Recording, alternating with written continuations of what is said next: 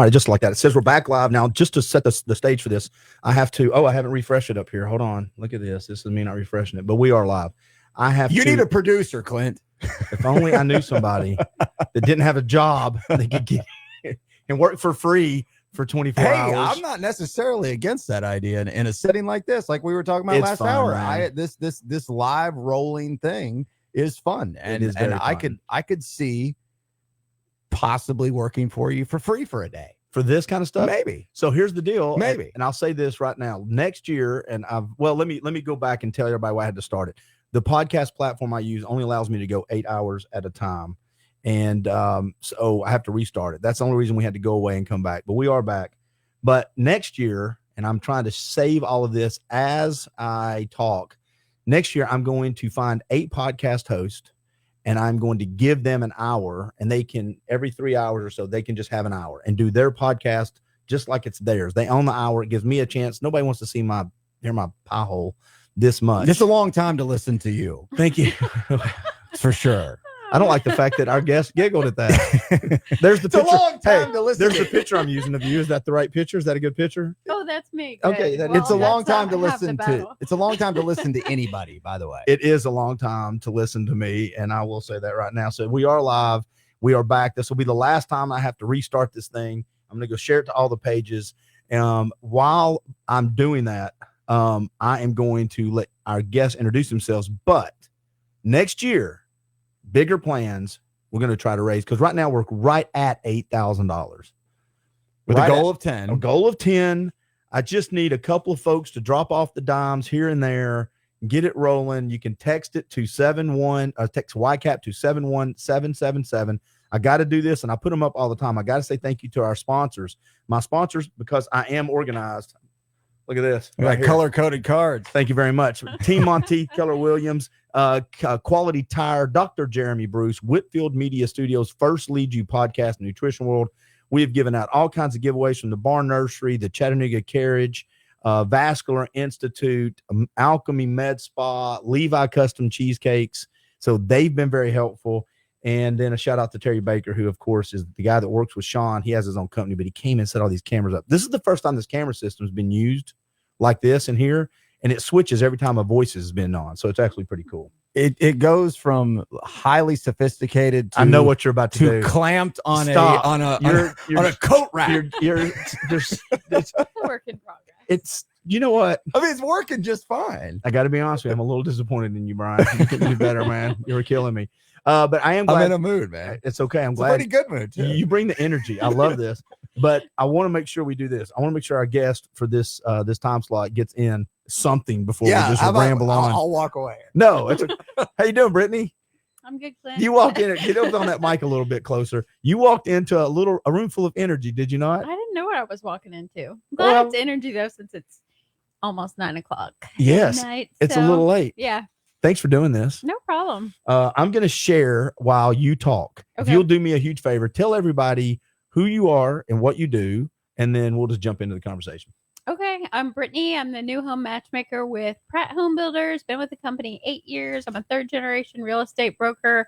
Also do a lot in terms of community ideation and little thoughtful details with our communities, name the communities and streets, and do some fun things like that. We're all about some special real estate development since we live here too. And you also do fitness. You do other things. We have these conversations. Let's book in the conversation with a little bit about Pratt. Okay. Because you got some stuff going on. Yeah. So let's talk a little bit about that. And plus, that's known as filler while I finish sharing. There you go. Yeah, thank you. Okay. Yeah. Tell everybody what's going on at Pratt right now. Well, there's always so much because it's going spring. On. Yeah, so spring is kind of what we look forward to after, we do sort of like a lot of businesses, sort of like the behind the scenes work. A lot of that, of course, has to take place during those winter months when we can't be out moving as much earth, which we can always move some, but certain things have to be reserved for, above a certain temperature. Yep. So we do a lot of that conceptualizing and planning. Land purchasing, that type of thing during the winter, and then just waiting for go time, which is now. So it's been really exciting. We always look forward to the spring. Got a lot of communities that we're kind of putting a final bow on, which is bittersweet in some cases, like Engle Park over here in East Brainerd. That was one of our first concept communities, basically. So it's a baseball theme. It's got some fun names throughout. And that community we will be wrapping up this year. We have some others that are in the final stages, like Magnolia Farms out in Appleton. We just kind of are wrapping that up too. And then we have some others that we'll be doing additional phases of. What's the one with the 25th anniversary? Is that the company as a whole, or is that just one of those subdivisions or communities? Yeah, it's Pratt's 25th anniversary. And you know what's really weird about it? And I'm not going to mention competition, but I remember I used to be a sales rep for what at the time, go back 30 years ago, was the largest new home builder in the area. And I was as a radio sales rep, and I did advertising company.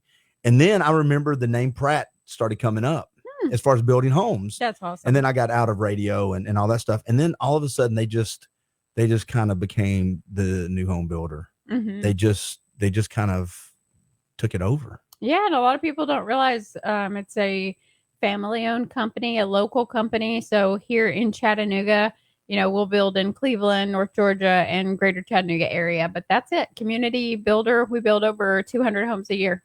Do y'all do, I'm customs. Do y'all do some custom stuff? Is it all community based? How does that work when you walk into a community? You have plans you can pick from, right? Yeah, they've done different things over the years, but now they have really figured out what our strong suit is, which is being a community creator. So that's where, and we develop the home plans too, but it's a total package. And you and I've talked about this on another podcast, and we're going to get into fitness and other stuff and hobbies you do, but we've talked about this.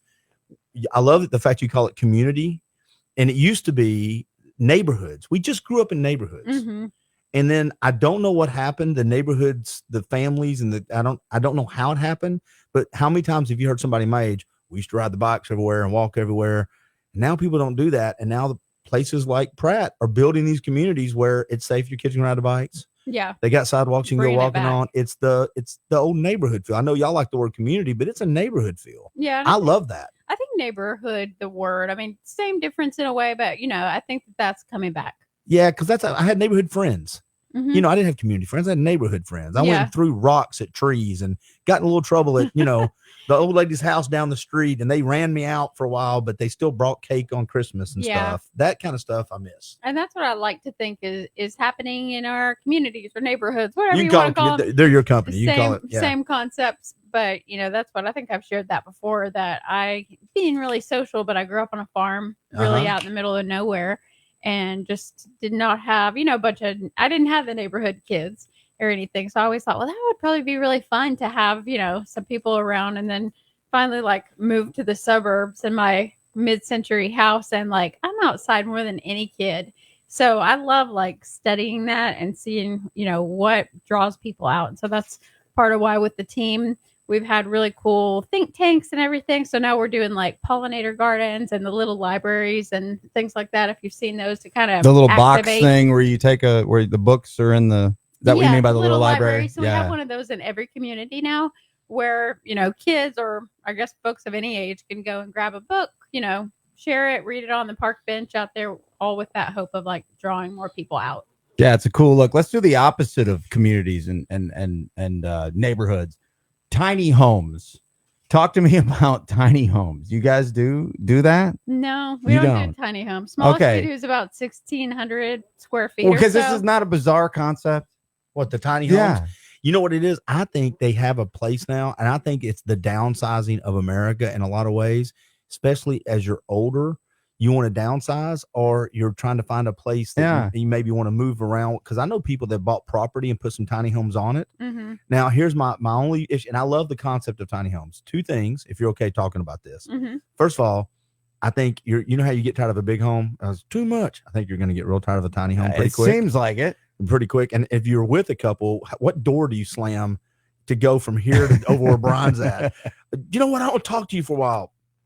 There's no satisfaction. The second thing is, though, is I've seen now these quote advertisements, and let me use the quotes. I'm tired in the wrong place, for tiny homes. They're not tiny anymore. Oh, well, of course not. You know what I'm saying? It used to be, oh, this is a 600 square foot tiny home. I'm like, okay, well, that's a bachelor pad. That's a cabin. I can handle that. Now it's a tiny home, and it's 2 stories, 1,800 square feet. Yeah, it's 800 square feet on each floor, and I'm like, that's not a tiny home. You just took 2 tiny homes and stacked them. How tiny are we talking? Yeah, just go buy a home. I was just curious because I don't know much about it. I've always been just curious about it. And have you seen the shipping containers as the big trend of turning that into living spaces and working spaces? Shipping containers. I love it, but here's the deal, and this is something I've seen, and I don't know if anybody's doing it here or not. But if I had the money, and because I'm a conspiracy theorist, I mean, you've talked about stuff like this in the past. There comes a smile. We'll move away from the professional stuff. Exactly. Is that okay? Yeah. Is that all right? I saw a build, and I think it was in the Midwest somewhere. 3 homes, probably a half acre in between. So it's pretty, but they had dug in and they had steps that went down like through a closet, and they went to a shared bunker, like a tornado bunker, and they each or into the world bunker. Yeah. And they had stuff stored down there, but there was 3 outlets into the other 3 homes, but it was shared by the community. So when it all hit the fan, you just opened up your closet, go down the Narnia stairs and the Witch of the Wardrobe, whatever, and now you're in this bunker in the base in the underground. And I'm like, if I ever win the lottery, I'm buying property and putting all my family on far enough away, and then we just have these underground tunnels that go to the bunker. Sounds fun. Bunkers. That didn't get the response I thought it was going to get. I thought I was hanging out with bunker people, and you're normal people. What the hell's wrong with you? I think I'm closer to normal when it comes to living arrangements.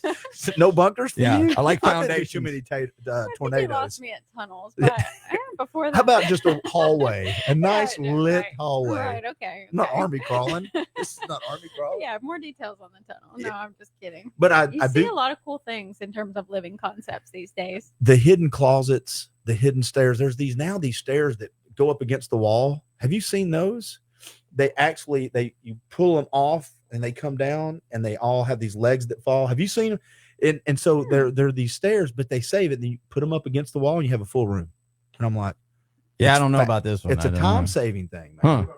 Kind of like a Murphy bed. It's just I know what a Murphy bed. Yeah. It's Murphy stairs basically. So you just pull them down and they have legs that fall, so they're very sturdy. They have people, way bigger than me walking up them, and I'm like, that's fantastic. I don't know why it made me think of that, but here we go.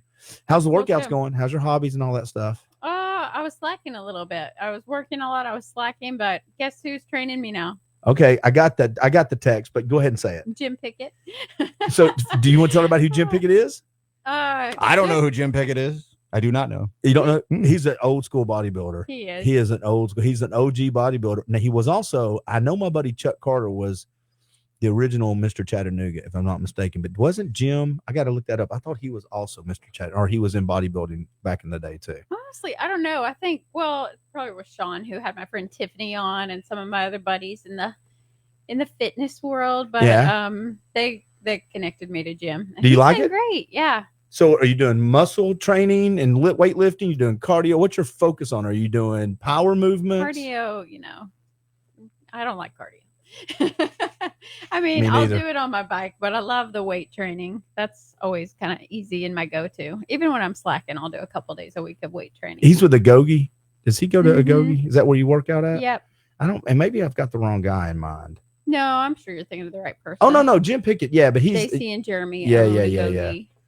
Yeah. Okay, I'm looking at the picture now. Yeah, I know Jeremy. I just took Jeremy up, and they've got a big strength training thing coming up, or strength competition. So a friend of mine's wife does IVs for the strongman competitions, and I got her to go meet with them. And it was my buddy. It's a guy I know named Rick, his wife. And so at that competition, she's going to provide the IVs for the athletes. Oh, cool. Like, all the energy IVs and vitamins and that kind of stuff. All right. So you can't just drop that on me though, and then say we can't talk about it. What kind of training are you doing? What's the workout like? Is it heavy, light? Is it high reps? Is it low reps? It's heavy. I mean, he's a power guy. But I told him, I'm not competing. I don't want to compete, but I do love like a really aggressive workout because I feel like it sets the tone for everything else. I definitely have a better day, Well, you're smiling when you say the word aggressive workout. I mean, it's hardcore. I could not walk for the first week we were training. It was tough. Like, he does quite the leg day, and we do 3 leg days a week. Oh, wow. So, he is old school. He's going for really old school. Yeah. But I've gotten awesome results just working with him for like 5 weeks. So, are you training for a competition? No, just kind of, I wanted something to complement some of my ballroom dance stuff. You still doing that? Yep. still doing some ballroom dancing. Is you going to compete in that at all? Is there a competition coming up in that? Not competing. I'm helping Georgia Dancing Stars, which is actually tomorrow. So if anybody wants to donate to that. Who's the girl that's from Crunch? I thought she was in it. The girl from Crunch Fitness. Maybe that's the Chattanooga one. Is the Chattanooga one doing one at the same time? Shannon. Shannon, she's from Crunch Fitness. She's got a table that she's dancing in one of those. And I thought it was the Georgia one. I don't know. I can't place her off the top. So what are you doing for that? Actually, I think that I do blonde-haired girl, tall blonde girl. Yeah. Yeah. I think I vaguely remember Shannon from the kickoff. So yeah. So what are you doing for them though? When you say you're helping, what are you doing? Just kind of like last year, I did some dance mom type of thing backstage and released everybody onto the floor. I was a faux pro for a little while, but that's a big commitment. What's a faux pro? I was about to say, what is that? Where you're the teacher basically. I got you. Oh, okay. You danced with celebrity? Faux pro. You faux did. Pro. So you. Now I got it. That means you're pretty good though.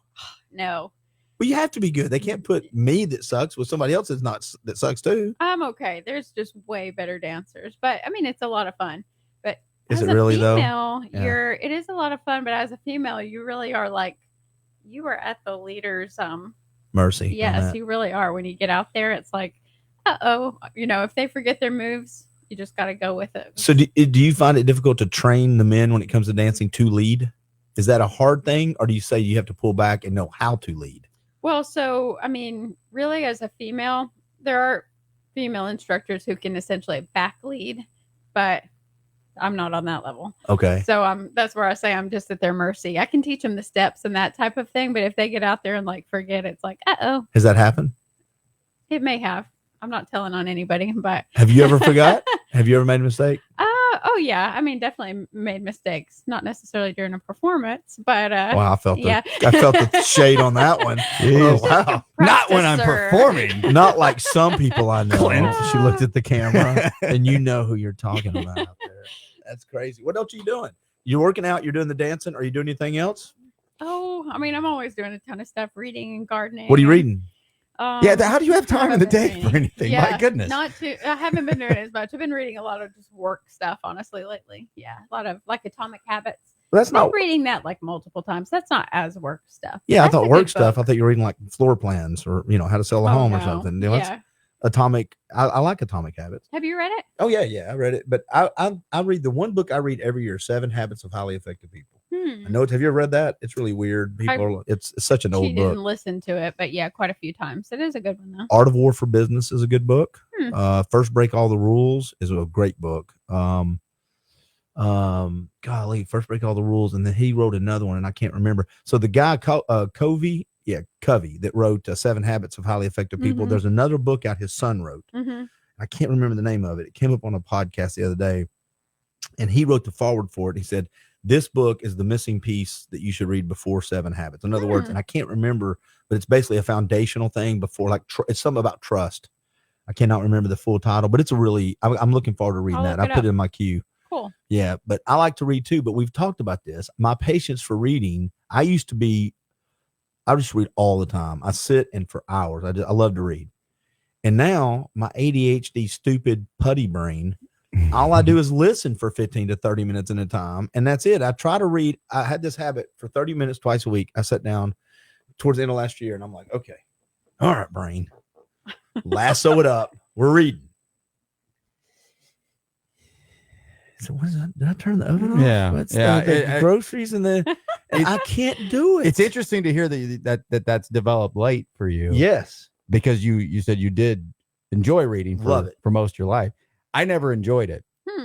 And used all the cliff notes for everything in school and everything to cheat around reading the book and all that kind of thing. As I've gotten older, I realized, boy, that was a bad decision as a young person, and I should do this more. And when I mean older, I mean 10, 15 years ago in my late 20s into my 30s. And it's just getting worse and worse and worse. Now I try to read something, and it's just Jack and Jill went up the hill to catch the whoa, hold on. I end up Jack and Jill rap went up songs. the hill. Yeah. Whoa, hold on. It's over and over and over again. My brain just wanders away. Yep. It's not that I don't want to do it. I want to do it. I want to ingest this information. and my brain won't let me do it. It drives me crazy. The way that helped me, the way I got up to reading back to an hour a day, and I only did it for a couple of months, was I started with 15 to 20 minutes, and I stopped even when I thought I could read more.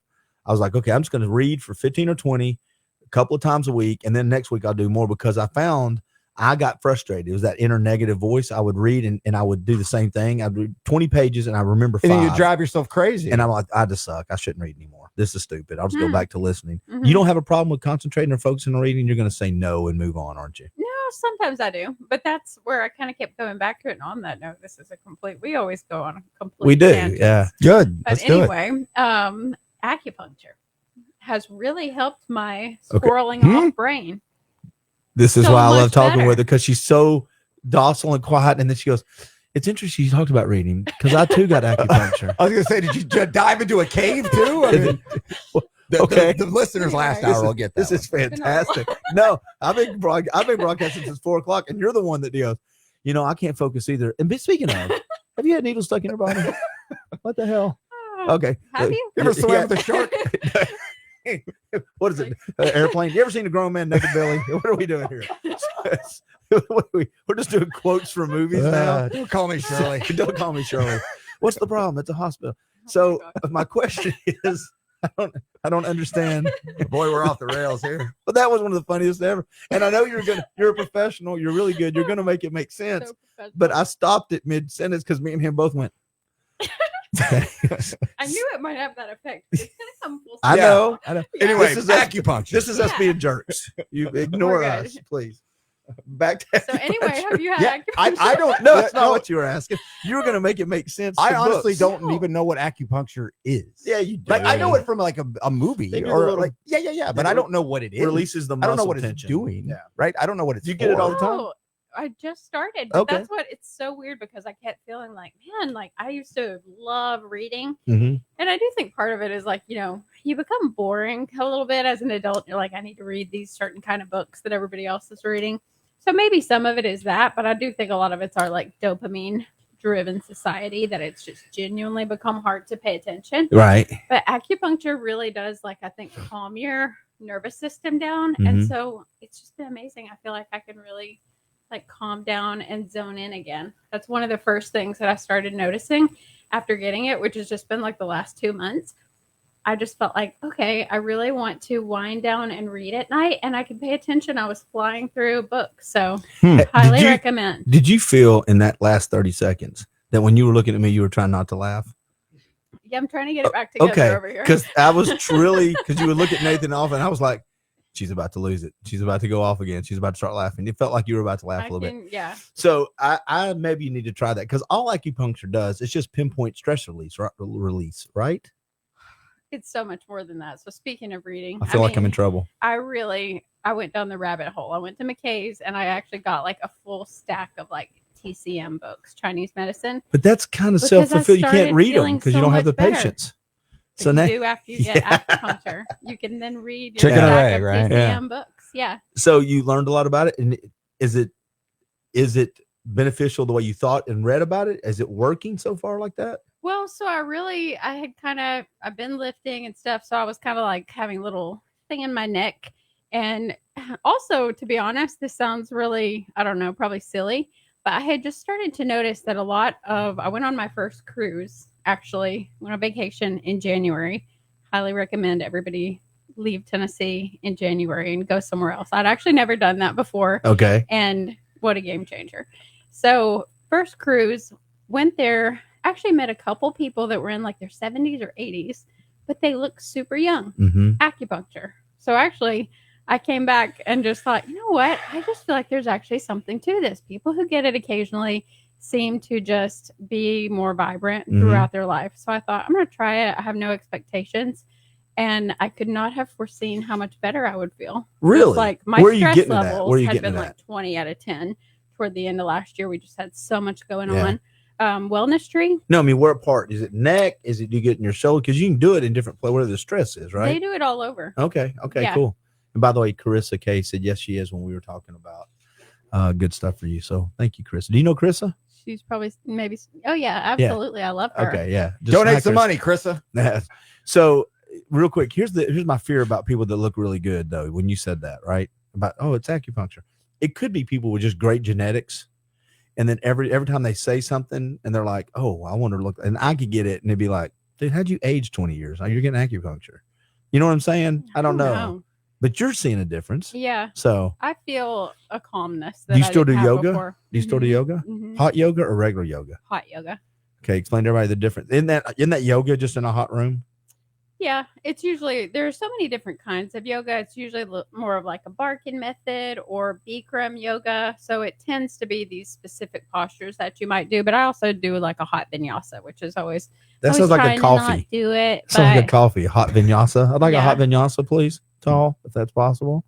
What is that? What is the difference in that? What makes that a special yoga? They're just different sequences of exercises, and they're hard. Yeah, I've done hot yoga twice, and I think I told you this on the first podcast. I'm not flexible anymore. My hips are terrible. They're god awful. However, back when I was flexible, they would say, get in this pose. And the instructor was like, oh, most guys can't get in that pose. And then they said the words, this is the words though. Now hold. Yeah, I'm out. I'm like a pendulum, man. I can get in the position, but hold it. Yeah, hold it. No, I'm popping back with force, man. I'm like a rubber band. And so whenever they said that, I was like, oh, this is hard. And there's women in there that are just like, breathe through it. I'm like, I can't breathe at all, much less breathe through it. It's hard stuff. Never done yoga. Really? Never done yoga, never done Pilates. Wow. And I'd like to change. I think I'm more interested in Pilates I think than yoga. Okay, well, I won't disagree with you. I don't know. I wish, this sounds silly, and everybody can have my man card all they want to. I wish I had stayed with yoga when I went and took it about 15 years ago. I think my flexibility now, I don't think I'd be in the pain I'm in. You can be, because I'm in a horrible pain. Oh, really? Oh, yeah, it's all the time. But it's okay. It's just my Back hips. Pain? Yeah, no, it's just hips now. But that's my issue comes from just, I think if I'd have stayed in yoga, I'd just been more flexible. I'd have been more relaxed on my tendons and joints and stuff. I was way too cool for it, man. There's no way I was going to be doing anything like that. Now that I'm talking, 5, 10, 20 years ago, like now I'm very interested in these kinds of things. Yeah. But I'm also to an age where it's like, now I'm just intimidated by everything, right? Like Mr. Cool Guy is now intimidated by everything. Oh, I'd do it in a heartbeat if I had that flexibility. And so I don't know anything about either. And I've always, other than just the very basics, right? And I've always been interested. Are you an instructor?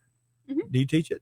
Is that what you do? Do you teach or you take, or do you both? I do both. Okay, what do you teach at? Sports Barn right now.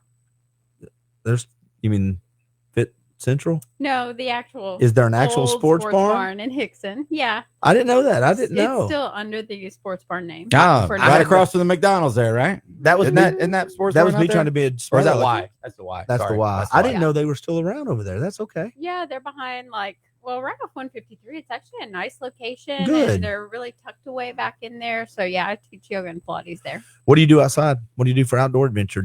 Are you gardening, you said, or do you like walk and hike and rain and look at, waterfalls and all that? No, that's one thing. I think from growing up around here on the farm and everything, when my friends are like, let's hike, I'm just like, nah. What'd you do on the farm? Did you do farm work? Did you do farm work? Oh, yeah. What was that? What kind of stuff on the farm? What'd you do? What was your chores? Oh my gosh, like everything. That's where my passion for building comes from. My dad was a builder. And firstborn of 4, which I have 2 sisters and a brother, but still a firstborn. So I was like, the only helper. So dad was like, yeah, we're going to shovel this foundation. We're going to frame the house, whatever. I was right there. So yeah, did a lot of that. Do you speak the lingo? Do you understand it a little bit? Oh yeah. I mean, because you surprise people. He continued to do this like our whole life. That was my job growing up, was like landscape. We were always working on fences, doing different things. I'd go out and collect eggs, had horses, cows. What was your favorite animal? Whole menagerie. No, by the way, don't. I respect choice. You, but use a menagerie in here, that's going to freak both of us out. We have to look that word up later. Don't be dropping big words like that with your big brain this late on a podcast. Menagerie, I'm like, okay, I think that means a lot of things. Maybe. So what was your favorite animal? Well, it would have been an alpaca, but that was the one thing my dad would never indulge me in, but I'm going to have one someday. So probably, I don't know, toss up between goats and horses. I love horses. Me and Jennifer went about a month and a half ago, 2 months of January, and we did the Hold a Sloth thing up on the Akoi. There was a Akoi farm. You've ever heard of them? No, but I need to get their information. Oh, no. zebras, camels, alpacas, llamas. We just went last weekend and fed baby kangaroos. Oh my gosh. It's that they got, you name the animal, they have it, and it's a preserve. So they take care of these animals. How it's not cute. What about otters? I know you mentioned the one animal. What about otters, Clint? Do they have the otters? No. Well, okay, then screw that place. I don't like that anymore. They don't have otters. What kind of place doesn't have an otter? No, but they have all these. The camels are like dogs. They follow the owners around. Cute. It's really a cool place. The Ocoee Riverside Farm. I can't remember the exact name of it. It's only like 40 minutes from here. 38 minutes. Awesome. Yeah. And sloths. That's cute. And they get more people that come from out of state. Over half about 40% of their people come from Chattanooga. Most of the people come from out of state. Most people here don't even know about it. So every time we post pictures or something, you're telling me for the first time on this. Yeah, I didn't know. It's fantastic. It's really cool stuff. They have these little. They have all these birds and everything, but they also have some cabins you can stay in over the lake. There's a little lake out there. Oh, wow. So there's one that's a wagon. You can stay in a wagon, then some other regular cabins. But this one place they have you can stay has got glass floors, and it's above the stables and where they keep the birds and the horses. So at night, if you want to, you can watch them all sleep and all. Oh, that's kind of cool. It is until you hear the birds. And it's, I mean, it is annoying. I'm like, I would shoot everything. Or even scary. Like we had peacocks, guineas, literally almost any animal you can think of. But until you've heard a peacock like shriek out at 3 a.m., you haven't experienced fear. Oh, really? Yeah, very scary. Kind of disarming scream. It sounds like a little kid or something. I mean, really eerie. All right. So what's something you said you're working out and you're gardening? Are you doing flower gardening or food gardening? I'm actually going to try. Well, I've done food gardening like on an extremely basic level, like squash and tomatoes type of thing, and okra and green beans. But this year, I'm going to try potatoes and asparagus. Okay. But I think asparagus can like take a couple of years, so not holding my breath. So no flowers, just food. Oh well, and I do the flowers, but yeah, that's okay. A given, right? I don't have the patience. Well, the flowers are the easy part. Yeah, it's the food that's easy. The food. So difficult to get. Do you do gardening? No, not at all. But I've had people around me that have. Our unsolicited photographer that's done more work today than me. The only guy that's actually done work today. He just walks around taking pictures. And by the way, thank you, dude. Nathan Gales. Yeah, Nathan. He just starts giggling. Gardening. Have you done any? No, but I have an opinion on it. I'd like to share it with everybody. I understand it's difficult. How about yoga? Food. Absolutely not. Let's talk about yoga. Let me tell you what I think about yoga. You don't have to know how to grow a tomato. Acupuncture. To know that's bullshit. The bugs are going to eat the damn thing. Why is it bullshit? I don't know. I've never done it, but I have an opinion on it. There's a lot of things I haven't done, Clint. This is all podcasting is, really. Have you done any of that? Absolutely not. But let me tell you all about it. This is just like social media. Yeah. Everybody's a foreign domestic or a foreign policy expert today. Now we're all, COVID experts. We're all become experts because I read something on the internet. We've talked to her about acupuncture. For the small amount of time we can pay attention to read. Absolutely. Yes. I read the headline of an article, so I know I'm completely up to speed on stuff. Exactly. But I have a lot of millennial friends. And they love gardening. I mean, they love it. So I'm around it, and it's not that. That's what a millennial phobic would say. I have a lot of millennial friends. Yeah, some of my best friends are millennials. I can't hate them. I've got friends that are millennials, for the love of people would say I am one. They're wrong. I bet they would say. Well, are you a millennial? I mean, if you want to do, if you only discuss generations by math, then by math, because how do you do generations? To me, generations is or generational behavior is just that, the behavior and what you identify. Well, if that's the case, Russell Stroud's a boomer. I know he's and that's an extreme because the age is so much different. But when you're dancing on the math number, I mean, first of all, this is an arbitrary thing. Who came up with these numbers? 1980 is when a millennial was born. The generational police, dude. You know where that came from. Well, I don't trust the generational police. We voted for them, damn it. I voted for a lot of things I regret. By the way, this is going political real quick. Yeah. I'm looking at you, County Mayor. Anywho, we were doing so. I voted for the guy. I did too. 8:45. Yeah, but I'm not happy about it. Yeah. Why do you got to be? You're not happy about anything. You're pissed off about acupuncture. But no, generations. Like, I mean, I'm a Definitely. I identify with Gen X. I'm gonna turn his mic off if he get. I do. With Gen X. Do you identify? What are you? A millennial? You're a millennial. Yeah. Yeah, because you're young. But a lot of people will tell you that the generation number will be around 1980, like 1978, 9, 80, 81, 82. That's a millennial. I don't identify with people that are 30 something years old. I identify with people my age and 10 plus years older than me. I don't consider Death by Boomer with you and Jeff. I don't consider you guys boomers. I'm not. He is. Yeah, I don't consider him. I'm boomer. Dead middle. I consider him an older Gen X, a very old Gen X soul. I'm very proud of it. I think we're all Gen Xers are. Black CrossFit. He says, "Hey, how are you? I'm fine. I'm a Gen Xer." Exactly. All generations are pretty damn proud of themselves. Yeah. The whole premise of the Death by Boomer is it's the best generation, and I'm like, yeah, right, whatever, dude. But no, I mean it's who you identify with more than what the date on your ID says. How old you are. I will say this. I'm glad you've been a repeat customer on the podcast, but there's no way that I invited you in here to be an audience member today. She's doing this. Okay, Clint. Now it's Brian's turn. And okay, can I talk? Acupuncture. And Brittany, what do you think about the generational wars? What's the best generation? Yeah. Settle it for us, Brittany. What's the best generation? Great book on that. That you didn't make it Let's through. go to McKay's. That's pretty funny. Good job. Yeah, that was pretty good. Great book on that. I feel like this is, it comes up a lot these days because I guess the only part of that I would kind of push back on because I always feel like I don't identify as a millennial because I'm like this old soul. Right. But there are parts of technology that just touch all of our lives that I do think dictate a little bit of how we function. And that's what's become really interesting about to a point, I would agree that the math doesn't define us, but maybe the technology somewhat does just because we have a completely different life than our parents and grandparents. That's fair, but we're all doing it together though. We're all doing that. But that tech is all available to everyone. Did you grow up with the internet? When you were a kid, was there the internet? Not until college.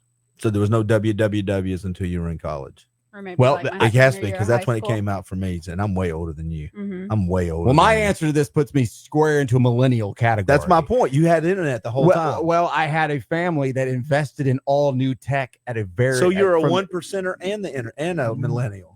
No, I'm not a 1%er, but closer to that than dirt poor. I got to be honest. I think people would pay to have me and Brian do a podcast because this would be great. He would piss me off. I'd piss him off. And this poor lady who just offered her time for these poor kids who are trying to raise money for. Just trying to box each other. Text YCAP to 71777. They're just trying to beat each other up with boxing. They're gardening and doing woodworking. She's coming here to help, and we've hijacked her moment. I'm so sorry. No, I hope you're it's good. been having somewhat of a fun time. Do tell more about what YPAC does. YCAP, yeah. YCAP. I'm always So confused now. it's okay. So they are early interventionists for kids from 8 or I think it's 9 to 13 or 14. Now people can graduate and stay in the program, but so they're kids that have been identified either through the court system or schools. Like these kids are starting to go down the wrong path before they go off the rails. Let's get them into a program like YCAP. YCAP has 3 locations: Cleveland Central, the old fire hall in Central, and Brainerd, the community center. 25 kids each. Cleveland and Brainerd have it's co-ed. The Central's just boys. One of the things, and Joe Smith started, it's the longest running continuous nonprofit in the state of Tennessee. Yeah. And Joe was in earlier and shared his story on what led to it, drug addiction, and all led to that. And now he's just for him. Mm-hmm, he's adopted 19 of those kids because they didn't have a home to go to. Wow. So they use boxing as teaching lessons on how to use, get out your aggression and control yourself. Because if you respond emotionally, you're going to get beat up. That also helps them be athletic, find another group of friends that's doing positive stuff. But the big thing for me is they have a woodworking shop. So it teaches them how to make things with their hands that they then can sell, make a little money. But that's a sneaky way of teaching them math. That to me, when I found that, Tommy Hobbs leads that. He goes, man, these kids don't learn. He goes, how did you learn math, Glenn, in school? Was it really hard? I said, yeah. He goes, did you have a woodworking shop back when I was in school? Because I'm a Gen X. We had it. He goes, yeah. He goes, they were sneaky ways to teach you fractions, how to read a ruler, how to read a measuring tape. Yeah, in a way that didn't feel like academia. You're not learning. Yeah. It's fun. The kids are, you're going to see these videos, man, and they're holding them up. They're proud of them. They're taking them home as gifts. They have a community garden. So they'll go out and teach the kids. Food doesn't come from Food City. They're growing tomatoes and cucumbers and asparagus, all these things, right? And so they're out there, they're tending the garden. And every now and then they work with the adults from Orange Grove who have mental disabilities, that are mentally challenged. And the cool thing about that is when you see it, it doesn't happen all the time, but when they do that, all of a sudden you'll have a kid who has a pretty rough life. They're going home usually without family, or if they are, maybe they're neglected, maybe they've been abused, you don't know. But now they're coming back to Joe and Andy and they're going, my life's not that bad, because they've been side by side with this adult that they see that that's a real struggle. They have no choices that I have, right? They teach them guitar. They use pottery. Oh, that's awesome. They have tutoring from all these places. Here's the thing, and I'll end my little spiel about YCAP, which we're a couple thousand away from 10. The thing that I think they do that's the most important that I've seen them do, they bring these kids in after school. They take them into a little community room. And they all sit around. And the leader, whoever's running it that day, a lot of times it's Tommy over at the other place, or maybe Andy or one of his people. They just ask them how their day went. So how'd your day go? What'd you learn today? What was bad? What went good? What frustrated? I don't know how lucky everybody is in this room, or if you were lucky at all. I was lucky to have good parents, mom and dad. My mom was a working mom, but then she took off during some formidable years because I was a little bit of a challenge. So she realized that she had to be at home because Clint can't be don't let that kid go home because he ain't going home, man. But my point on all that is we take it for granted that somebody cares. That's what they do. And it's like therapy. David Roddy, the police chief, said it, and I've said it all day during this podcast. There's abuse, right? There's verbal and physical abuse. We see that. Those are kind of evident. The other type of thing that causes trauma to a 9-year-old is that no one cares. Neglect in a way. You go home, they're invisible. They go home. There's kids literally at YCAP that will stay in 5 nights, 5 different homes. It's hard to tell you to sit down and talk about math when I haven't had a shower in 2 days. None of my pictures get put up on the refrigerator, and no one's asked them how their day went at all until YCAP. And so if you can get in front of those kids at 8, 9, and 10, you hope you can. If not, you're going to be dealing with that adult man most of the time. That's real toxic masculinity that we misdiagnose all the time. That's never learned what it's like. You're going to be talking to them when they're 20. And it's going to usually be through the court system. And then we're going to blame them, which I completely get. You got to have some personal autonomy. And by that time, it's too late in a lot of ways. That's my point. Maybe not too late forever and ever, but it's the damage is done at that point. So that's why I love YCAP. They do the stories that come out of YCAP, the success rate. And Roger Healy is a great example. He's now a trainer there, a pro boxer, went through it. And he now is turning around. It's funny to watch Roger now turn around and help these kids because they'll start talking. And they're like, you just don't know. He's like, you have no. Let me sit down. Let me tell you where I came from. You know the house you grew up in? Yeah, I grew up right next to it. And they're like, what? He goes, yep. So it's just cool to see those kind of stories. That's what YCAP is. That's awesome. And and plus the boxing component is really cool. They've fought some pretty good. Ryan Martin's come through there, who's had some good success. Roger Healy's come through there. Some other ones. They've had some really good success. And Joe Smith, people don't know this. Joe Smith was the trainer for the Olympic boxing team in Beijing. Wow. The story he gave today is when he walked into the Olympic Stadium with, Kobe Bryant. And so the stories that have afforded the YCAPs that afford him all these great opportunities. So I've took 4 minutes, but that's what YCAP is. And I'm glad you asked, because sometimes I say YCAP and move on and people don't really know unless one of the Andy will be in here in an hour and a half, because we've got we're interviewing a guy from Arizona who's a pro football player that came through. So yeah. Is it like across the country?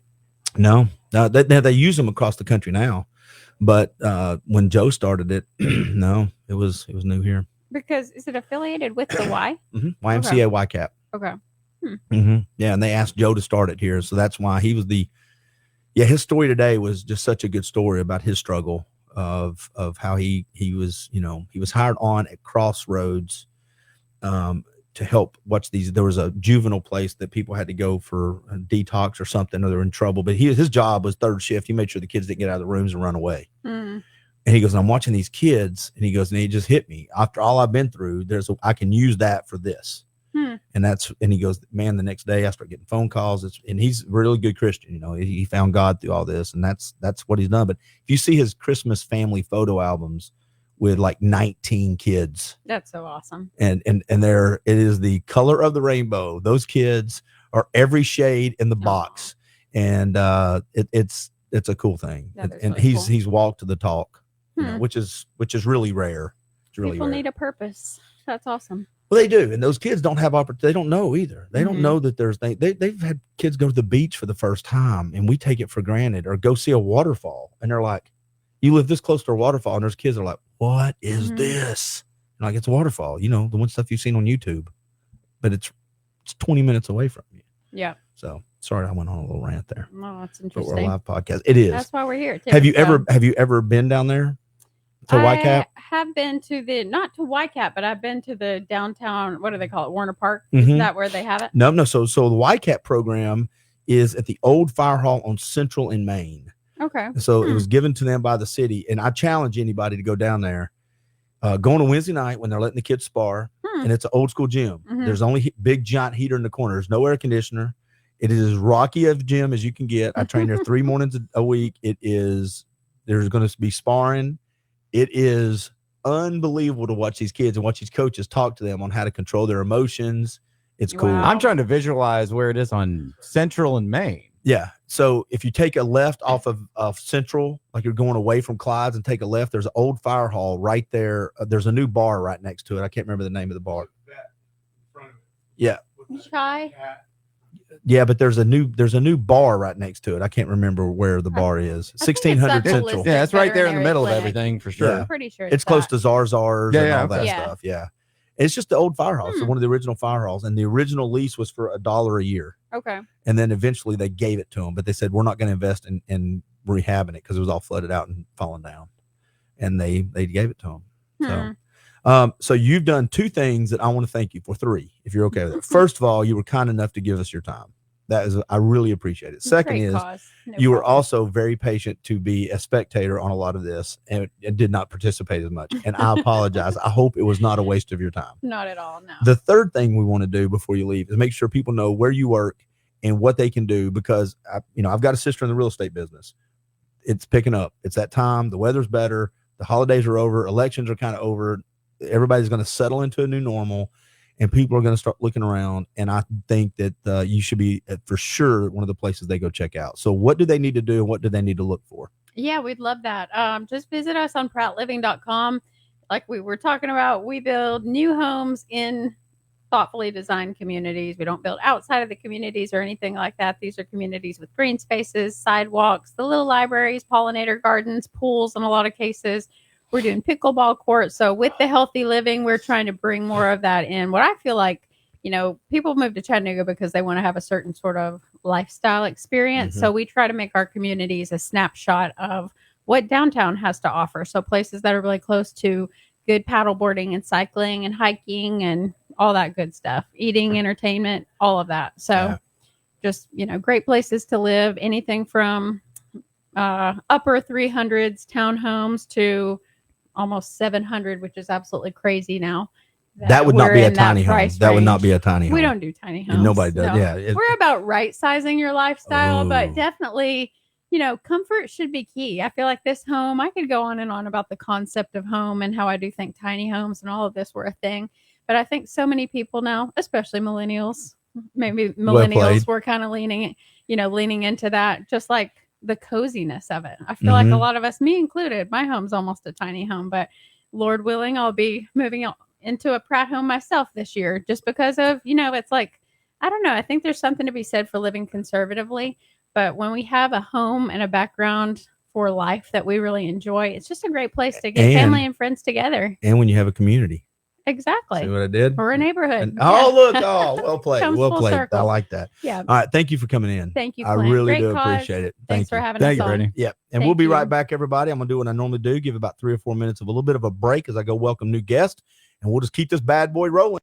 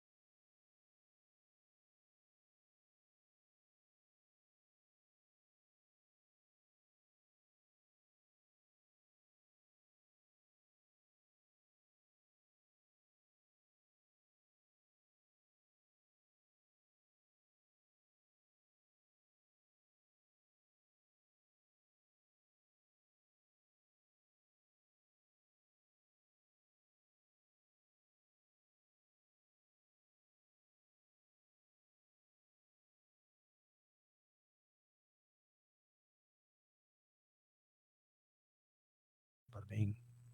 All right, everybody. Says we are back and says we are live. So there'll be a little bit of a delay. I'm testing it because Facebook is not playing well with others right now. So let me see. When I get a thumbs up from my assistant over here, we will know that all things are good. I just need, can you hear? Perfect. As long as everybody else can hear, I don't have to watch. Thank you, sweetheart.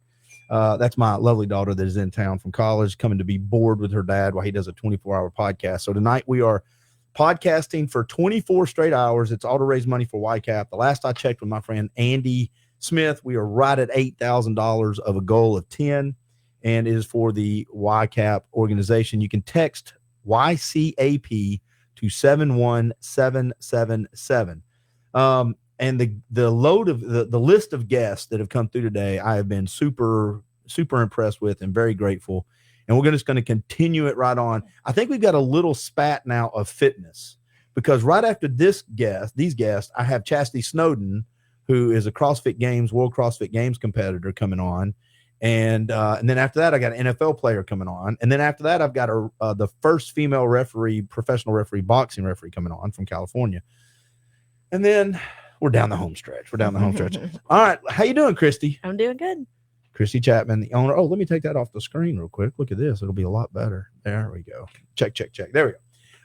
The owner of Our House Studios, the gym that I work out at. It's a great gym. It is. And you have just finished that little back room it's really a huge back room. What are you using that thing for again? Tell everybody. We're doing batting cages in there on softball pitching. Uh-huh. It's a little bit too short for baseball, so we're doing softball. It's almost finished. I'm gonna put some more lights in there because we're not real happy with what we have, and a few more things. I will say this: if you walk into Our House Studios, the odds are she's either going to be painting something or on a ladder, hammering something, sawing something, doing something other than working the front desk. And if she needs to work front desk, she'll jump down. Why don't you introduce our special guest tonight? Oh, this is Elizabeth Burgess. She's one of my trainers and one of my really good friends. How you doing, Elizabeth? Hi, how are you? I am good. We know each other on Facebook a little bit, and I only know you again through social media. I've met you a couple times or seen you in the gym. How long have you been personal training? So I actually got my certification. It's probably been 3 years, but I grew up as a dancer and playing soccer. So I've always been conditioned and into fitness. Just got my certification about 2 years ago. Where did you grow up at? Here? Yes. Okay. I actually graduated from Ringgold High School in 98. Did you really? I did. Look at that. I'm a 98er over there. Yeah. Are you a millennial or a 79 sucker? I'm 79. So I'm a Gen X. Yeah. I'm a Gen X. Barely. Is it okay for her to declare this? And it's not okay for me. Yeah, you got to get on the mic, dude. I got to be honest. We're gonna derail the whole damn conversation again. That's fine because this is a hill I will die on. I'm out. Y'all go ahead. I'm gonna eat my Chick-fil-A over here. Fight this all you want. If you're pulling out the Chick-fil-A, you got to share mouth. Christy about just died. Like, there's food. It's cold. You want it? She'll eat it. I've had No, people. we're going to dinner. So. But I can tell in your voice here that you are not a millennial. Don't be called that. Don't. No, Yeah. I am not a millennial. See? What year were you born? 80. What year were Okay, you? well, yeah, you are. I thought I had No. an ally. No. 79 is the cutoff. Oh my God. 79 is the cutoff. right. So, real quick, You don't have as good as guests as I thought. At least we're older than MTV. do you know his argument though? Explain to her. Make your case. It's not about math. It's about identification and behavior to what is norms and societal norms generation.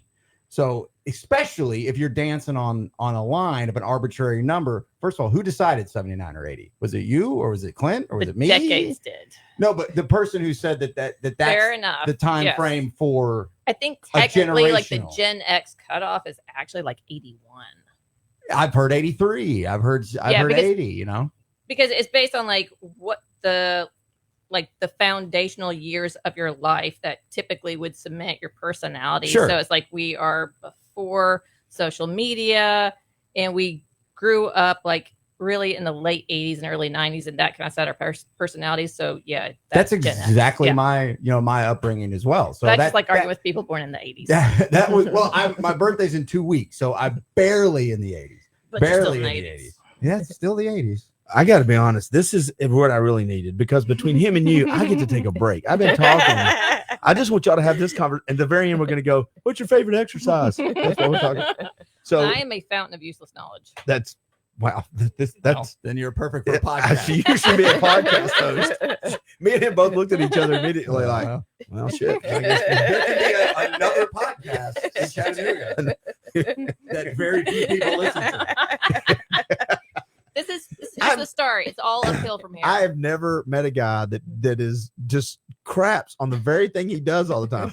It's useless. Nobody listens. It's the worst thing ever. Do you do it It's every week? I do it every week of my life. Like religion. I love it and pet it like it's I mine. spend more time on podcasting other than you in this entire city, and I hate it. I love it. I have to love it. No. Yeah, he loves it. I'm frustrated by it.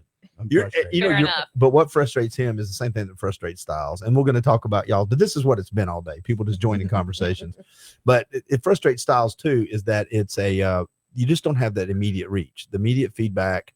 It's the immediate, I'm used to talking to 60,000 people. Now you're talking to a couple thousand people. Yeah. And what he does, or at least you tell yourself it's 60,000 and you can get away with that.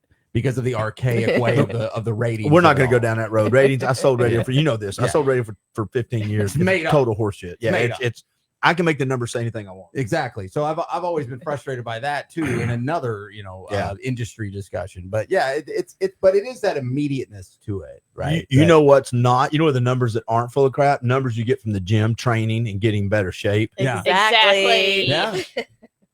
As I pivot, that's Bring it back in, guys. Yes. Bring it back in. You guys need to get in the gym and start hitting legs. Absolutely legs. So that's the thing. I posted the other day. I love legs. I'm the guy that used to say, "What's your favorite body part to train?" I used to love legs, deadlift, squats, power cleans, leg press, leg slide.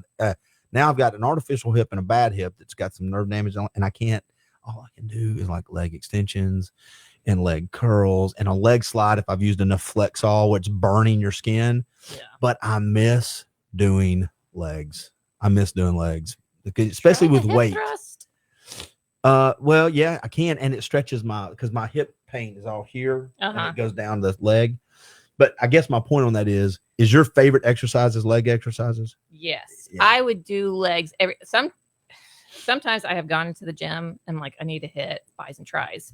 And I'm like, oh, let's do some squats. And it completely derails the week. Like I would do legs every single day if I could. You said she's one of your good friends. Let's see if she can answer this question for you, which I know. What's her favorite thing to do in the gym? What's her favorite exercise to do in the gym? Jeez. I know it because I've asked her 4 times on 4 different podcasts. I'm gonna have to give a PG answer here. No, I didn't know there was an R answer for this. Maybe I've not. Elizabeth, we are live. Dang it. Wow. Hold on. Let me check. Yep. Is there People like are watching. They're like a sensor button that can give me like a 10-second delay. Favorite exercise? Yeah. She's in all her pictures. She puts a bunch of the handstands. Thank you. Yeah. She does handstands off of everything, off of boats. She does. I've seen her handstands on kettlebells, Yeah. which I just push I don't know how you do that and keep your balance without breaking your wrist, by I've the seen way. her do it on 45 You got to do plates. heavy kettlebell. You've done it. You turned the plates on 45 edges. Yeah, she's on the plate. Can you On still- one. I've done it on one before. Yeah. It's a different beast, man. I'm telling you. I can't do I used to be probably able couldn't do it today, but I have done it. I used to be able to do handstands against the wall and do push-ups, but I've never been able to do it. And I could do backflips. I could jump up and do toe touches and stuff like that. But a handstand, I was never good at that stuff. I don't have that kind of balance. And it's such core strength too. Yeah. That's terrible. And it kills your shoulders too. No. Yeah. No, Well, y'all should don't mind. argue. Well, y'all should argue for about 20 minutes. I can argue with the wall. Are you a political person? Do you argue politics? What do you argue about the most when you're arguing? So I actually used to live in DC, and I on was purpose? Yes. Oh wow. Okay. My husband at the time worked for a Naval Research Laboratory, so we spent 2 years in DC. Oh, and wow. you can't get away from politics if you live in DC because there's so many free papers like Politico. I mean, this was back in the day, but I could get the Onion as a paper. Oh wow. That's when I don't know people if y'all got know what papers. the- Oh yeah, yeah. I know what the Onion is. Yeah, I know I what love Politico is. Yeah. And I would get the Hill. So yeah, but I'm more libertarian. Yeah. I'm not anti-government, but I believe that government should only do like 3 things: like collect your taxes, fix the road, and keep you safe. That's it. Why are you Everything else is extra. Why are you smiling, Christy? Get on that mic. Why? Tell me why you're smiling. I'm the complete opposite. And someone asked me if I was a Democrat or a Republican last week, and I was like, oh my God, what am I? You don't know? Christy is Christy. She is her own care. beast. She's her own. She's it's a good enough answer for me. Well, I hate to say this. I think who was I having again? So many conversations today. I think part of me was happier when we didn't know what we know now about the government. Yeah. I mean, I've always known it. It's always one of the things everybody talked about. Republicans and Democrats talked about it at the coffee maker. Well, you sure are wasting money. That government, $500 hammers, and you can't trust a word they say. And then we just lived our lives and had hamburgers together and raised kids. Yeah, things went pretty well for they a while. Did. They now did. You can't hide it. That's my point. It's Yeah. that whole now social media and everybody's an expert, and all of a sudden I get 400 articles a day, and I'm like, Yeah. I just want to not talk about it, but that's how I make it. You don't have to. Well, sometimes you do. Yeah, I make tens and tens of dollars doing this, man. I'm making dollar bills hand over fist, baby. One's more than none. Absolutely. All right, so let's go back to the gym. When did your love for the gym start? Was it because you were an athlete in high school? When did it start? Well, I always stayed fit, and even so, I danced all the way through my senior year in undergrad, and I went to the University of Alabama for grad school. And at the time, they had just finished the new student center, which was probably the nicest gym I've ever been to. It used to be the student athlete gym until they got their own facility. Right. So then they opened up to the rest of the campus, and I was working out like 6 days a week, and plus I had a kid at the time, and after I had my oldest son, that was like the most out of shape and overweight I've ever been. And I told myself I will never be this out of shape ever again. And now I've got 4 kids. And like my whole thing is, yes, I'm in my 40s. Yes, I've had 4 kids, but I can still be in great shape. Like it's not difficult to do. It takes discipline. So I like to focus on postpartum women. And most of my clients are women. I'll be honest, every male client I've had, I've fired. We're lazy. We gripe too much. Don't want to do the that. arguing with me, or I thought that works my pecs. I'm like, shut up. Well, are you sure I should be doing this? Or shouldn't I be doing this? I'm like, if you're gonna argue with me, just stop wasting my time. Do you fire them? I fire them. How do you? I'm fire like, them? you know what? You're good to go. You don't really need me anymore. I hope this one client doesn't hear this because that's exactly how I fired him. What do you say? Things like, "You're already so big and strong." I'm like, you know what you're doing. We've been doing this for 6 months, and I'm tired of wasting my time. Yeah. Yeah, Get the hell out of here. I'm just about to snap. Yeah. I would think the ego. I did back when I was worked in gyms. It was just so different. I ran a gym, and then I worked at one up at school, and I worked for the gym, so I only got paid a little bit to do the training, right? So they paid me to sell and to run the gym, but they also paid me extra to do training. And it was just so different. Back in my day, I hate to say this, the only guys that ever wanted to be trained were the married guys. Guys didn't want to be trained, and the middle-aged to older women, I don't know if it's changed at all, but I'm a 22-year-old training people, and the guys were always the hardest to train. And again, I never fired them because I got paid to do it. So you can argue with me all you want. I'm here. I got to stay and clean out the hot tub, so I don't care. But the girls would try anything. Women would try anything. They would ask questions. They'd care. Well, how do you think I did? Is my form okay? The guys would same thing. And I'm like, I don't want the meathead. Women are more likely to listen to what you tell them to do because they know that they don't know things. Men think they know everything and they just want to argue, especially if it's a female. Do you know she acts? I didn't know you could look at someone more in the eye if you're looking them already in the eye when she said that. That was kind of weird. She goes, men. And I felt a little extra. I'm sure you've done that at some point. Oh, yeah. You've just been like, oh, yeah. Absolutely. Like, yeah. Do you like training, and what element of training do you like? Is it just watching the progress? Is it the mental part, the physical part, or what? It's mainly both. Like I always tell my clients, give yourself a year, because the problem now is people want to get in shape in 6 weeks. It's not going to happen, especially if you are significantly overweight. I keep telling them, like, give yourself a year. You're going to be here in a year anyway, so give yourself a year. Let it take time. I do their diets. I give them the exercises, and I kind of break them in. Like I ask them specifically, like, what is the reasonable amount of time that you can spend at the gym? Uh-huh. I'm at the gym 6 days a week. Most people are not going to be at the gym 6 days a week. Right. Can you do 3? Can you do 4? So based on that, that's how I create their split. Uh-huh. And then, like, a lot of my clients, and they like this, I hound them. they send me pictures of every single thing that they eat. So I can tell them yes, yes, no, no. And then it over time, it builds in their mind what they should be eating. So it's actually a lot easier because I don't tell them what they can't have. I just give them a guideline and say, as long as you can fit in those macros, focus on your protein, you're good to go. Yeah, the protein, we've talked about this before. The protein, if you're a dude listening to this and it's 1 pound, it's 1 gram per pound of body weight, which is supposed to be kind of the norm, right? Right. 1 to 1.5. Yeah. Okay. So here's the problem with that. Dudes hear that and they go, of course I do it. And I'm a meat eater. You know, I've done it before. Listen, if you think I challenge any dude out there, meathead out there, if you've never done it, track it for a week. Just go track it for 3 days. Figure out what it is. And I've ate all the protein and I was at 95 or 110. I weighed 220 and I'm like, I'm half of what I'm supposed to be getting. No wonder I'm always craving carbs. And no wonder I can't put on muscle. It's hard. It's hard to eat enough. I keep telling my clients, I'm like, you are going to be sick of eating because if you focus on hitting your protein without going over on fat, you're going to be struggling just to finish your food. I struggle to finish my food. Right. If I hit my protein goals, typically I'm not eating enough carbs because I'm tired of eating. People don't realize how much food you have to consume to hit those goals. I don't track, unfortunately. I know all the answers. I just don't do it. Jennifer tracks out there. Katie, my daughter, tracks sometimes. I'm the perfect example for this to need to understand more. So I've never exercised in my life. I've never done anything. I've got a very good metabolism, but it's been breaking down and we're the same age. So it's been a problem and I've understood that for a while. I have a great gym for you. And I've heard of this gym. And I saw this year I started doing some jogging and running about 6 weeks ago. So this is first time I've done anything like this. And I started dropping pounds really quick. And then I realized I'm not eating enough.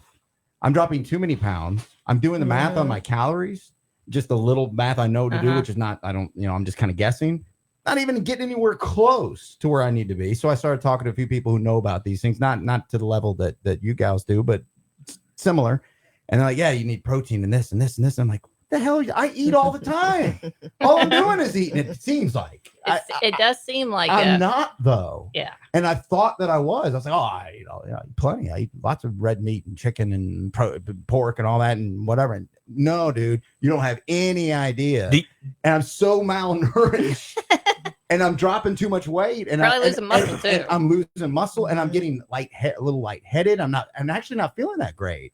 I'm looking better. I like the way I've liked. When you pass out, you're gonna look fantastic. Oh my God, he is to die for. Does he have heroin abs? cheek. Yeah, absolutely. This is all brand new information. But real quick, do y'all have an app? How do you track macros? I use MyFitnessPal, and I actually pay for it because I like to have it in grams and focus on the macros, where I think if you just do the free version, it doesn't allow you to adjust it that way. Do me a favor, though, real quick, and I'm going to have this conversation again with Chastity when she comes in. That's fine. The new people will be listening. Explain to people really quick what a macro is. I know So your macros are your macronutrients. So they're fats, proteins, and carbs. That's just to break it down simply.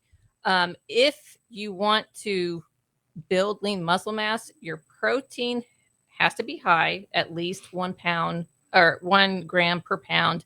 And you want to keep your carbs a little bit high too, because if your carbs are too low, your body's going to be using that protein that you consume for energy. So it's not going to use it to build muscle mass. So if you keep your carbs high, your body's going to burn the carbs for energy, and it's going to use that protein to build muscle. Right. And people always hate the word fat. We got to have fats. You have to have fats, especially women. Yeah, well, because it helps your hormones. And I said, and I learned this from Ed Jones, Nutrition World. We've been doing our show for years now.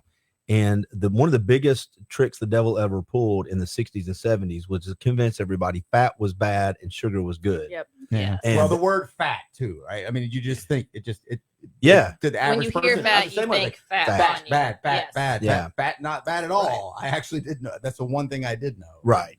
The good kind too. There's good kinds of fat. Right. There is. Yeah. So anyway, the macros, and there is ways to track that. And I will say, and you know it because you've done it. You know it. You've done it. You've not done it. I've done it this short time, but this is why I can speak to it. It sucks. When you start, it does. If you've got to be committed for 30 days to just say, I'm going to mess up. 5 days I'm going to get right, and then I'm going to get it wrong for 2 days. One day I'm not going to get it.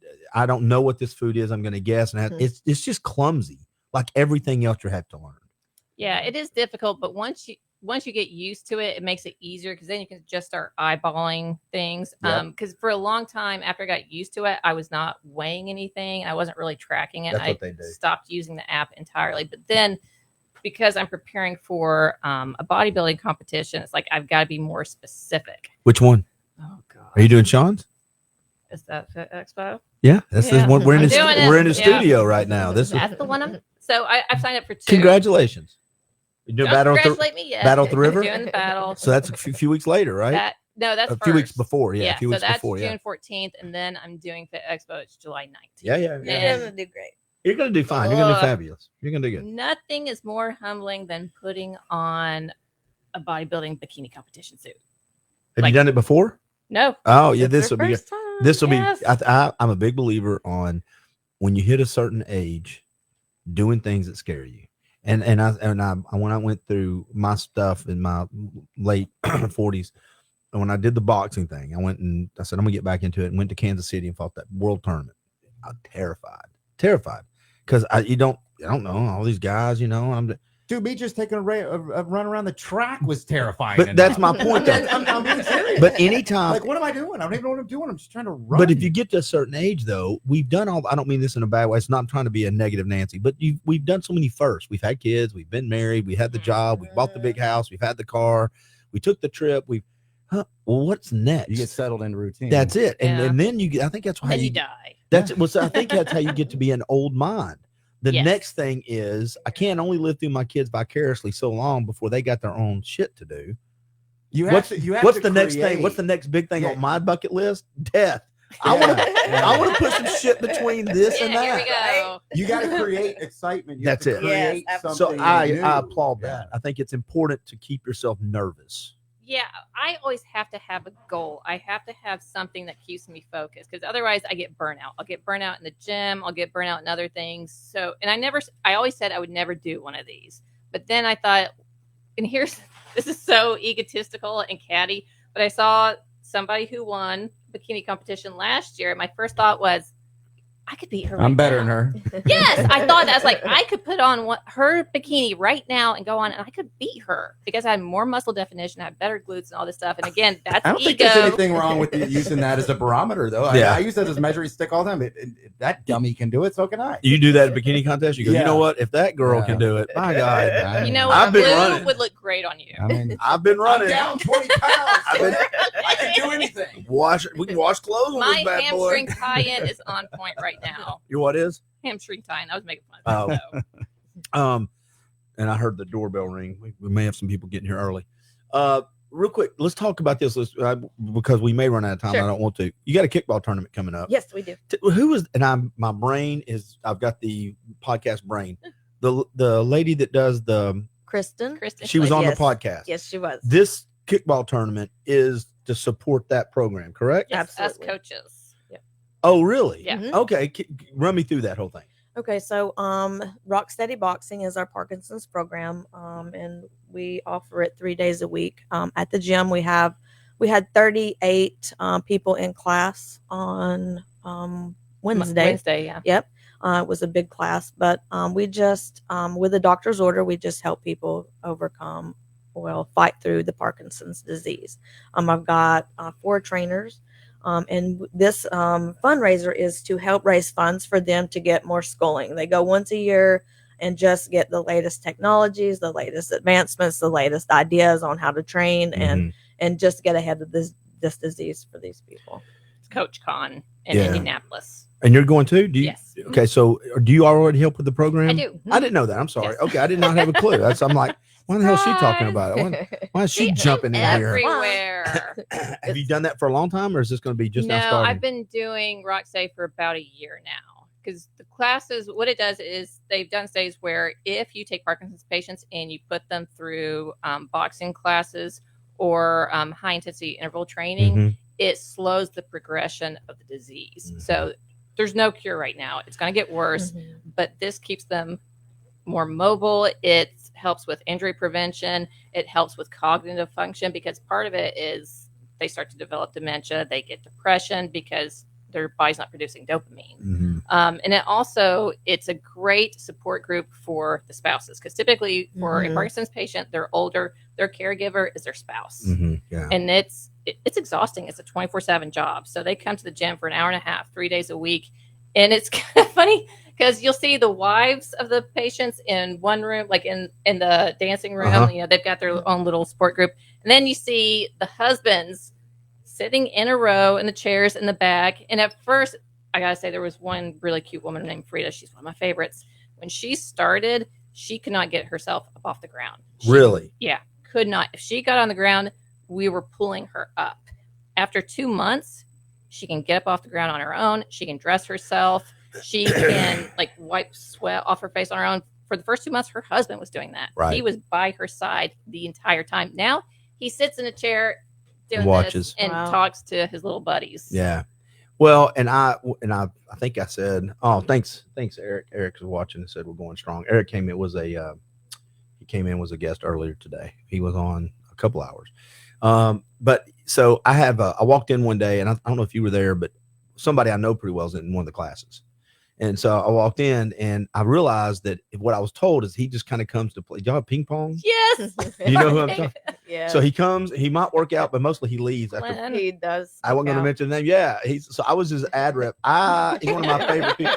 So I run into him outside of here. He was going to physical therapy over here. So one day I'm walking out about 6 months ago. It's probably right before Christmas this time or something. We sat down, just caught up. We should go to lunch. And I'm like, man, I loved working for him. You talk about a guy that was a mover and a shaker. And he still is. Really? He owned Communication Electronics. He owned Nextel, the brand Nextel, before they merged with Sprint. So here in Chattanooga. So yeah, he owned it for, I don't know, the Southeast region. And so we used to do remotes for him. And a funny story, we got time. I got 6 hours. I can do what the hell I want. But so funny story, I'm doing a remote for him he had a big store on Amnicola, close to the Burger King and police station. And it was a talk radio remote, a sport talk remote. And you know how sport talk remotes used to be, man. We had Dr. B out there. They were just bringing people coming in. And going. Yeah, people leaving all over the place.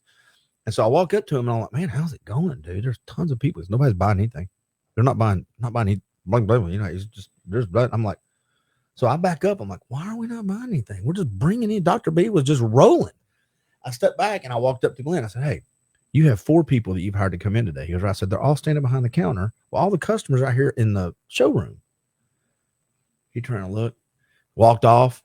I came back about 30 minutes later. He goes, yeah, we're killing it. It's great. I said, yeah, all your people. And I use that lesson all the time. Marketing and advertising can't fix a broke system or a bad thing that's happening inside a business. And then after that, every time we did remotes, I could hear him say, all right, I don't want to see anybody's ass standing behind this counter, and I was like, there you go. It solved the problem. And he was a great client after that. For years, he's one of the guys. The reason they carry the Bulldogs over there now is because he and Sean Whitfield and a couple other people paid to have him come over as advertisers. Yeah. Really? Yeah. I did not know that. I didn't mean to hijack it, but those are, you never know the stories of the people in there. I think that would be one of the things. One of our Parkinson's patients, he was an archaeologist. Oh, wow. And it's just amazing that, but it's also kind of sad, they've lived these wonderful, very interesting lives. And then just to see what the disease does to them. I think it will be cured within my lifetime. But until it is, we're just trying to do everything we can to keep them motivated, to keep them, moving. Because the moment that you stop moving is when your body just starts shutting down. Mm-hmm. And they've done multiple studies of that. All kinds of diseases. Like if you are sitting down, if you're not getting up and moving, interacting with people, you age faster and you die. Yeah, I was going to say, forget disease and chronic illness. Yeah. That's a recipe for disaster, no matter what. Well, which I'm starting to learn. And your brain, not just your body. I think it's a. I'm gonna grab this real quick. It's a big thing on your brain too. As we talked about earlier about you get old, the mental mindset. Mm-hmm. You just become that helpless feeling. Like, well, I guess this is just part of it. And I'm out of control. There's nothing I can do, and that's a terrible feeling to have. It is.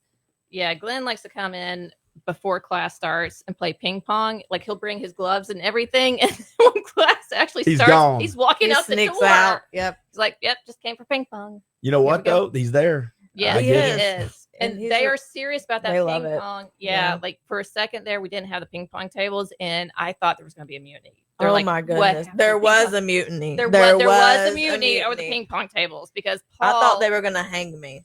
Well, okay, so I do want to. Well, you were already on the ladder, so you're doing half the job for them. So, real quick, let's finish that kickball. So, let's talk about where it's at, how much it is, how people can get involved. It's in Red Bank on April 27th. I've never seen. And this is why we bring Elizabeth. This is. We're on video. Everybody saw it. I don't. She does this. I'm used to it. I'm used to like just jumping in and being other people's spokesperson. That's such an easy question. I'm going to let my assistant Elizabeth handle it. I got you, boo. All right. So, what's the details of this thing, and how if a team wants to enter? So, if you go to Our House Studios or Rock State Boxing Chattanooga, we have a link up there to sign up if you want to create a team, or if you just want to donate, because we're trying to raise money to send our coaches to Coach Con. Right. Hopefully we can get registered before the end of April, before the prices go up. Coach Con is in September. And that helps us with more training, also learning the new therapies that are coming out so that we can give that information to our boxers. Like there's a new pump coming out that we're hoping a lot of our boxers will qualify for. But on April 27th, I believe we're starting at like 8:30 or 9 o'clock in the morning in Red Bank. I don't remember. It's always. Let me look it up. It's always a very fun event, and I just can't get on Facebook fun right now. That's my only problem. So. Right.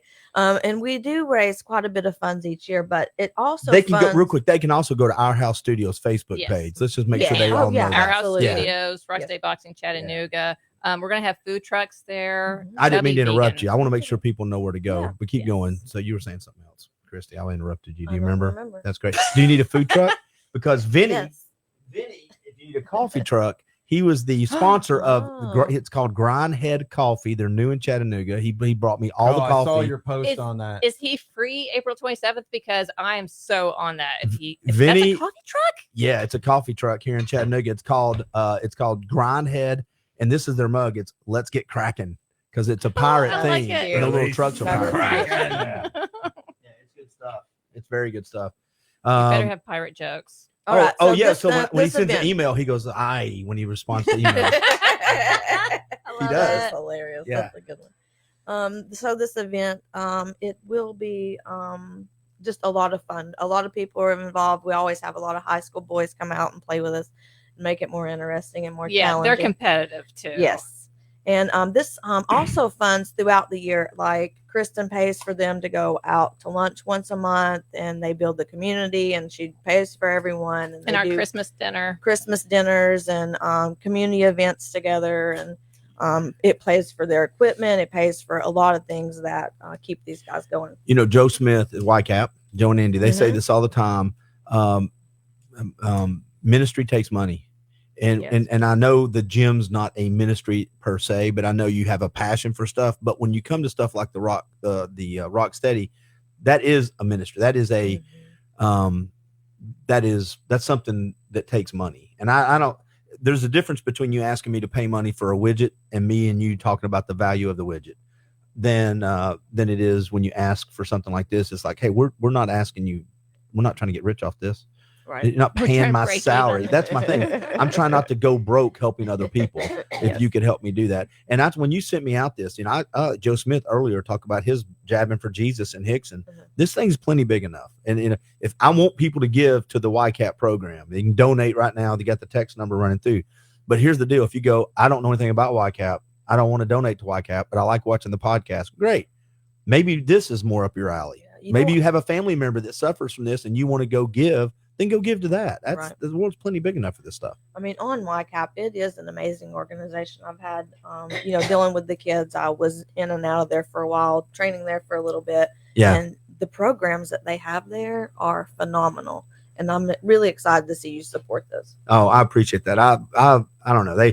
I say this all the time, and I won't go into it too deep. It's it's public broadcast here, but I am convinced that finding the heavy bag again and finding people to want to punch people in the face with me it saved me from the drink. It found it a good time. I have a T-shirt in there that I was going to put on in case I got, for some reason got spilt shit on this one. I don't know why I had another T-shirt, but it's only God knows if it's tears or sweat. Right. And that's my theory on that. So when I was hitting that heavy bag, there was a couple of years that people think I'm kidding. I was cussing. Me and God were having some bad arguments, boy. We were talking. I was moving some furniture with him and I was sweating. I've never sweated that bad in my life, but a lot of it was crying. Yeah. And he was okay with it. He talked back. And that beast in the basement, me and him talked about it. And I know it's a little philosophical and a little soft and woo-woo, but that's okay. Yeah. Exercise, that's the other side of this therapy stuff, this exercise we talked about. Absolutely. Everybody wants to have great glutes. Yeah, have strong. I want to have a good bench press. I want to run good. Also, as you get old, you get this residue in our bodies and our heads and our hearts. And where am I getting rid of that at? Yeah, I go to church. I got prayer, but also sweat's a great way to do it. Yes, exercise is very good. You'll see a lot of people who have been through divorce. That's when they really get into the gym. That's when I really was militant about the gym, is when I was going through my divorce. Yeah, that's when I found the heavy bag. That's the heavy bag. I'm like, what can I do if we ever get attacked if the aliens ever come down and they have no arms, put me out front. And if they hit back, I'll put me in the line somewhere. But if they're heavy bags, I'm going to be, because I learned how to fight that heavy bag. Crazy thing about a heavy bag is it fights back and nobody knows it. Yeah. You don't realize just how hard those things are until you start punching them. Well, it's the mental part of it. Y'all have a great y'all have a great place in your place where you train too. All those heavy bags and MMA cage. Yep. Yeah, and that's fun. It's getting more activity, I think, too. It is. It has been. Yeah, it's constantly got somebody in there. What part of town do you live in?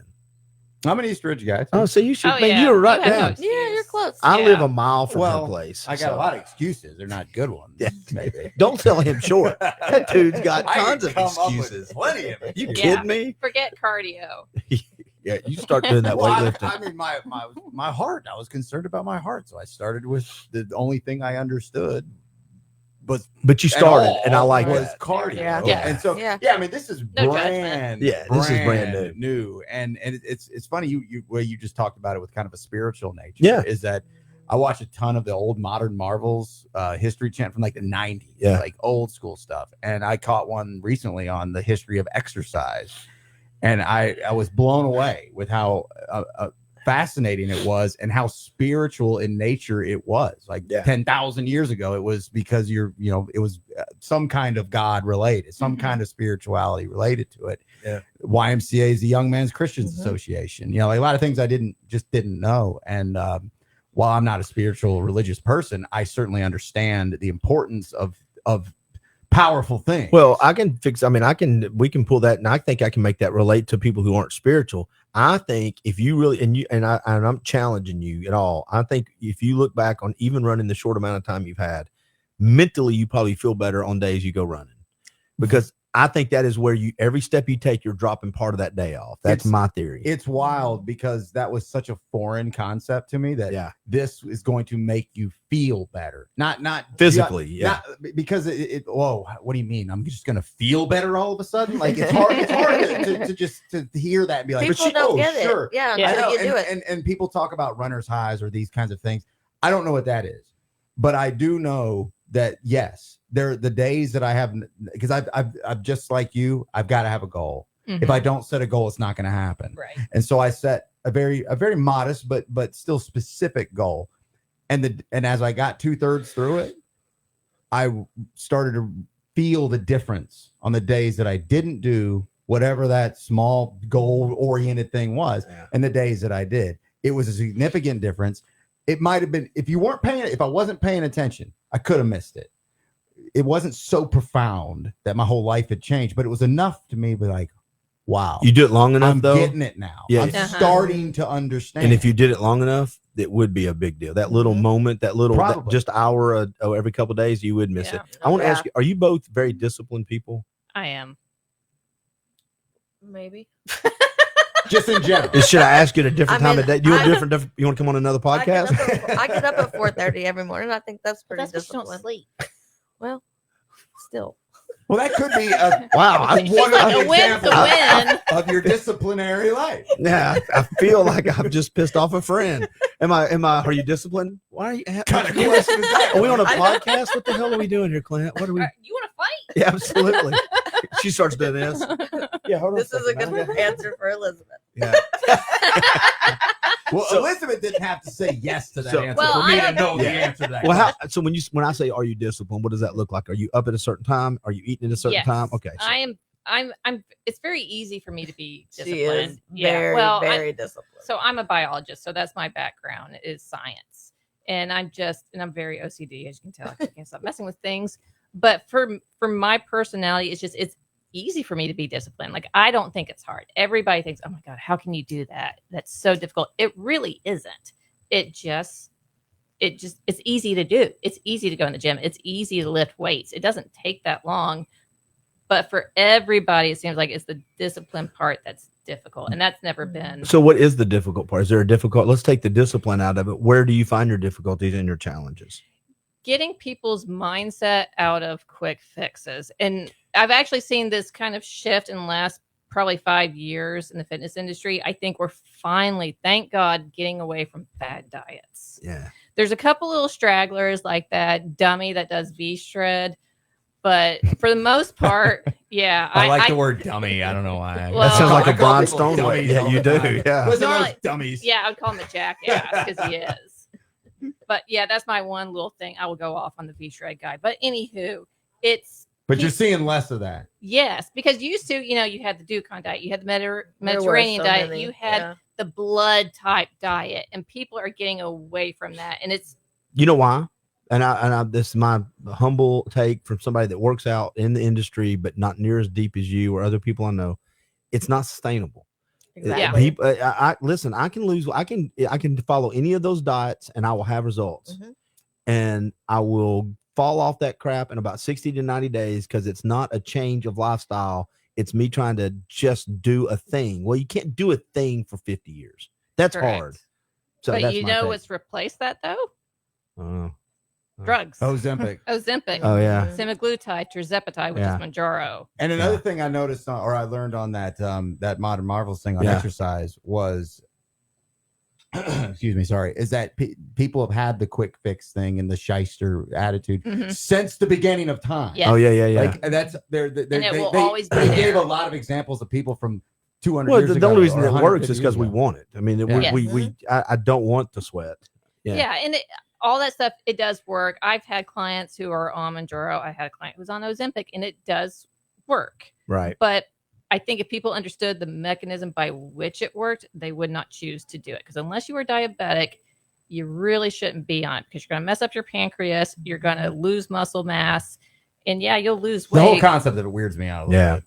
Well, I mean, it does work, but essentially the mechanism by which it works is it makes That's you the sick. part that wears me out. Yeah. Yeah. It affects And that's the why bad you and the have good. Yeah. Ozempic face. Like, yes, you are losing fat, but you are losing way more muscle Yeah. mass than you wanted. That's lose. that's what I've read. And you can't stay on it. So you're going to be right back where you were. So I think for me, I try to get people to understand you've got to find things to do that you can stick with. And like when it comes to the diet, is why I don't tell my clients what they can't have. Well, besides 3 things, I say if you really want to lose weight, no alcohol, no refined sugar, and no smoothies. Smoothies are No smoothie. no smoothies. When you But take sugar or something? yeah, because when you Yeah, take wow. a fruit and you blend it, you just turn it into a candy bar. Well, so I hate to do Huh. this. We're gonna have to roll because here in a minute I got 5 minutes and I'm getting ready to. My buddy's bringing me in a drink and I'm about to eat a donut and How right about over that? there. And How about that for it's just- no? Yeah. But I'll be at the gym tomorrow around noon after I wake up from a coma and I'll work it off. Have you heard that a lot? Yeah. Look how pissed I'll off do she that is. tomorrow. I know. Oh, She would fire my I ass had right a now. client text me yesterday. She said my app adds calories after I exercise, and I just add it to total. Is that okay? And I said, no. You're in a cut. You're in a deficit. Don't eat those calories back. Mm. But whatever. Go have your donut. I've never felt as judged as I'm getting shunned by a guest. Yeah, thanks, Clint. It was good. It's fun. Good luck. Hey, I want to end this. I want to. You know what? You leave God's That's chicken God's alone. chicken. Thank you. Yeah, MSG in there gets converted to holy water. You stop talking. So Okay. I want to say this real quick. If people want to find out about the kickball tournament or they want to find out about personal training, they can go to Our House Studios on Facebook or social media or Google it. Yes. You can email or call, get all the information they want, and either be a member of a badass gym or participate to help support Rocksteady Boxing. Absolutely. Yeah. Thanks for having us. No, thank you both for coming on. I'm going to take a quick break. I'm going to grab my next guest, and we'll just keep this bad boy rolling, everybody. Thank y'all.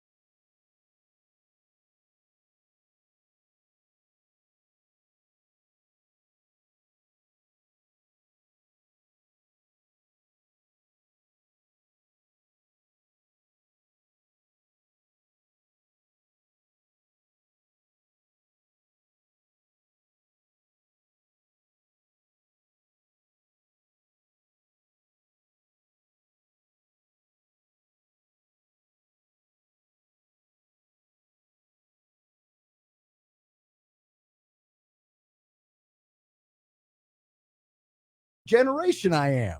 How about I tell you what generation I am? How about that, Clint? Yeah, You let Google tell you what your life is, and I'll just tell you mine. Yeah, I got it. Yeah, we're good. So there was a little bit of a technical issue, but we fixed it. I fixed it with well, we're good. Don't worry about it. Anyway, so I'm a young Gen Xer. That's what I've considered myself for a long time. Here's what I want everybody to do. I wish we could recreate the last 30 seconds before you just said that, because we came to the conclusion. If I can summarize what people didn't hear, there was a little bit of blip where people weren't hearing. The best part of the show. It was by far the best part of since 4 o'clock this morning. Edward R. Murrow showed up with awards for us. See, that's an old quote. Nobody knows what the hell you're talking about. You're Gen Xer. I was gonna say, is that a millennial quote? No, that's an old radio. Yeah, that's a baby boomer quote. That's actually no idea. That's a greatest generation thing. You quoted what was the movie quote you had earlier? Oh, Goonies. Yeah, you quoted the Goonies. Yeah, what millennial? Is millennial? Yes. Yes. Are you telling me Gen X doesn't love the Goonies? I'm telling you. Yeah, they just didn't watch it when it came out. Yeah, I don't love that. I was dating people at the time, dude. I was old at that time. No, I don't know the Goonies. What time did the Goonies come out? What year did the Goonies come out? Definitely in the 80s. 80s. Early 80s. No, not early 80s. Mid 80s. I was 18. I wasn't watching the Goonies. No. My sister was watching the Goonies. What generation you are isn't determined by whether you watch the Goonies or not. It is now. We're setting terms about this right Who's here. your favorite actor? John Travolta? Wow. Dude's coming in just dropping bombs. I know. Jesus. I was on my way out. I'm ready to hijack the show now. So you like a Milli Vanilli guy? What do you like? You must really like that. God, my brain's not working quick enough. My wit's not hitting hard enough. We need some of that coffee. Yeah. No, I was on my way out until you threw a whole wrench into my whole. I did. I was listening early, and I this whole debate, and I was like, I got to get in on. Yeah, and they ruined my whole philosophy. Right, well, here's the deal. I'm trying to see what else I have over here as a gift. I tell you, it's getting late. I've got an Alchemy Med Spa. I have a Vascular. The Alchemy's got a $50 gift card. The Vascular has a $25 gift card to Amazon. And then I'll give what's this? Let's see if I got it. I'm going to give away one of these mugs, the Kraken mug from. Now I like that. I do too. It's very cool. I'm going to give that away. I just want to see. I just want to see how many people tell me if Brian Stone is a millennial or he's an X. Okay. Well, I you might find that a lot of your listeners don't know who I am, and so at this point they don't know. So I'll get to keep the gift. That's the deal, Brian Stone. But hey, yeah, let's go. Bring it on in the Facebook chat, because it's not how you identify. Yeah, it's not. It's not. They just Googled it. Yeah, but it's not. I'm not talking about gender here. I'm talking about a made-up thing, a human construct. Guess like what? Generation. It's 10 after. Guess what? I'm now going to put you in that category. So is he a boy or girl? That's what we're doing. Everybody. No, I'm just kidding. It's like you said I came in here and hit hot button stuff here. You did. It's the millennial thing. So what's the best generation? Real quick, I'm going to open that door. Crack that door for me, Brian. The best generation? Yeah, what's the best generation? What do you got? Well, it's the generation that you identify with. And for me, it's Gen X. Okay, Gen X. Oh, so you walked into my neighborhood. No, we are the same, Clint. You and me, we're the same. Okay, does this sound the same to anybody? And we're going to move on to what you two do for a living and shut this stupid conversation down. I am leaving. No, you don't have it. I was born. Okay, just let's say this out loud. What year were you born? 1980. April 10th, by the way. Wish me happy birthday. 1968. Whoa. Thank you. That's a big gap. That's a big gap. All right. That's a 12-year gap.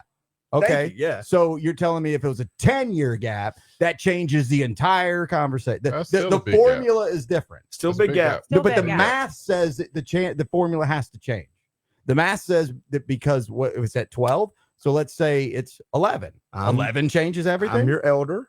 I think you should succumb to my wisdom, sir, and just accept your lame ass.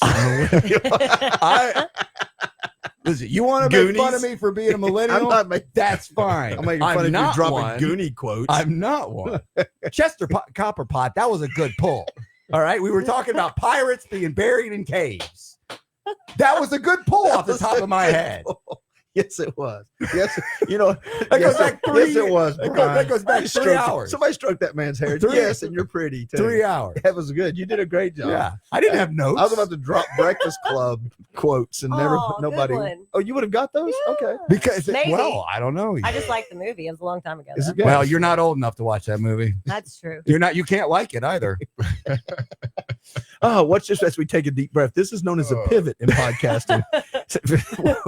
We had a guest on earlier, and we were talking about how we can't read books real well. Our attention span's gone. And I'm like, man, my attention span, I can't sit down and read like I used to. And he goes, yeah, I'm having the same problem. She goes, yeah, me too. And, I've got acupuncture. And she started back and Brittany. And then she actually made it make sense, but it hit us so wrong of that pivot.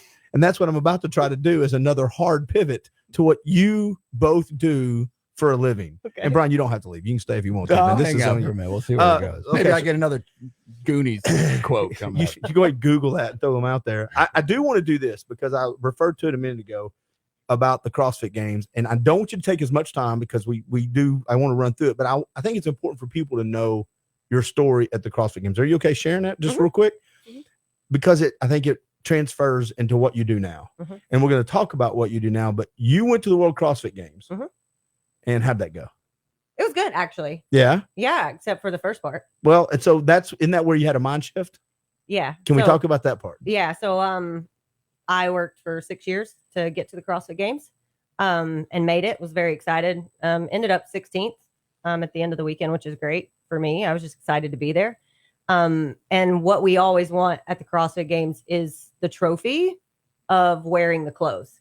And when I went to go into the dressing room to put them on, they didn't fit me the way I wanted. And so I sat in the room and beat myself up and realized that even if I was top of the games or whatever, there's always going to be something that I'm picking myself apart. So my mindset shifted and I wanted to work on my mindset around how I looked at myself and food and all of that. And I was already a nutrition coach. It's just what I focused on changed. And I was actually bulimic at the time. So, and I had been for 20 years. So I shifted and actually quit that. So that was pretty cool to be sober now.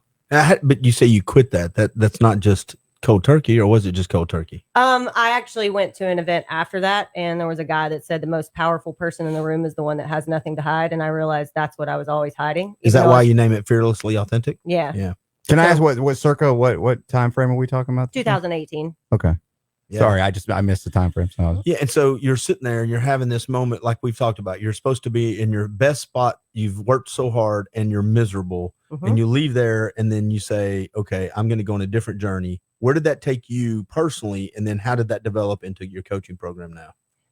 Personally, well, I got sick after that. I got mold poisoning. But before that, it was like a year after that, I got mold poisoning, but I just didn't want to do CrossFit really anymore because I didn't want to look like that anymore. And I wanted to focus more on eating whatever I wanted to and keeping my food down and feeling healthy instead of trying to be at the top of the CrossFit Games. And it shifted the way that I coached. My name of my company is Fearlessly Authentic Movement because I wanted to just be really honest with people. And all of a sudden, once they started being really honest with me. And I realized it wasn't about the nutrition or what people did. It was why people were doing it. And a lot of people were hiding why they were doing it. And once I could get to that, then I could help change them. Yeah. And when people come to you, one of the things, and then I'm going to come over and see why he does what he does, why he chose to go into buildings that are on fire. Right. But when people come to you, there's two things. One sucks, and one people are always surprised about, usually when it comes to weight loss. Let's start with the thing they're surprised about. They're always surprised you're going to tell them to eat more a lot of the time. Yes. That freaks me out. So we were just talking about last hour. It's blowing my mind a little bit more. Eat more to lose weight and get shape. And yeah. the first thing that sucks about her, though, in her program, I don't know if you still do it. You know what I'm about to say. Do you want to say it or do you want me to say it? I want you to say it. They like for you, in order to participate, you have to provide before pictures. So they then can compare it, of course, makes sense to your after pictures. Yeah. So as a dude, we walk by mirrors all the time and go, yeah, that's good. I'm all right. Yeah. Until you take a picture in light and like with all the shadows, with all of the, and you're like, it's got to be the lighting. And it doesn't matter how much or how little lighting you use. When you take those before pictures and then you actually have to go here. Yeah, you have to send it to me. That sucks. Yeah. That sucks. It's great though, because we're gonna change it. Yeah. See, I gave up on Karen. I pulled I'm putting myself in the grave stuff way too early. Like in the last 5 years. Like, well, it's just too late now. Too late. You're 42, man. You're young. You're 43. You're 44. You're 45. I've moved on from that, and this is all brand new to me. But yeah, I just thought, I'm never gonna be in shape. It's all good. It's fine. A lot of people shit think the rest of my life. Here we go. It's like, what a dummy. Stop. What are you doing? But you changed that though, right? Well, I mean, I'm in the process of it. Yeah. Yes. Yeah. Most of my clients are 60, 70, 80. I have 90-year-olds. Wow. And they're just now getting to where they want in their body. I mean, they don't look 20, but they get to their body weight. They get to where they want to go. So it's never too late, no matter no matter what you think. I did a podcast on my 18 to 80 podcast with Matt Davis, who's a professional bodybuilder, and he's a little younger than me. I love the concept of that too. I appreciate that. Yeah, I appreciate that. It's shorter conversations, but he talked about something about how the mind's got to change as you age. Whatever you used to do, and we're like, I should be able to do that. No, you probably shouldn't. You probably don't want to. But that doesn't mean you can't do other stuff. Yeah. My brain goes, well, why can't I squat that? Why can't I jump up and touch that? Why can't I do this? And so I'm measuring myself by unrealistic expectations. Yeah, absolutely. Yeah. Mine was going to the doctor, hearing the reports from the doctor, and when you start seeing those numbers change and say, hey, you need to watch this and keep an eye on that, really that was my wake up and like, I don't want to be 40 something, 50 something. And it's hard to walk and you got to take a bunch of different medicines. So, I do Orange Theory 2 or 3 times a week and I love it. That's amazing. And one thing I know how I figured out it was working, I bent over and touched my toes. Oh, and I was like, oh my goodness. Like It's funny you say that because there's people sitting in that other room right now. We've had this conversation that most people, especially dudes, cannot touch their toes. When they get, I can, and I got a horrible hips now. I may have to loosen up, but I can do it. And I was like, sure, everybody can touch their toes. Yeah, I don't know. Most people can't squat. Most people can't. Most people. Well, the squat thing, I believe. There's younger people. Can I not touch my toe? I don't know. Try it. I'll tell you something else. I don't want to. That she told me. That Jen told me, and that me and you've talked about. At a certain age, and this sounds old, but it's not. It's actually, I think, thoughtful for your family. Be able to get up out of the floor without help. Yeah. Yes. Yeah. I don't even know why I said that. How many calls have y'all been on in the past where you've just those wellness calls where somebody got to help them up off the floor and they don't have the strength, and I don't want to be that person. Yeah. Well, you say squatting is that way, but you squat every day when you get off a chair or the toilet for that matter. Yeah, I guess I was just thinking about it from a more, I don't know, that's the difficulty level thing. Yeah, I mean, but you make a noise every time you get. Yeah, but I know 30-year-olds that can't, like physically can't.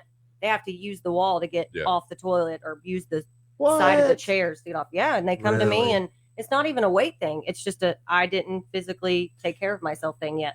Yeah, I mean, most people are not. I would say maybe the word most are not as blessed as I have been to disregard all this your whole life and then wake up and still only be a little overweight. Right? Yeah, only have a little high blood pressure, only have cholesterol a little high. Yeah. Most people who do what I've done look awful by my age. And because I'm lucky and I understand that. And most, that's a very difficult thing to get to and then fight back against. Well, a lot of people that get to my age and y'all are, hopefully y'all never catch me. I hope y'all are always chasing me, but it's we think we can do what we used to do, not only physically, but around the food. That was my biggest thing. And I still struggle with that. I laugh it off, but there was a time I could eat the pizzas and the donuts and I was so active. My metabolism was a furnace. I had a 30 pants. I'd jump, I'd run. I looked great. I felt great. So because I was young, it covered up to have bad habits. Yeah. And then you wake up one day and the Oreos caught up with you and you're like, damn. Or you could just count your macros. I'm only learning about macros. He just learned about macros the last time. Have you ever counted macros? No, it's too much. It's way too much. It sounds like you don't necessarily need to. I'm going to come sit by him on the. Look at her. She's about to go. Everybody, go. Well, I've already been looked at with an evil eye once from a woman today about the macros thing. Let's go. Let's do it again. But I got to do something that is feasible for me. Yeah. So watching what I eat for breakfast. So I know I can't eat bacon, eggs, and biscuits. Why? Because it catches up. It catches up to me. Yeah. So now doing oatmeal or yogurt is still fulfilling, and it's not as harsh on my body as bacon, eggs, and You said that in a way that makes it sound like you were going to say you should be able to eat now that. if you tell me right, I can that's eat the all way that you every said day that. and be fine, then you're gonna be my new best friend. My clients eat whatever they want. She's a nutrition coach. Let's go.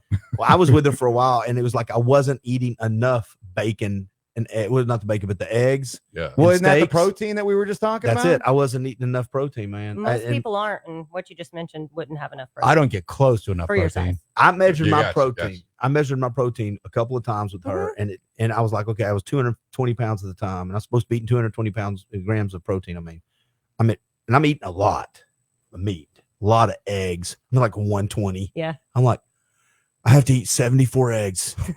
I don't hit my goal. I don't know how to Not measure. immediately. I don't know how to No. measure Work up, grams but in yeah. my head, right? Like I don't know how many grams.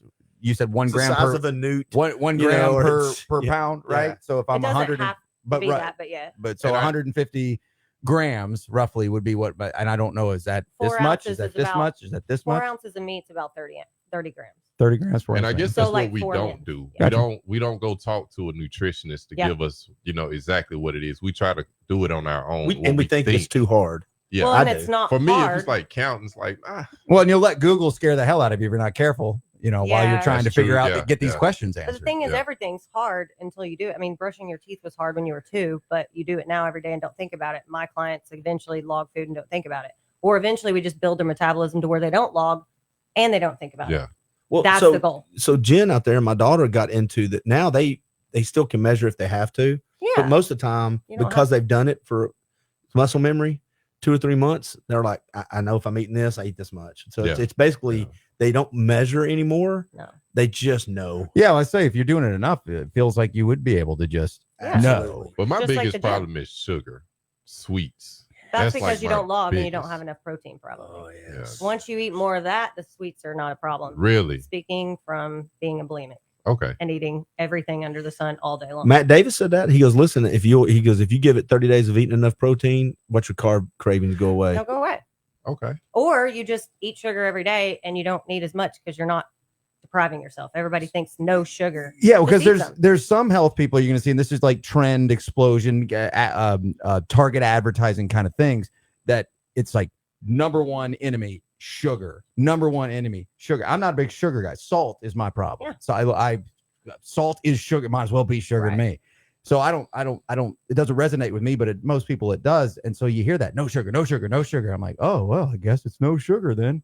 Well, I don't know. Yeah. Is it no sugar? You're telling me it's not. No, And I I eat candy didn't every really day. believe. I didn't really believe that. But it's moderation. It's what you eat. when Yeah, I you mean, eat. I eat candy every day as a purpose, like just so that I can. Otherwise, I'm going to eat the whole bag and maybe another bag and maybe another bag. So if you're So- eating properly, whatever that is, we don't need to define what that is exactly. But if you are, in your estimation of properly, then some ice cream every day, a little bit, is not a problem. yeah, and then what I found See, that's- is when people log their macros, that's like the outside of a house.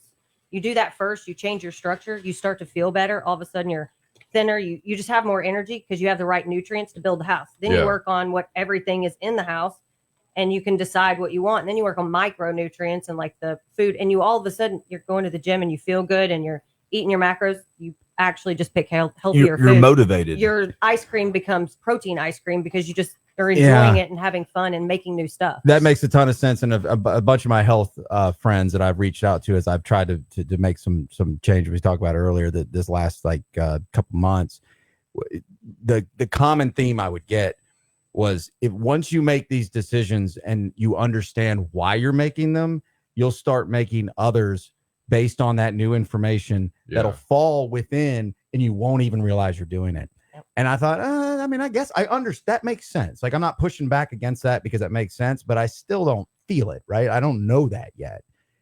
I'm starting to. Well, Like, I'm that goes starting back- to. That's why So I what lead you with guys education. said earlier, did you say commitment?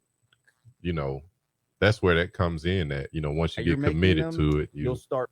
What the hell was that? Yeah. Sorry. Yeah, well, but you're right. The commitment is part of it. Yeah. You got to have the commitment. And I think I always think like you, and I'm just determined to think like you. And it frustrates her that it's too hard. And I know it's not too hard because if I do 30 days, I got 2 people out there that I'm close to. They do it all the time. Yeah. And they're to the point now where they're just looking at stuff like, that's 3 ounces. That's 20 crowd. And with you just count protein and calories, you'd be fine. See, now I got Loosely homework counted. to do. Yeah. So I got, trust me. So all I got is homework out of the last 3 hours. Well, that's why I lead with education, because I don't want to. I feel like the industry is just like magic. We've got the magic plan, whatever it is. Yeah. It's not magic. We just need to teach everybody. Yeah. We should have taught them when they were 8, 9, 10. Exactly. Yeah. Instead of 60-year-olds coming to me and they don't understand what to do with food. So I literally teach what I know in 12 weeks or 16 weeks. Yeah. So that way they go away empowered and not feeling like they have to come back to me. Yeah. Well, and the other thing you do too, as you walk into this program, at least unless you changed it, but you also are talking about little daily habits too, which I think's helped. It's because a lot of people, and I came to you, I know I knew a lot of stuff like I had the water and all that, but you help people like, have you drank enough water today? Mm-hmm. Have you got enough sleep today? Because you think everybody knows that, but they don't, or they say I am. And to your point, you start tracking your water and you're like, I had 4 Cokes Right? and half a glass of water. Yeah. And you're like, okay, well, And 60 ounces of coffee. that's not a problem. That's from God. We don't argue about that. Right. It's fine. Yeah. You can count that as water. It's So a lot of good. water Yeah. in coffee. It's Yeah. kind of all water, It's up- actually. yeah. And I I count found water. out- I count my coffee as water. I found out I was not drinking nearly enough Mhm. water. So now I'm up to 120, 160 ounces a day. Before it was like maybe 80, Yeah. maybe 40. You know, When and you say then, you found out, how'd you find out? Orange Theory. Okay. Yeah. Because I was short of breath and I was like, wait a minute, what's going on? Like, I'm in shape. And then when I started looking into it, I was not drinking because I'm a sweater. So I'm soaked when I get done with a workout. But once I start drinking more water, I start feeling way better. That's awesome. Everybody thinks you have to drink a certain amount too. Yeah. And I just say take your intake, figure out how much you're drinking, and add a little every week or two. Yeah. So what to is go to what, 2 gallons is what way is a too much. number to start with for water intake a day? It depends I if you were mean, born in 1980. Yeah, or yeah. 1980. What is If Google you're a got to say about that? millennial, Go ahead. it's, What did the greatest generation think about this? It's No, a but weight, where are we right? starting at? Is it 100, 80, No, 120? goal is typically half your body weight in ounces, or half your ideal body weight in ounces is where you want to go. But if you're only drinking 20, go to 30. So just kick it up a notch. Just 10. No matter where ounces. you're at, kick it no up a matter, little bit. just figure out where you are Kick it and up a then little. change it, because going from 30 to 120 is going to be horrible Yeah. and bad for your health. Like that's Yeah, It's I've gonna be always in back- wondered that too. When I hear those numbers and I see that It's- again, that's a lot of this stuff is targeted and it's It not is. it's not accurate, and I know that. So I don't, and so I take that before but it's still hard to not to ignore these Yes. things. And I hear them like, if you want me to go for the amount of water I'm drinking to this number you just said, our old buddy Gary Mack used to have the commercial with the big Nalgene bottle that would be like this much water. I'm like, if you think I'm drinking that much water a day, you're insane, Yeah. man. Yeah. Like that's just, but I don't know. If- Right? But that makes so much sense what you said. If you're drinking 40 going up to 50, you know, and just yeah. gradually For adding it 2-3 up. weeks until it gets easy. That's how you develop a Yeah. habit. Plus, I like drinking water. I love water. I didn't used to, and I do now. So I jumping found 10 extra ounces ain't gonna be a problem. No. But if you say jump 40 extra ounces, And that's what well, people do. You shouldn't be working out and changing your nutrition either. You should just change your nutrition first. Get that so it's a lifestyle and it's a habit that you don't, and then add. So doing that at the same time, you You, do can't. not. We're You too busy. Yeah, We you have don't. too many TikToks to get through. Yeah, yeah. I mean, I got to Speaking of- scroll for an hour. What the I mean, hell am I? I got to Netflix and chill at night, so that's really hard. I like this. It's exactly. She's building in Puts reality. it right there. Yeah, I Yeah. got to I be hate lazy. it. I got homework to do now when I get back. What's your homework on the protein part? Yeah. Yeah. And the But it's protein, good though. average that out too. And then if you're at 200, don't go to 250, or if you're at 100, don't go to 200. Just Go to raise it- 120. Raise it to Yeah, it 10 to yeah. 15, Yeah. or raise it 25 and add a protein shake, Do and me- don't make your life hard. See, Yeah. these are But- very simple. Yeah. That's the way it very should simple be. stuff. But do me a favor real quick. Give a couple of ways people can get extra proteins. Because here's what I ran into. Oh yeah, I would eat 6 scrambled eggs, have a steak, eat a hamburger, and a thing of chicken, and I have 100 more to go. So I'm eating almonds like a funnel, and then now all of a sudden I got fiber issues. I'm Oh, like, yeah. so what are the little hacks? I love hate that. I word. love this question Yeah. because I have this. I've been battling with this recently. It's like, I'm full. Yeah. I eat plenty. What do you want me to But you do? might Eat not- another steak? Yes, I don't that's what want a we- But you steak. might not need to. Whatever Yeah. you're listening to is probably not about you. Probably not. So About talk to- him yeah. or him. Yeah. Sure. So sure. talk to me. Sure, What are some of the extra protein tips? Can you get extra protein from? Egg whites? Is there certain nuts we can eat out there? What Egg should we whites do? are awesome because you can add them to anything. Unflavored protein shakes. You can add that to all kinds of stuff. If you're eating a 20, when people go to buy yogurt, they just pick up a yogurt. There's some that are 20 to 25, and then I add collagen to it. So then it's 35, and then I'll add collagen or flavored protein to my coffee. So my breakfast is one little yogurt, coffee, and it's 50 grams of protein. I was just Googling what is collagen the other month. I put collagen in my green drink. But I take collagen every day. You don't need collagen if you're eating all the protein you need, but it doesn't taste and it's easy. You also it doesn't hurt you though. No, it's not. It's just not like if you eat all your protein, you don't necessarily need it. It's another. But it's a way to get some added protein. It's an easy way to get it in. They also have clear protein now, so if you like your water flavored, it doesn't taste like thick milky protein. It just tastes like mangoes or whatever. Instead of using Mio or one of those things. Okay. What's your favorite cheap food? Candy. All right. Any kind of candy. But I do love fruit. Smarties. I used to get mad when I'd say fruit. Because fruit's not cheap food. I like fruit candy. is fantastic. I love fruit. Chewy candy. Elizabeth earlier said, no way.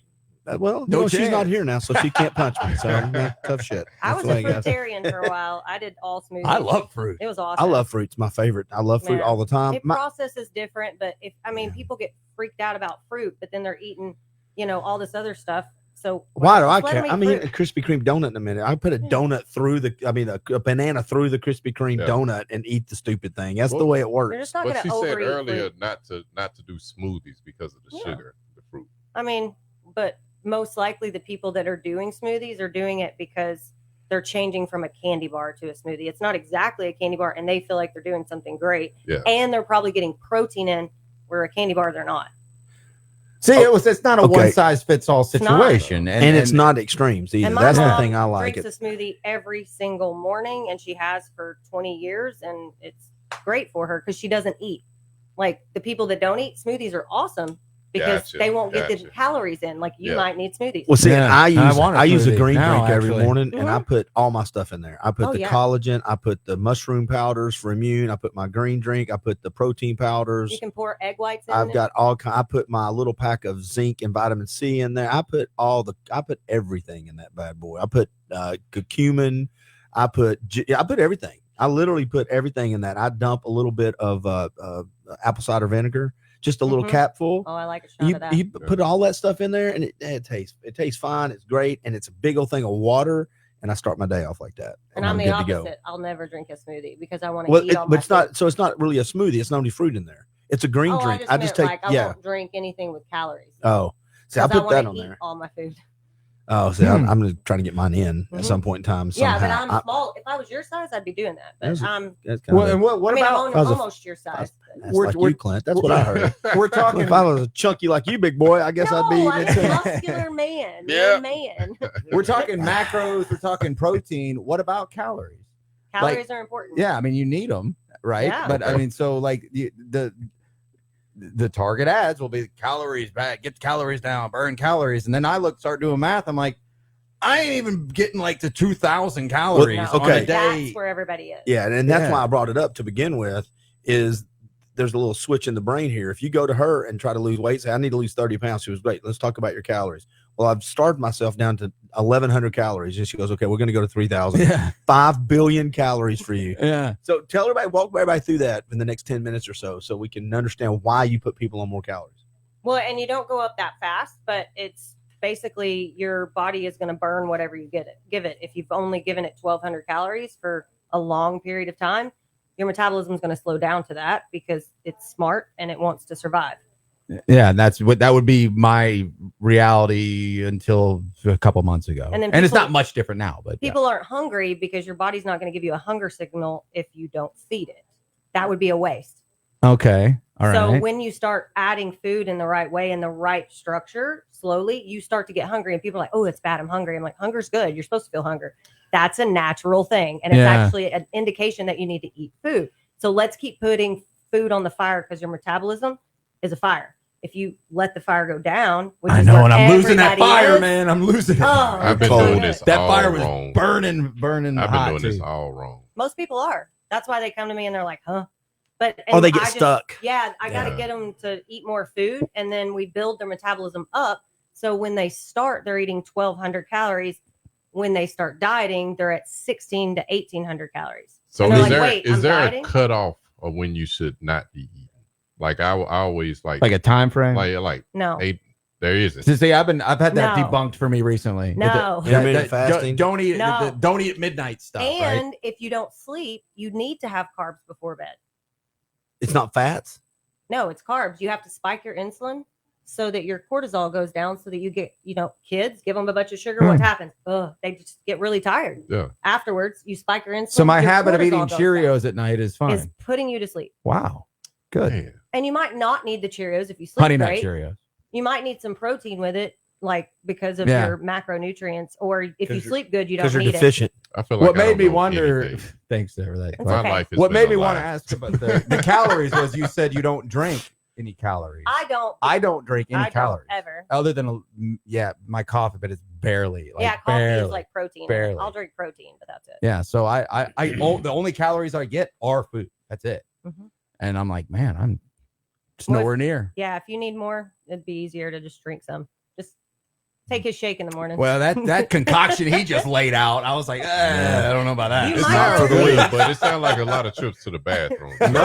No, man, it's good stuff. If you start off with that, I would think so, but that's okay.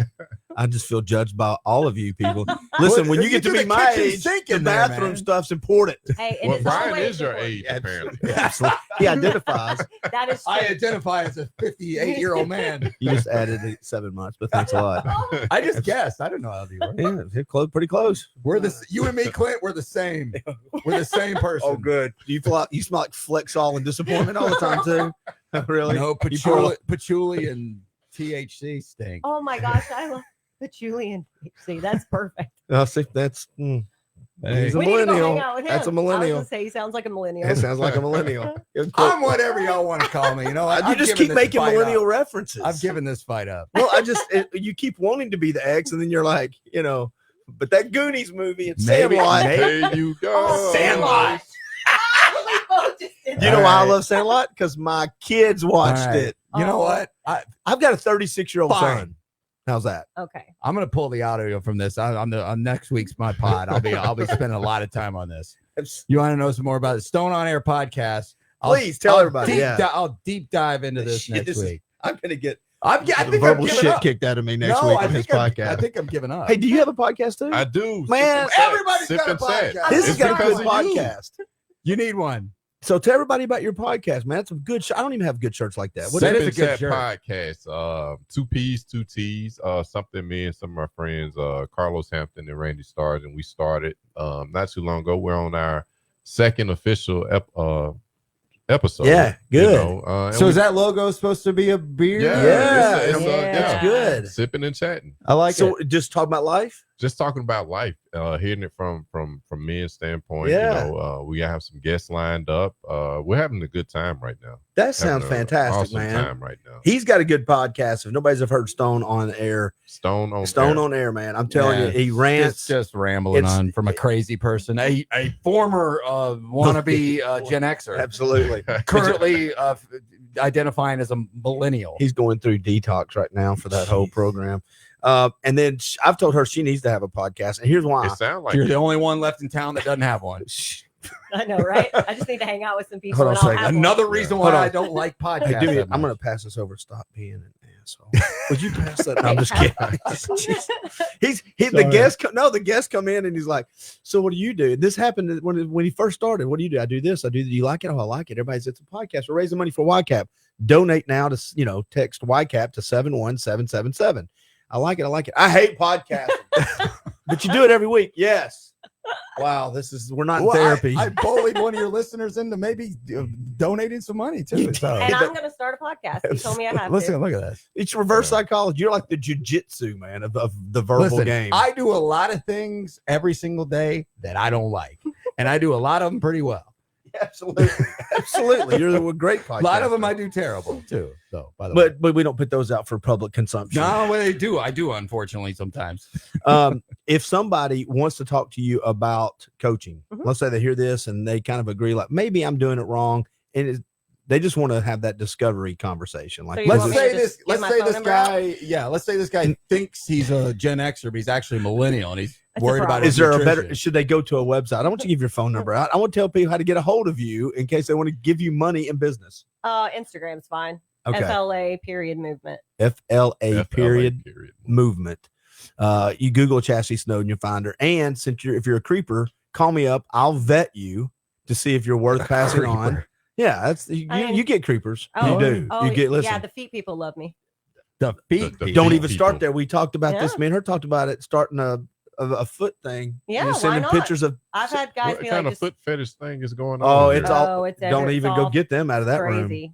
They will pay you money for feet. Well, I Feet mean, pictures. this isn't new. It's just No, seems to have it's made a big. little bit of a comeback here. I don't understand. Maybe it never went that, away. but Why would it matter? Here's my feet. Okay, $20. Listen, mean, if That's, someone they will were give me, asking, and I was like, I mean, maybe I I- should do this. did you not? Not yet. Why but not? I don't know. Okay. $20. Podcast and feet. Got it. New jobs. That's Pod feet. what, Pod feet. feet. You can make a podcast about it. No, Podcast about feet. no.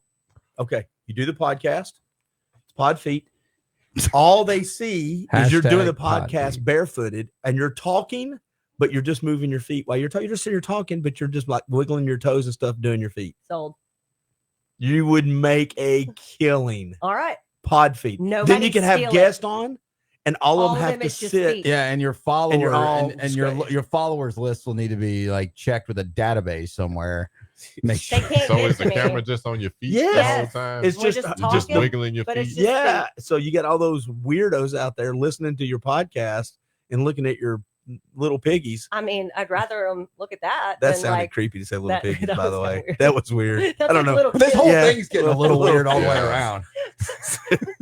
All Jeez. right, I've got my new jobs ready. Yeah. And I lost control. I mean, I was leaving 45 minutes ago, but now we're I talking broke a about sweat on that we're one. talking That about was now great. we're talking about pictures. feet and how we can monetize podcasting and feet. What this did is you call this earlier? Pivoting. It's a pivot. Pivoting. It's a bad pivot.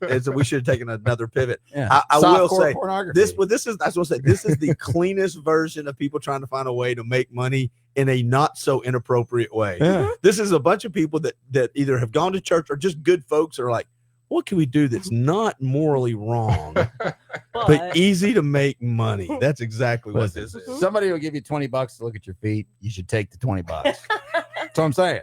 Just take the $20 and be done with it. I would give a gift right You don't now. have If somebody to tell a just podcast about walked up to Brian Stone next week and said, "Hey, big fella, $20. Let me see your feet."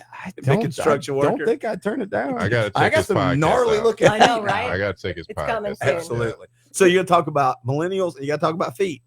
Will Yeah, you come on I- my feet podcast? Oh, Yeah, absolutely. Okay. Absolutely. He'll be my first guest. that'll be fantastic. Here's what's bad. I'll be watching. I'll be like, He I'm the will. guy they I were know talking that. about. Holy I shit. know that. Oh my God, I am into feet. Absolutely. I didn't know she wore a toe ring.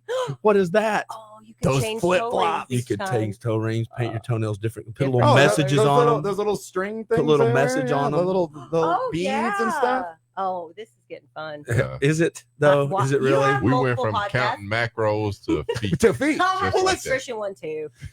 Oh my goodness. I mean, women's feet, if they're very, You're- can be pretty. Yeah, like you're- let's See? They can be. But I'm I not don't going to wanna look pay at 'em. anybody to No. show me.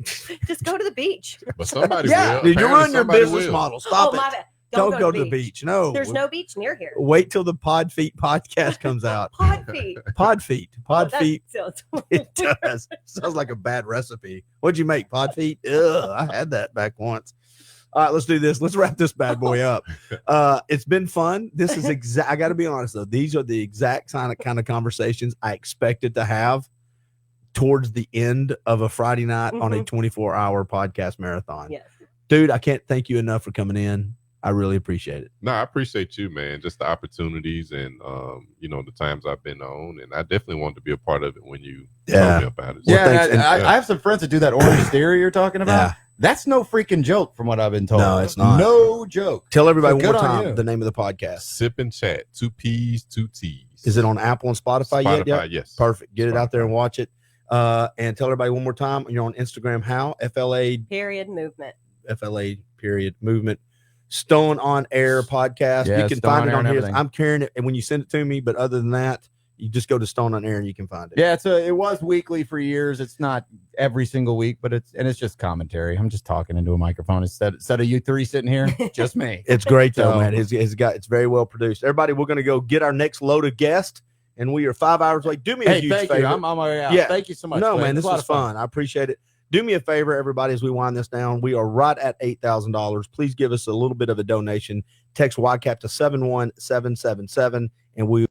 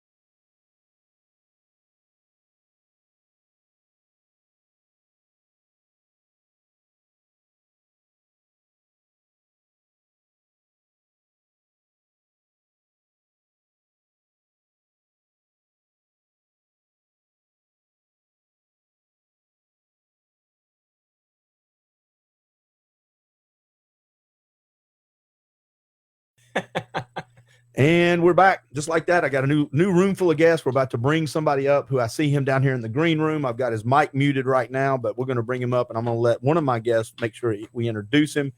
I just got to say a couple quick things. First of all, the guest list today has been phenomenal. I'm super grateful for everybody that has come in and taken their time. I mentioned to somebody I mentioned to Andy before he came on, we've had one guest that actually couldn't make it, and it was actually an emergency in their family. So when you've got 34, 35 guests that are important people, got lives, and they all agree to come on, you'd like to think it's about you, but really when you tell them, they all said no until you say it's for YCAP. And then they're like, okay, fine, we'll come on and help with YCAP. So what YCAP is, and we're going to let Andy cover this. Let me do this. The donation part, text YCAP to 71777. It's running at the bottom of the screen. Clint, we're over 9,000. I'm looking at it right now. Are we? Dude, this what is like when we get something happened over the last 2 hours. Yeah, dude, I've been dropping. Have you been? Whole lot of people. So Andy Peters, Andy Peters, I got to give a shout out to all the people, but Eric Buchanan came in early this morning and dropped $1,000 on the air. Wow. We had somebody else come in and drop $500 on the air. Then Andy Peters came on and sent it to his tribe. And Andy Peters, if anybody knows Andy Peters, self-made, very successful person. He's got a huge following. He sent it to his people, and I started getting text messages of screenshots of his team. They don't know us. They're just dropping donations. That's awesome. They're just dropping donations, dude. How many of those came in Bitcoin? Somebody's fresher than I am. Well played. This is why you have new people come in with you. That's fantastic. And here's how I know that our guest can hear us is because he's smiling. So that means he can hear us. Now, if we can hear him when he comes on, it'll be great. Let's do me a favor. Let me take this off the screen. And Andy, we're going to go around the room, and we're just going to kind of do a quick intro. Tell everybody who you are, what you do, and then are we going to have the special guest too? Absolutely. Well, she's going to have to get on the mic. I told her. And we're going to go around the room, and then before we bring the guest up, so it'll be another 60 seconds, tell everybody what YCAP is, and then you're going to introduce the guest. Andy Smith, Executive Director of YCAP, and I brought the MVP. The GOAT. Get on the mic. All right. So Amber Smith, nurse practitioner, love YCAP, but just, You're just a ride along tonight. Would you do me a huge favor? When you do talk, get on that mic a little bit. Lean up in there. She's a rookie. Pull that thing up. Hey, pull that mic back up. Yeah, there you go. Okay. There you go. Dylan, how you doing, buddy? How you doing, bud? All right, tell everybody what you do. I'm Dylan Rivetta. I work for Mayor Kelly in his office. I'm his Director of Policy Planning and Implementation. But then I also serve on the YCAP board and have been close with YCAP since I can remember. Honestly, I actually used to be. I grew up as neighbors with Amber back in the day when we first moved to town. So I've known Andy and Amber since I was in middle school. I will say this. Since you've not come in since 1:15, your dad and you came in within an hour of each other. I've asked several people, said, well, explain YCAP to me. I don't get paid. I think I did a pretty good job several times. I actually channeled a little bit of Joe, a little bit of Andy. I threw a little preaching in at the end. I went like this a little bit. I went like this a little bit. And next thing you know, donations are going up. It looks pretty good out there. No, dude, awesome. It's awesome. All right, good for us. Let's knock this thing out of the park. You want to go ahead and introduce the guest since the man's sitting here waiting and he's important. He's got stuff to do rather than hang out with us on a Friday night. Man, I think he's in Arizona. I don't know. I'm going to let him tell everybody where he is. But listen, this guy right here, we kept up with him, my wife and I, Dylan, even the UTC days. Tay Davis. Fell in love with a guy 9 years ago when he was in college at UTC. Spent a summer with us working at YCAP and that whole group that he was a part of, and he'll share those stories. But just a phenomenal guy. I kept up with him over the years, and my wife and I really tried to, just send him positive text reaffirmations of just, hey, we're supporting you. We're here if you ever need us, and love him like a brother, man, just like family. Well, let's bring him up. It's Tay Davis in 3, 2, 1. How you doing today, buddy? What's up, man? How are y'all? I'm doing pretty good. Look at technology working for a change. Oh, yeah. So just so you know, this is the first one of these I've ever done, 24 hours. And today I had a studio full of movers and shakers. Everybody's got opinions. We're important men sitting around doing men stuff. And the power went out. They blew a fuse. It went completely dark, man. So for 30 minutes, I was running around. I'm like, well, this is how the podcast ends. And since then, so far, technology's been my friend. So every time I bring somebody up like you, I'm just like, please let them hear me. Please let it all work. Well, you got to knock on some wood. No, there's a lot of weaknesses there. God's listening. He's okay. Whatever Tay, happens. where are you, man? Yep. Tay, where are you at? Actually, I'm in Houston. I literally just got back from the wedding. One of my good friends got married today, and we was in the reception, and I left a little bit early so I can make this. Oh man, That's thank awesome. you. Thank you very much. So you played at UTC. Is that how you met Andy and them, or what was the connection? How did you meet Andy and how did you meet Dylan? Have you not met him? How did you meet Andy? How'd you meet Andy? It was through UTC. So at the time, we would always kind of like, after, I think it was more so like in the off season stuff, guys would go and volunteer during the summer, volunteer and just spend times with the kids and stuff like that. And that's kind of how it started. And once I kind of got in there, a lot of those kids have like, similar backgrounds or similar stories to myself. And it was easy to relate to the kids and, kind of grow to care for them and everything like that. So it started from volunteering to any point in time where I had free time, I'll just go and like just hang out at the building and be able to help out, tutor the kids, watch over, give an extra set of eyes and stuff like that. And here we are. When he first started helping, what was that like, man? When he first started kind of volunteering at the place? Andy, what was that? Oh, you're asking, yeah, I'm asking you when he came down. No, I mean, Tay was always like, so there was a group of them, right? And so Tay was like, you look at Tay and you think, this dude ain't no linebacker. Like, he's too pretty. Like, he's, you know what I'm saying? I was a safety then. But then you see him on the field and he's like cutthroat. Yeah, right? yeah. But like Tay always was like, he was not one of them guys that would be looking at his phone all the time, right? He was engaged. He was always engaged with the kids and very intentional. And we listen, and Tay can tell stories about this, but we used to do a week-long boxing camp. Now, bro, like, we couldn't get away with some of this stuff now, and we're gonna be raw for a second. Nobody's listening here. We're live. It's 11 o'clock. It We're was good. a lot. We would take these kids to Camp Ocoee for a week, and like Tay and 7 or 8 other seniors from UTC, right? And it's up at 4:45, and it's kick ass for 2 hours, like at 4:45. Oh, really? We're like dude, it was boot camp. I was gonna say it's like boot camp. That's what it was. How'd they respond? I mean, here's what blew my mind, and I want Tay to talk more than me, but here's what blew my mind. All 8 of those guys, including Tay, led the groups of the kid, like they were doing the workout with them. That's awesome. And you don't see that, man. Yeah. Did you like doing that, Tay? Oh man, it was an experience, that's for sure. It was I guess, like I said, I've always wanted to go like to summer camp and be out in the lodge and the cabins and stuff. And I got a chance to fulfill that dream that week. But man, a lot went down that week. That was it was a whole lot. I've always heard about Camp Ocoee as if it was like a sweet, nice, like, the kids are getting to go out and swim. And it's a really like it's like camp. It's fun. Like, it's fun, but you don't have no cell phone service except in the main building. And that's the only place that has Wi-Fi.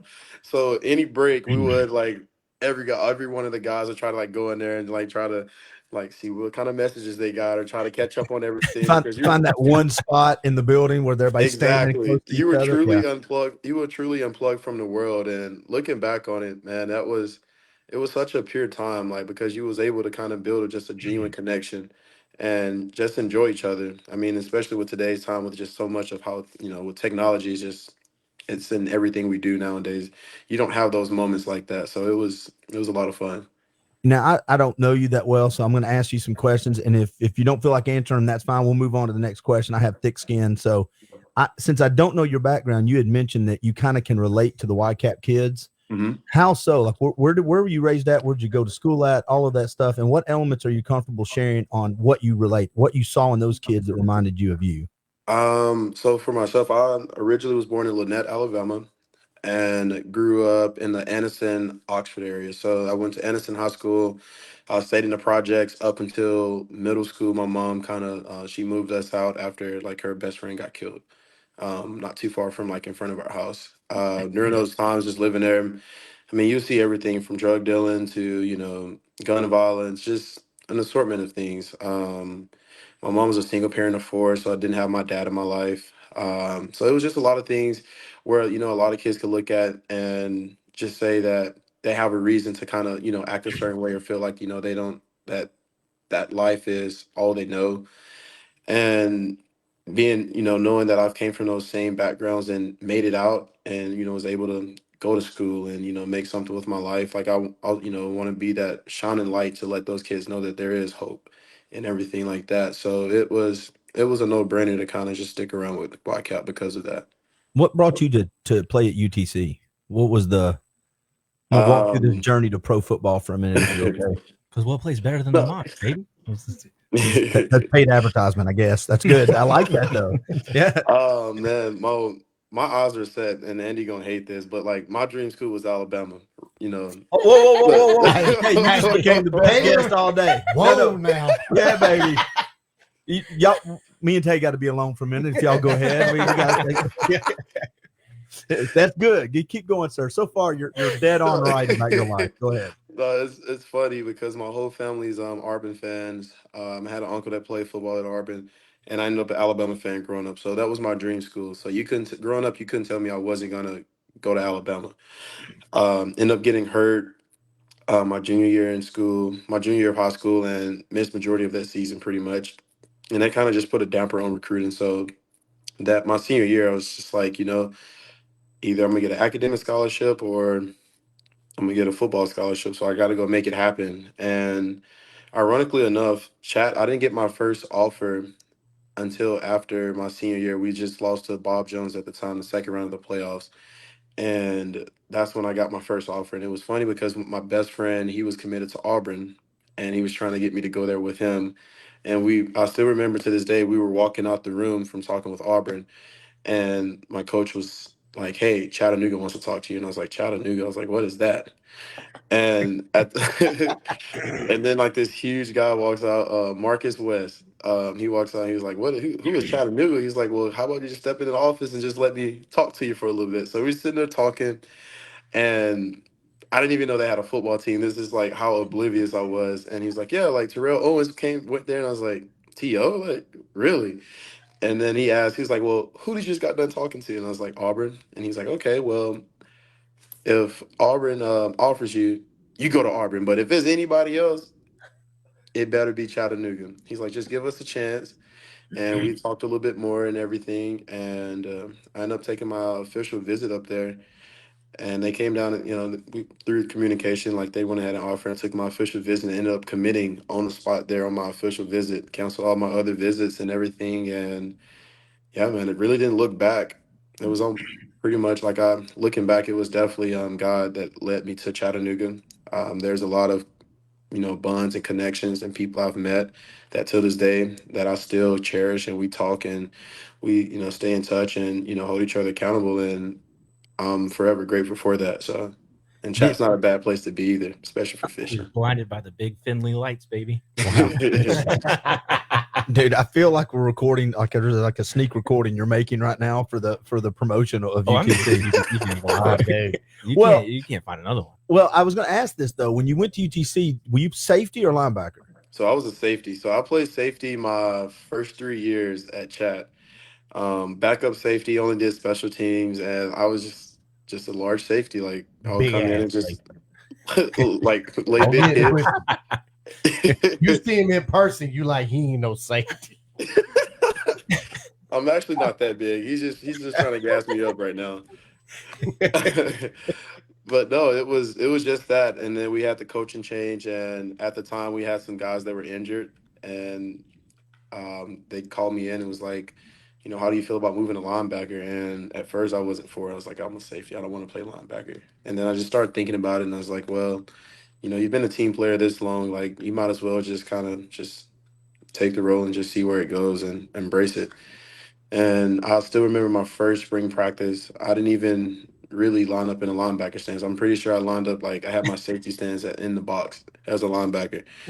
And I shot a gap and like had a tackle for a loss, and the coach just looked at me and was like, "Congratulations, you're never moving back to safety." you got punished for a good play, man. Right. And were you safety in high school too? Yep, I actually played receiver and safety in high school.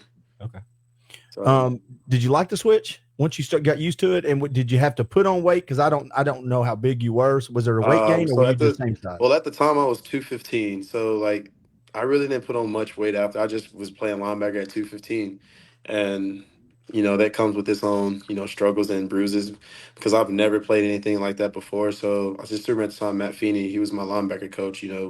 Once we finished up spring, he talked to me. It was just like, you have a shot to be a really good backer, but we got to get better at the just the technique and just the basic fundamentals of being a linebacker. And I took that summer and that's what I worked on. That's working hands, striking blocks, like, getting lower in my stance, just shuffle, like just so much, that you wouldn't even really think would play a part in trying to, it should come second nature, but it was a foreign language to me. And I spent all summer doing that. And I mean, those first couple of games of the season it wasn't no cakewalk. We played JSU first game of the season, a big rival on ESPN. And then the next week we're playing LSU. And like, yeah, we were in the thick of it. So like I had to learn quick. But once those things kind of clicked for me, it kind of made it slow the game down. And I like to think that I have a pretty high football IQ. So don't sell yourself short. How many tackles do you have against LSU? Come on now. I had 13 tackles against LSU. Ooh. That's a lot of tackles, man. Ooh. Good for you, dude. Too bad you weren't a Vol. Oh. Now I did not know. Now Andy didn't send me the text message that this was a roast that he was trying to make fun of you on this podcast. Just Vols are allergic to talent. You just know that as an Alabama fan, I stand with you no matter what you say. That's fine. I appreciate UTC, they can all. He gets upset at me because I kind of say the other team is the real UT, but we'll say that. Listen, he's just way nicer of a person since Tennessee's won a couple of years against Alabama. So it's amazing how nice they become, and so I just enjoy it. It's okay. I lived through the 80s. I'm old. Y'all had a couple of years in the 80s, and it was nothing but ass whippings for 20 years after that. So I can handle it for a while. But I will say the days after when Tennessee wins, when I go into the gym to box, he is like twinkle toes. He's walking in all light on this. Hey man, how you doing today, buddy? I'm fine. So are you saying you got 13 tackles in Death Valley? Yeah. So did that. I had a sack, 1.5 tackles for a loss, and a pass deflection. When did you start getting? Is it something maybe they were talking to you about early on? Start talking to you about like, hey, you could go pro. There's a next step for you, or was that a last minute like I'm going to try? Or are they going to draft? It's funny because right before they when they asked me to switch, they were sitting in the office, and at the time it's Tom Arth, our head coach, Jonathan Cooley, our DB coach, linebacker coach Matt Feeney, Brandon Staley, D Court. They're all sitting there, and I felt like I was going into like an interview. I'm like, okay, what's going on? And they're talking to me, and I was like, Tay, like we know you're going to play for us. We just don't know what position, and we feel that if you want, like, you have the best shot of making it to the next level at linebacker. And I was like, what do you guys mean? It's like, we think you can go to the NFL like as a linebacker. And I laughed at every last one of them. I was like, that's funny, guys. And it was like, we're not laughing. And they told me to go watch some guys like Levante David, Ron Shazier, even, a guy that played high school ball with Quan Alexander. He was like, these guys aren't 240, 250. Like, these guys are like 225 and like, maybe 230. And like, just watch them. Like, they all play safety at some point. This is where the game is changing to. Everyone wants to space you out. Like, you need guys that can play in space and change direction and be able to cover these tight ends and running backs, but also defend the run. And you fit that prototype. And the player they will always compare me to is Deion Buchanan, like a very like similar body type and everything else like that. And once I kind of did that, like I remember texting Quan and I was like just asking, I was like, dude, like they want me to switch to linebacker. And he's like, well, how do you feel about it? And I was like, I don't know. Like I've always played safety. I enjoy playing safety. And he asked if he's like, are you a dog? And I was like, yeah. He was like, well, a dog don't always figure it out. And that was the end of the conversation. I was like, all right. And the next day I was like, I'll do it. And it really I was just happy, honestly, like nothing really like came about. I was just enjoying, my senior year, like happy that I was finally starting and just playing football. And little over halfway through the season, I remember I got DM'd by like an agent or someone, and they were just like, "Hey, congrats on getting invited to like this collegiate game." And I was like, "Wait, what? That's weird."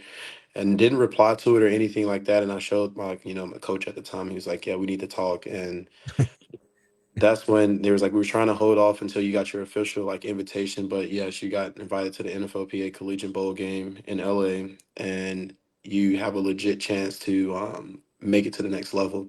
So now you're going to get hit up by all these different agents, and like now you have to be careful of, so there's no NCAA like, violations and all these different things like that. So it was like a turn of like a quick, like a snap of a finger turn of events, and I'm like, wow, like, all right, this is real. But deep down, I still didn't believe that I was gonna make it. But it was just kind of cool to kind of go through the process. And can I ask you a quick question, real quick, yeah. before you move on to going to the NFL? Mm-hmm. What do you do when you hear that? Is the UTC, do they have an official like, hey, we're gonna get you hooked up with somebody to make sure what you're saying, what you're talking to?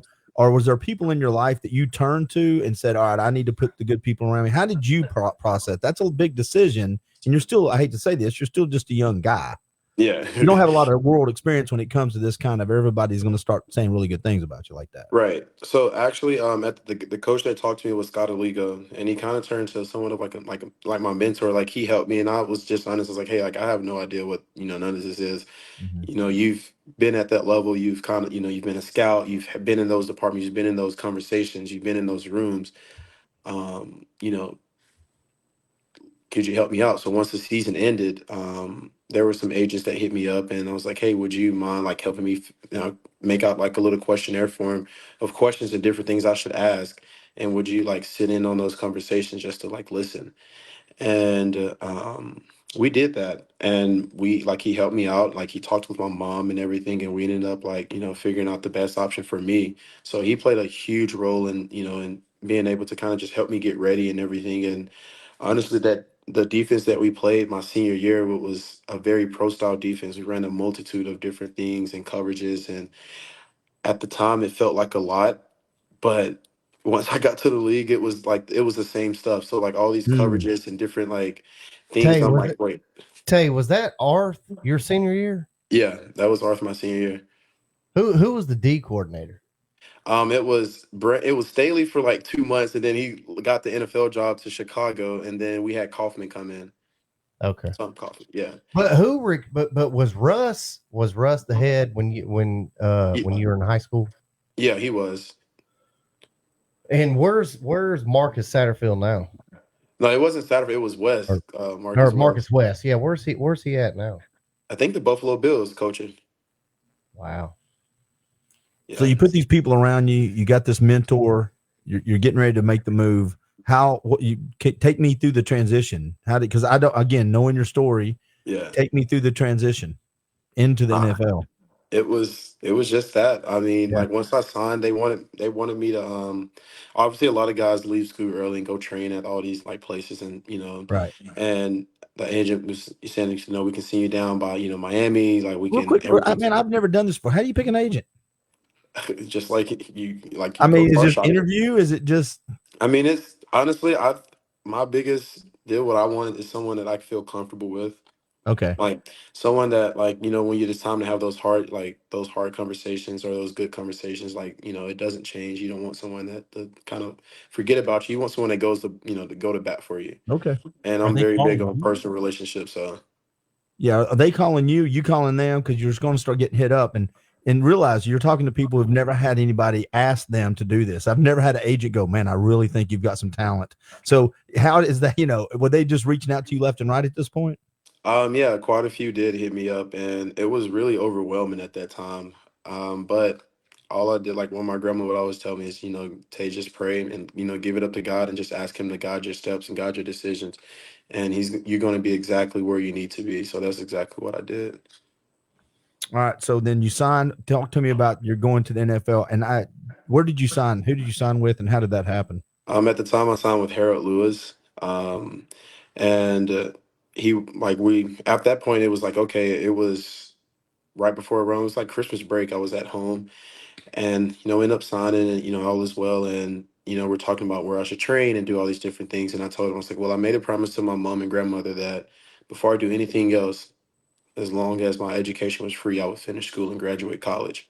So we kind of was like, all right, so now we have to kind of play the mind game and different things of like, how are we gonna do this or do that? So um, I literally the day after Christmas, I left and went back. I went up to Nashville and started training with some guys to finish out my Christmas break until school started back. And then once I got to school, I would train at the D1 up by Hamilton Place, and that's where I did all of my my training, speed training, like my yoga and all of that stuff. I did it at the UC. Like I pretty much planned everything kind of throughout, and all while finishing up school. So it was honestly probably the most stressful 3 to 4 months of my life. But looking back on it, I wouldn't change a thing because I was able to graduate with my bachelor's in like exercise science, business minor, all while training and kind of just put my life on the line and to go achieve a dream. So well, it's a window of opportunity, right? It's right. I always tell people this about life balance, work-life balance. If you zoom out in life, it probably will be. There's times in life though you're all work, times in life you're all dad, or times in life you're all husband or all friend, right? It's that work-life balance thinks everybody's got to be every day that way. No, when you've got an opportunity like this, I'm just all in on whatever it takes to get there. There'll be time to relax after I'm out of this stage of my life. Yeah. Yeah. All right. So let's go to the NFL, man. Tell me about that whole thing. Oh man.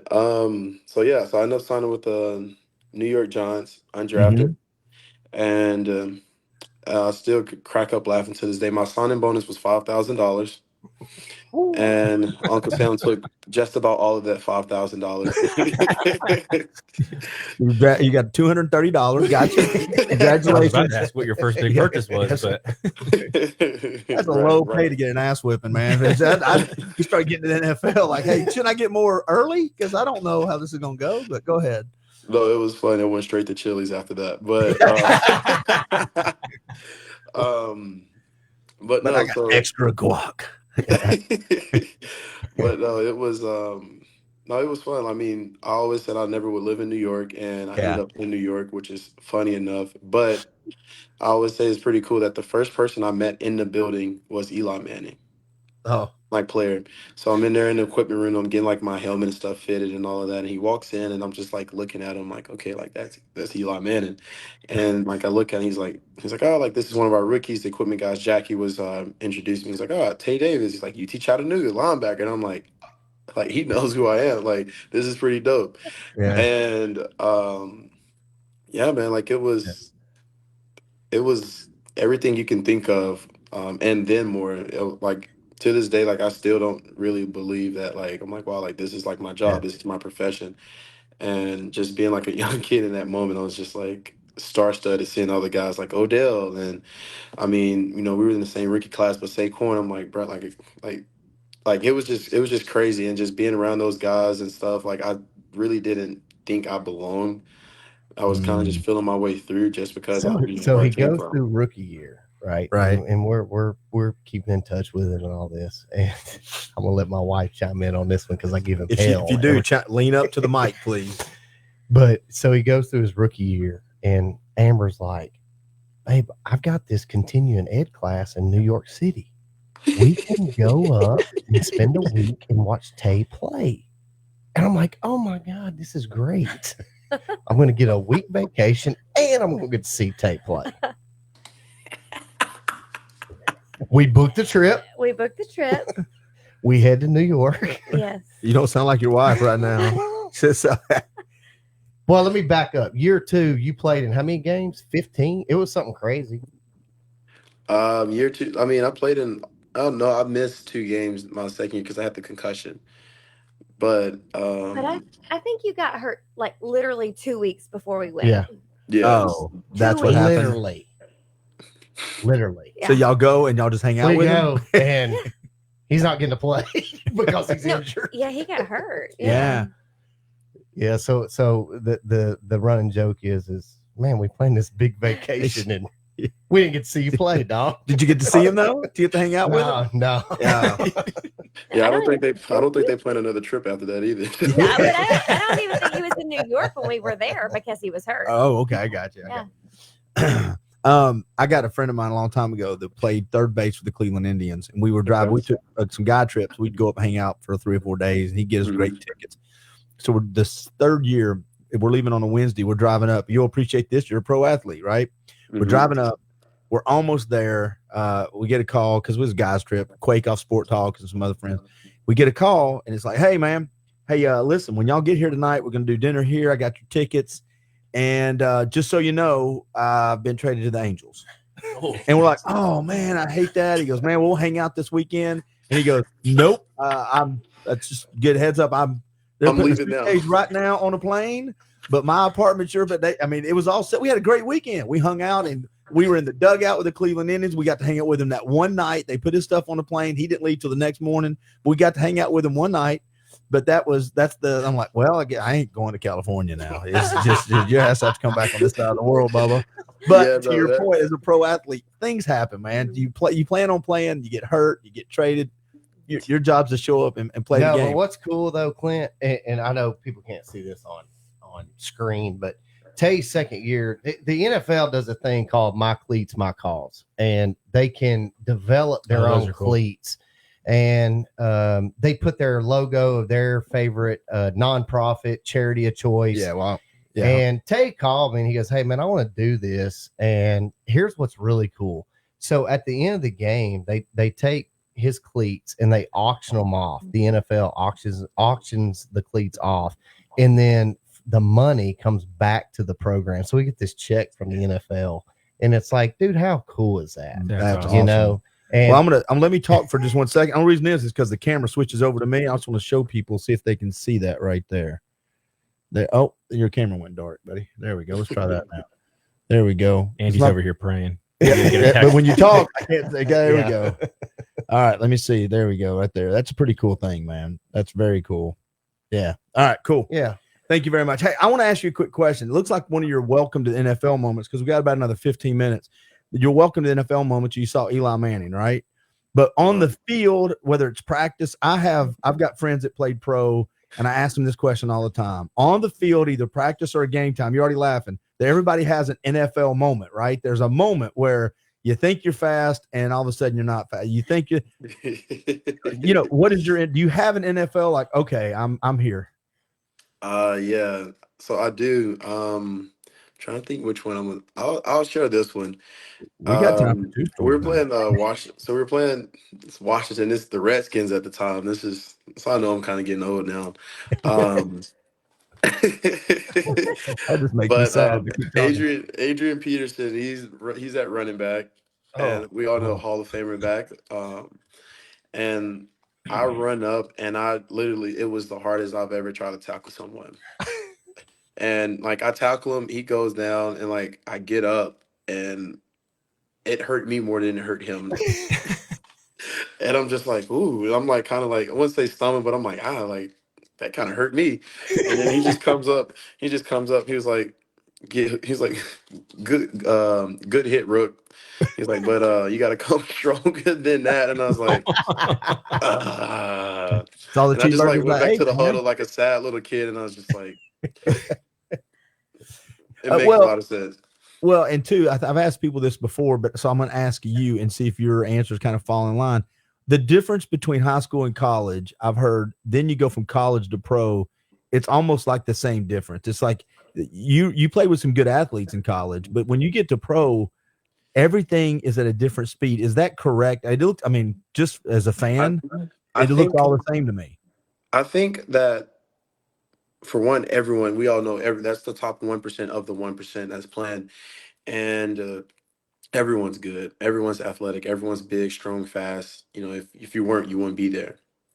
But what I tell people is I feel like the speed is always don't necessarily change, but I think mentally that's where the biggest like difference is. Like the amount of time that you put into like studying film and just like these things that, little just triggers, you can shift your feet a certain way and guys will know exactly what you're doing. Like that's the biggest difference. And that's what makes the game feel so like sped up as a young player is because those things you don't know. So these older players know these little tricks and know these like, route concepts and just different little things and schemes that allow them to get like an upper head so they don't have any wasted movement. So the game seems like it's going a lot faster, but it's really just preparation and just learning. Like when, the more you learn, like, we always think that we know a lot, and then you get to a new level and you're just like, wow, like there's so much I don't know. And that's what really speeds up the game for a lot of guys and slows the game down for a lot of guys as well. Are you a studier? I know you have to be when you get to the NFL, but there's people that study just to do the minimum to learn, and then there's people that study and learn the playbook and the game films because they love it. They dig that part of it. I like to say that I'm a pretty big studier. I'm a nerd. I'm a huge school like book person. Like they know that it's always been a part of me. So that just kind of like goes into like football as well. And I'm very competitive. So if there's something that like someone's doing better than me, it drives me nuts. So I probably won't stop until like I can like catch up and surpass them. So and that comes with studying and watching film and just different things. Like I always want to be able to, put myself in a position to make a play, within my responsibilities, but also just be that player that kind of just see things and like notice things where if it's, okay, if they're in this formation, like they're running, this is the only things that they can run. It's like, oh, like this person's sitting like, it's just it's basically a chess match. And I want to win that chess match every chance I get. So I'll drive myself through the ground and study if I have to, but were you stepping up to the mic? Well, I was just give everybody just like a quick rundown of all the places you've been, because I know it's kind of been crazy for you in the whirlwind, but you've kept a steady head through all that. Yeah. Okay. So I did 1.5 years and a little under 1.5 years with the Giants. After my concussion, I came back and I got sent to Cleveland. And then Cleveland finished up that season, did another year there, and then went to Houston, did a year there, but I was hurt the whole season with a knee injury. And then after that, pretty much went back to Cleveland, did a year there, and then I signed for Atlanta for a little bit and got sent to Carolina, and then finished up that season. And yeah, and then here we are with this year. I had foot surgery, so I actually just missed this full season with that, recovering from that. But so yeah, just finished up my 7th year in the league. How is it the mental part of injury? And the reason I'm asking is you're an athlete in their prime, right? I mean, you're at the top of your game. I'm old. I suck at injury. I get injured by coughing and sneezing at the same time, and I've got a mental problem with all that. How it dealing with it. I'm not in top shape. How do you handle that? How do you push through that? And do you have people helping you with that too, as far as the mental aspect of it? Yes. So like early on, like, with my first go around with the knee injury, I suffered from like, I got severely depressed. It was a lot of, emotions. Like I experienced just about every emotion there was. And when now this go around with my foot, it's completely different. Like it's not the fact that I'm experiencing those emotions or missing a game or experiencing pain and all these different things. It's like now you kind of know what exactly to do. And the biggest thing is I always tell people is around that time, like I kind of got away from my faith the first go around, and this time I'm leaning more into my faith. Like I've been wanting, diving deeper into the word and just like leaning more into God and just knowing that he has the final say so, and that at the end of the day, there's my plan and his plan. His plan is going to override my plan anytime. And just knowing that maybe there's a reason why that, this is happening. Maybe it can be something elsewhere in my life where I can improve on that maybe I wouldn't be able to get to improve on if I was playing the game. And then all with doing that, just not really trying to be dismissive of how I feel, just, acknowledging those emotions and stuff. And I've had help. Like I have a therapist. I go see therapy and started doing it like once a week. And then now we do it every 2 weeks, just to be able to help me manage those emotions and just different things that may come up and stuff. And I've, all in all, like I've had a more relatively like positive like rehab and like recovery process due to those two main things. We got about 5 minutes left, and I'm going to make sure we end it talking a little bit about YCAP and how people can give. But you said something I find interesting, and I've heard this from some other people that have been in different pro sports, some in football, but others in different sports. And it's the leaning into my faith. you're not in an industry that leans into that, right? I've known friends, again, I'm not a pro athlete. I'm not even an athlete, but I've got friends in it, and I know they get pulled in 1,000 directions, and the temptation of affirmation, you're the best ever, you're not worth any, it's a crazy roller coaster. How are you able to surround yourself with people that lean into their faith too? And how difficult is it to walk that walk? I mean, it's difficult just because of, everything that you see and experience. But at the end of the day, and I always tell myself that, like this is what my grandma would say also, is like, you're a leader, not a follower. If they go jump off a bridge, are you going to jump with them? And I just kind of think about that. But through my years of playing, you're starting to see it more and more now. You're starting to see those conversations that guys are not afraid to, express that, the Lord is, their savior, and that, they lean in on their faith and stuff, and that encourage other guys to be able to, speak out on that as well. And it's a blessing to see that, because it makes it easier to be able to walk that walk. And, you have those guys in the locker room that you can lean on and go to. So like that helps a lot as well. And, I have like different Bible study groups and things that, that helps me weekly. And it just goes back to that cliche saying, it's like, you are who you surround yourself around. So I just try to surround myself around people that are, that want, something in life and is trying to elevate themselves, and, also want to walk that life. One is such as, like Jesus, and like the one that, lives and, pleases him. And, we all come short, and like, that's okay. But, I will never, and so my friends will never stop, striving to be able to walk that path, and not only walk it, but not be ashamed to walk it and express it. Well, you said something. It's a nice segue into wrapping this thing up as far as this particular part of the podcast. Who you surround yourself with is important. And I think that's what you did in part with that summer, or helping with YCAP. That's what YCAP does every day, teaching these kids that there's other alternatives out there, and who you hang out with is important, and surrounding yourself with people that are like, hey, it's okay to have emotions. It's okay to have questions. It's okay to screw up, but it's also okay to get your crap together. It's also okay to walk the right, to walk the talk. And so I think that's an important message. Last thing I'm going to ask you on this is, did you like working at YCAP? What was it like? Was Andy your boss? Because he told me you were boss. He said he worked for me. We just heard he woke him up at 4:15 to work out with a bunch of kids. You are honest. That's a whole lie. No, he's starting trouble. I enjoyed YCAP. That was honestly a blessing in disguise for me. Just being around the youth, and just kind of getting myself, outside of, school, and it created a family environment for me. Being up in Chat, I mean, that's 2 hours away from home, so I didn't make it home often. So those guys at YCAP, they became family, and that what, kind of just drove me to, want to be there more and make more of a difference. And the kids, and just seeing their faces, and once you kind of break down those barriers, and the kids actually gets excited to see you, and, start sharing things, like it's like no other. That feeling's like no other, knowing that you can make a true difference. And that's why I kept coming back to YCAP. So yeah. Well, man, I know you're busy. It's a Friday night. Like you said, you left an event to come here, or you left doing something to come here. I really appreciate it. And we're at $9,000 or pretty close. Right, so yeah, no pressure, Tay. No, well, listen. Jeez almighty, dude, he's already giving you shoes and everything. What else do you want from him? Leave the Bama fan alone. I may give him I may send him something with Alabama on it. Just I don't have any money, and I'd give your charity money if you did that. I don't have a dime, man.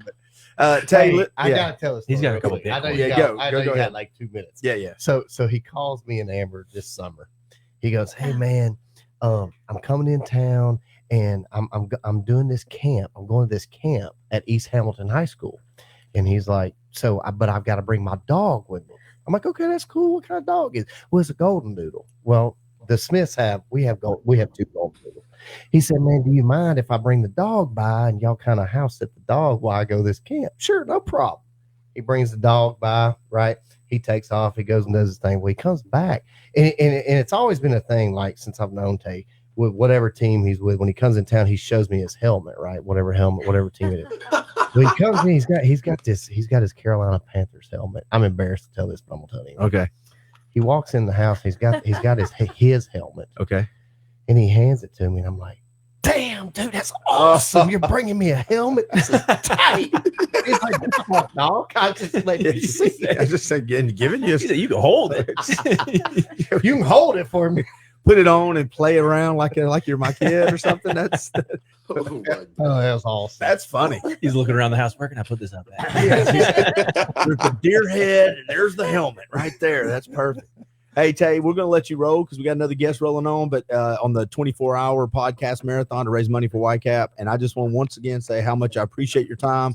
I hope you heal quickly, and I hope God does exactly what you're supposed to do in this life. And I hope whatever that is, you meet it with the courage and the strength it takes, sir. I appreciate you guys for having me, man. I had a lot of fun. Yeah, it's been good. All right, we're going to say bye to Tay. Bye, Tay. Thank you, buddy. See you, brother. Bye, guys. guys. Bye. We're going to say bye to him. And then real quick, I'm going to pull up this on the screen. We're going to mute the mics. And in about 5 minutes, I'm going to take a quick break. And we're going to come back and keep this bad boy rolling. We're pretty close to $10,000. We'll be right back, everybody.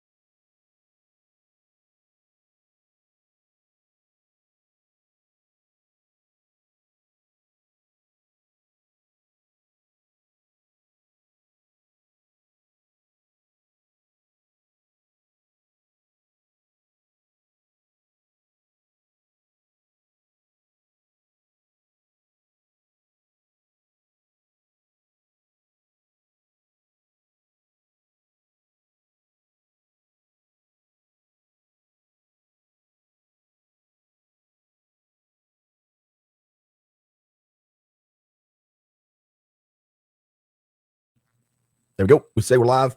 We're about to bring our next guest up, and it's another remote video guest appearance. And I'm just going to say this right now. We are less than $1,000 away from reaching our $10,000 goal today. It's been a good day for YCAP. So at the bottom of this, you can see text to donate. It's text YCAP to 71777. If you text that to YCAP or text that to that number, then you can make a donation. And right now we're at this point where you just get a handful of people to make some small donations, and we're there. So I'm going to give a quick heads up on a technical issue. I can't wait we're going to let Andy introduce the guest a little bit, or at least make sure we know who. This is a connection from Andy Smith, by the way, just so is Tay. And I'm super excited about this.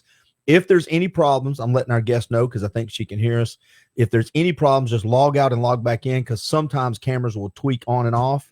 And I see yours blinking a little bit, but right now we look fine. So I'm going to do this. If everybody's ready, we're going live. Uno, dos, and tres. We're bringing up Christy in 3, 2, 1. How are you tonight? Oh, there we go. Hold on. Let me try it now. Talk for me now. You there? Yes. Hello. How are you? Good. How are you doing? Good. Thank you. Thanks for having me on. No.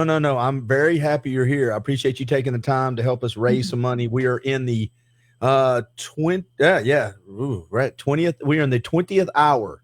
So we got 4 more left. Wow. That's amazing. That's wonderful. Great cause. So I'm glad. Well, good. I'm going to let Andy say hi to you. And then Andy says, I don't know what this means. And he says he knows stories. So I can't wait to hear a few stories in the next 45 minutes, or 40 minutes, however long you have. So Andy, how do you know Christy, if you don't mind, sir? All right. So, I started coaching boxing in 98 and as a young man myself, and I would see Christy at these events. And, back then, I'm 20 years ago, 25 years ago, you didn't see a whole lot of female officials. And I would see Christy up there. I'm like, who is this lady? And like very stern, like break, stop, and like command the ring type stuff. Right. And never really introduced myself and all that. Fast forward to 2012, I found myself in Carson, California. I call it a suburb of LA. Christy will probably correct me.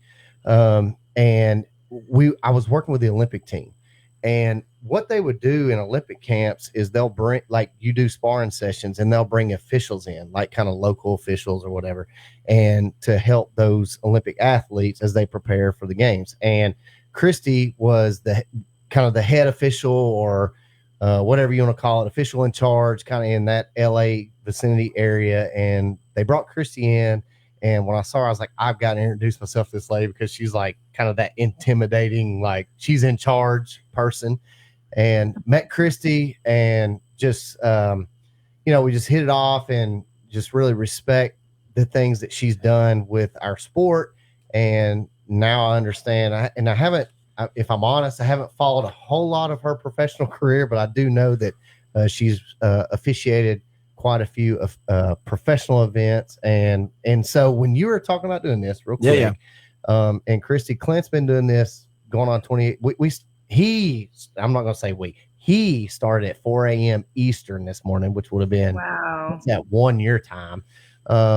And he's been doing this all day and raising funds for us. And then there's another guy on this podcast with us, Dylan Rivera, who's on my board, who's actually from California. So there's some similarities. I've got the Dodger game going on in the background right now. Yeah, he brought him on because he thought you might need to speak a different California with a different language or something. He's our interpreter. I told him. I do need an interpreter, please. Thank you. But so anyway, so I'm almost done. But just really had a lot of respect for Christy over the years, and just always conducted herself in a professional manner, and just watching her in the ring as an official, watching those kids almost not intimidated, but like, she set the bar really high, and then started seeing where she's been doing some professional stuff.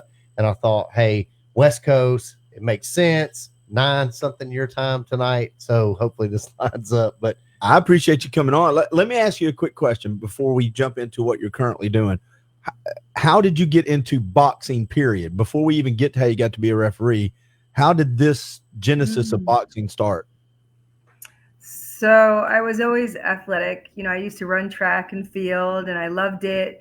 And I always aspired to go to the Olympics. I can't even talk.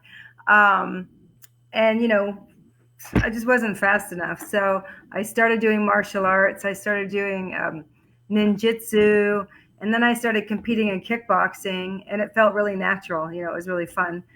But I didn't think they were going to put women's kickboxing in the Olympics because I didn't even have men's kickboxing. So I sparred with a girl, and we were just supposed to be boxing, and I kicked her, and I was like, I need to make a decision here. So she was nice enough, even though I kicked her.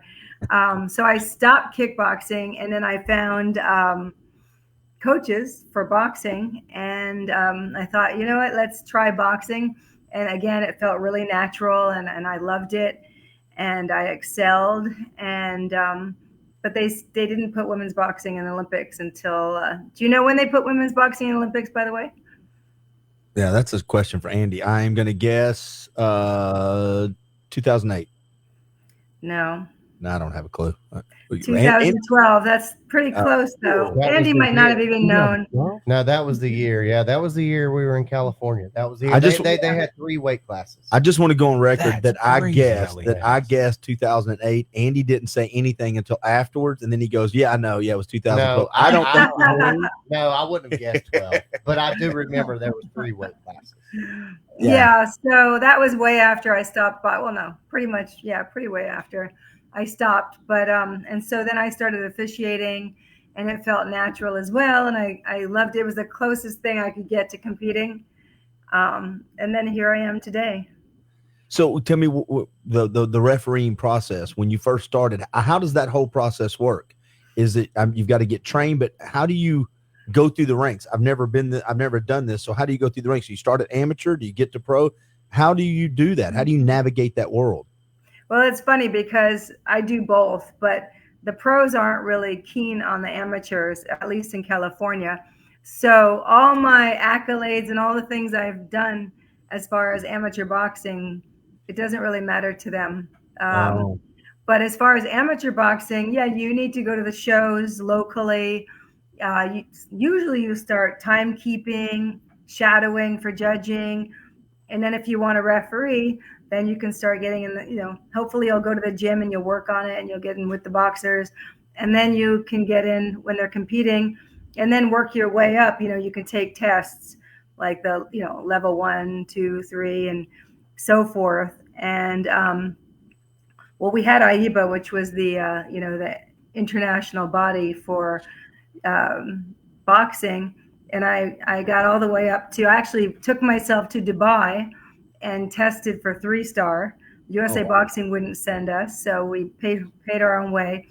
And then I became 3-star, which qualifies me to go to the Olympics, because again, I still have that Olympic dream. But but things happen, and they usually only send one, and your national federation has to like you as well. So political. It's very political. So, but to answer your question, yeah, you can work your way up in the amateurs, and they definitely need officials if anyone's interested in. Well, so the first time you go in the ring, and you've done professional too, correct? Yes, I've been licensed with the California State Athletic Commission since 2015. Okay, well, how's that process? Is it correlated at all? Is that a completely different animal? My goodness. Oh, wow. So just we need a longer podcast, right? You do. Well, so a lot of, and I can only speak for California, a lot of the officials in California as pros, some of them went through the inspectors. We're inspectors. Do you guys have inspectors in Tennessee at your pro fights? Yes, we do. Yeah. So a lot of them were inspectors. Some people, Jack Reese does something called Sole Arbiter. And I've taken his course 3 times because, you never can stop learning. And some of the people came from his course, and sometimes they just like someone and they'll use them. It's, again, there's politics in everything. There's politics with my teaching. There's politics in officiating. So you can be as good as you possibly can be. And if someone doesn't like you, they can make it very hard. Yeah, So, Christy, what else are you doing now? Yeah, you said teaching. I remember that. yes, so I teach at a couple of colleges out here. I'm in the kinesiology department. I teach boxing, and I teach health, and I teach introduction to kinesiology. So, taking it back a little bit here. So, Andy, who was on that Olympic team? Because this is for you to say. Because I've been to countless events now and seen all sorts of different types of officiating. But for you to say, Christy's got such a command of the ring, and I kind of know a little bit of who some of those guys were on that Olympic team. Can you tell us who was there? Because that's a skill. That was Errol Spence, Rasheed Warren, who was a 3-time Olympian, Caleb Plant, who didn't make the Olympic team but was a training partner, right, Christy? That was Caleb Plant, Marcus Brown. To be an official in a ring with Caleb Plant would be. Well, you're busy. You're busy. Yeah. Yeah. So Clarissa Shields, right? Clarissa that was Shields. her first Olympics. Wow. Marlena Esparza. Yep, from Texas. Yep. Mhm. And did she win a gold medal? No, she got the bronze. Okay. Christy, does that sort of command, or I guess it's a level of comfort in the ring to sort of know who you are, know what your job is in that role? Does that come from just having years of experience of boxing or fighting in your own right? Yeah, I feel like it's years of experience. I'm comfortable in a ring, but I'm never too comfortable, because the second you get comfortable, something will change, and it's a safety issue. Especially, with my mindset going from the amateurs, Olympic style boxing, where it's safety first, to the pros, where you have to let them get hurt, because they're getting, they're fighting for money, and you can't let them get too hurt, but you have to let them get hurt before you stop the fight, which is really a contradiction. And that was the hardest part for me when I originally made the transition. One of the questions I was going to ask a minute ago was, when you said you were started doing the refereeing at amateur, was there or pro? Was there the first fight you remember? Were you nervous? Because your first fight, when you're boxing, you're kind of nervous, right? You go back to your corners, you're like, what the hell have I done? What am I doing? There's your seconds out. What the heck? Now all of a sudden you're refereeing. Are you just as nervous? Do you find yourself like, I've got a lot of responsibility here, or did you not have any nerves at all? No, I always, when I used to box, I went to the nationals. I won a nationals, and to the second I stopped boxing, whether I was sparring or I was competing, I would get really nervous. Like my lips would turn purple. And then when I got in the ring and the bell rang, I would feel better. And it's still similar, as much. I have lots and lots of experience, but, I think the nerves help me, because I still get a little nervous, because you're really responsible for these two people in the ring. And I don't want to mess up, whether it's taking points or it's giving them cautions or warnings. They work really hard, whether it's at a local level. This could be their championship, right? Their one and only fight, and that's their championship. And I don't want to mess it up for them. So refereeing for me, I'm always have like a little butterflies, and I think it's a good thing. It kind of helps me. I don't know as much about your pedigree as I should, because I've had a lot of guests to try to read up on very quick today. Sure. But it's okay. But what are some of the professional fights that you have refereed? Because I was talking to Andy about that, and he was going through some of the list. The professional fights, I haven't done as many. I mean, I have refereed more. Actually, recently I did a WBO women's title fight. And I can't remember their names. One woman was from Japan and looked like an anime character. She was so cute. Yeah. And I did a WBC. Till the end. What? But hopefully she stayed cute till the end.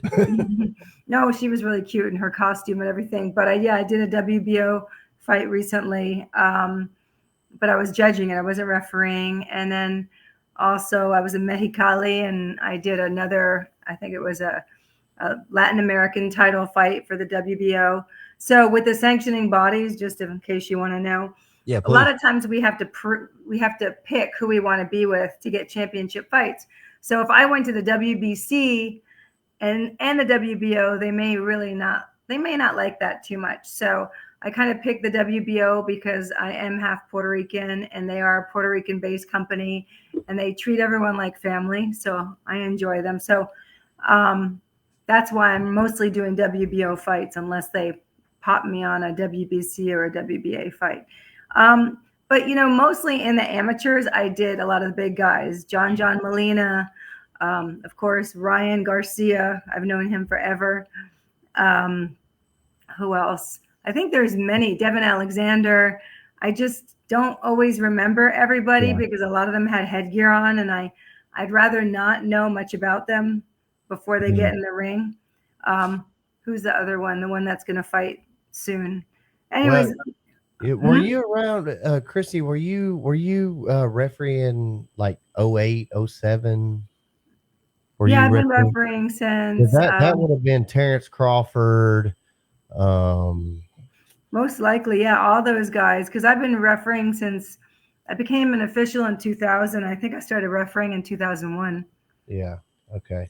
Well, the team that we had when I met you in person in Carson, that was like Jamel Herring, Jose Ramirez, both world champions. Mm-hmm. Marcus Brown fought for a world title. Caleb Plant fought Canelo Alvarez. All those guys have fought for world titles. Clarissa Shields. Yeah. The list goes on. So Dominic Brazil,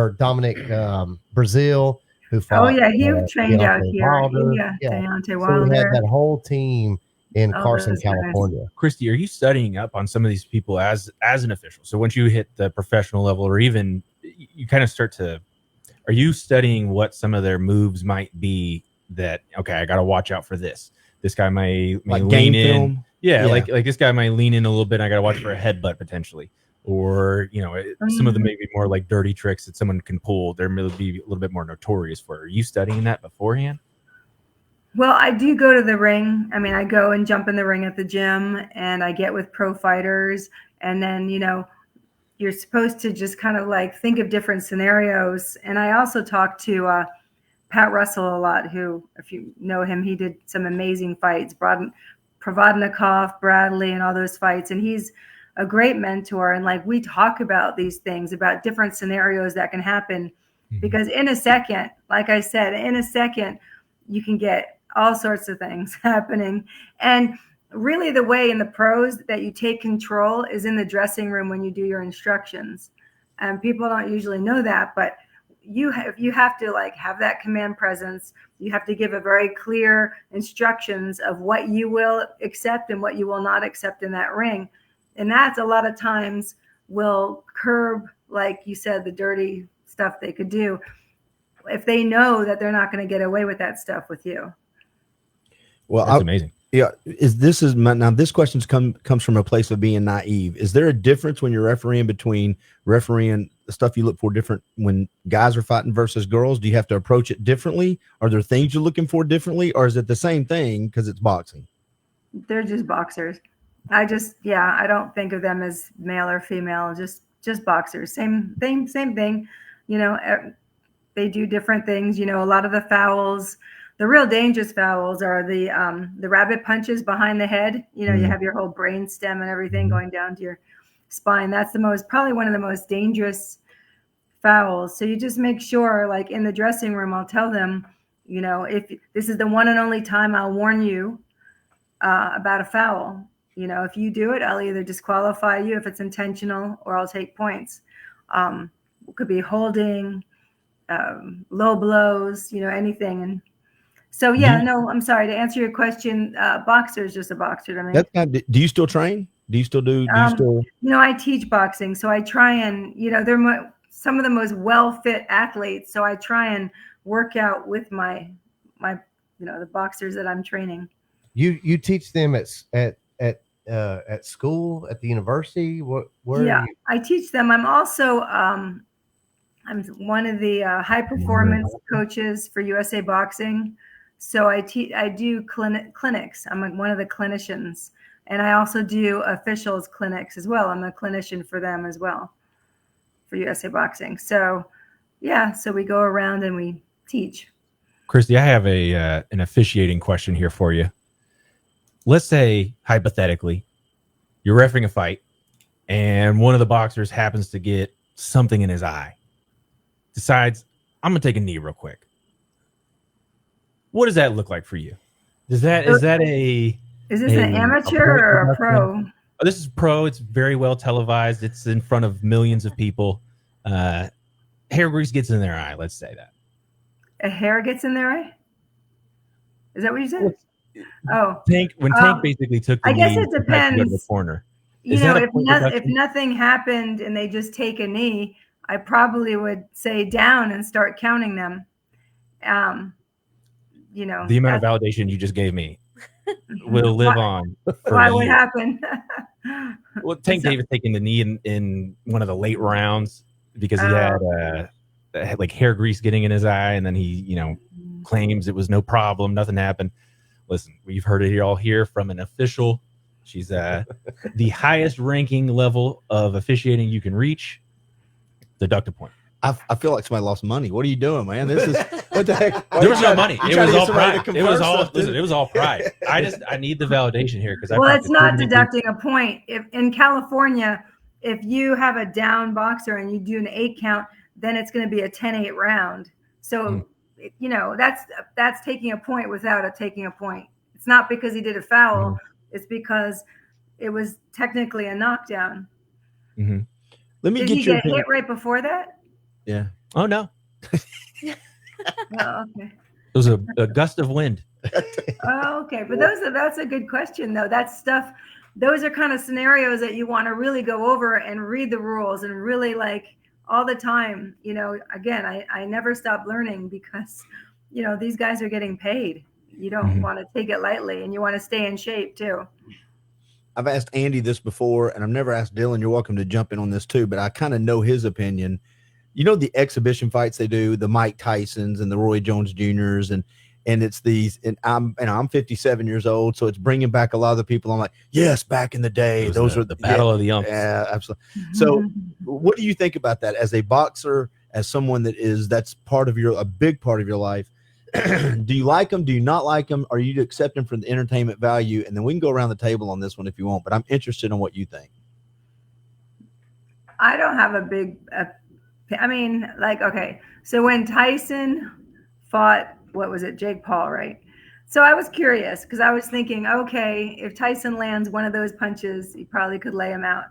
And then I started watching it and getting a little uncomfortable, and I went and I took a shower. So you had to walk that. I think we all felt that way. It was terrible. Wasn't it terrible? We all felt that way. I will say this, since we're having this kind of just fun, organic conversation, he could have knocked him out anytime. There was at least 3 times, if you watch that back, he stopped doing what Tyson's doing. And I was never more disappointed because I love Tyson. He would be in my top 5 boxers that I used to watch. Of course, I'm a Marvin Hagler fan. I loved Larry Holmes, but Ron Paul. Marvin Hagler, yeah. I loved Marvin Hagler. Are you kidding me? I've said Frazier and him are the 2 I really like because they kind of fought like Tyson, especially Frazier.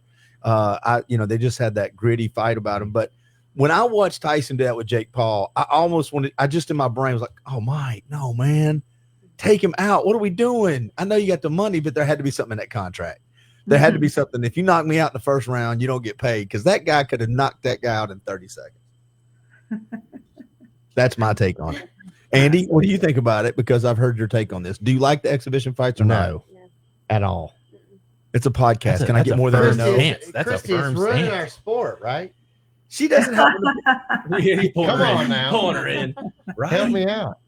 Well, I accept them for what they are. I think it's, first of all, it's for some people that may need the money. You got to remember some of these people came through and Don King was not friendly to a lot of these people. Agents were not friendly to a lot of these people. Their money's gone. I'm not telling you they're geniuses with their money, but if they need a $20 million payday, I don't mind that. I accept it for the entertainment. The problem I have is if it's going to be entertaining, call it the exhibition fight.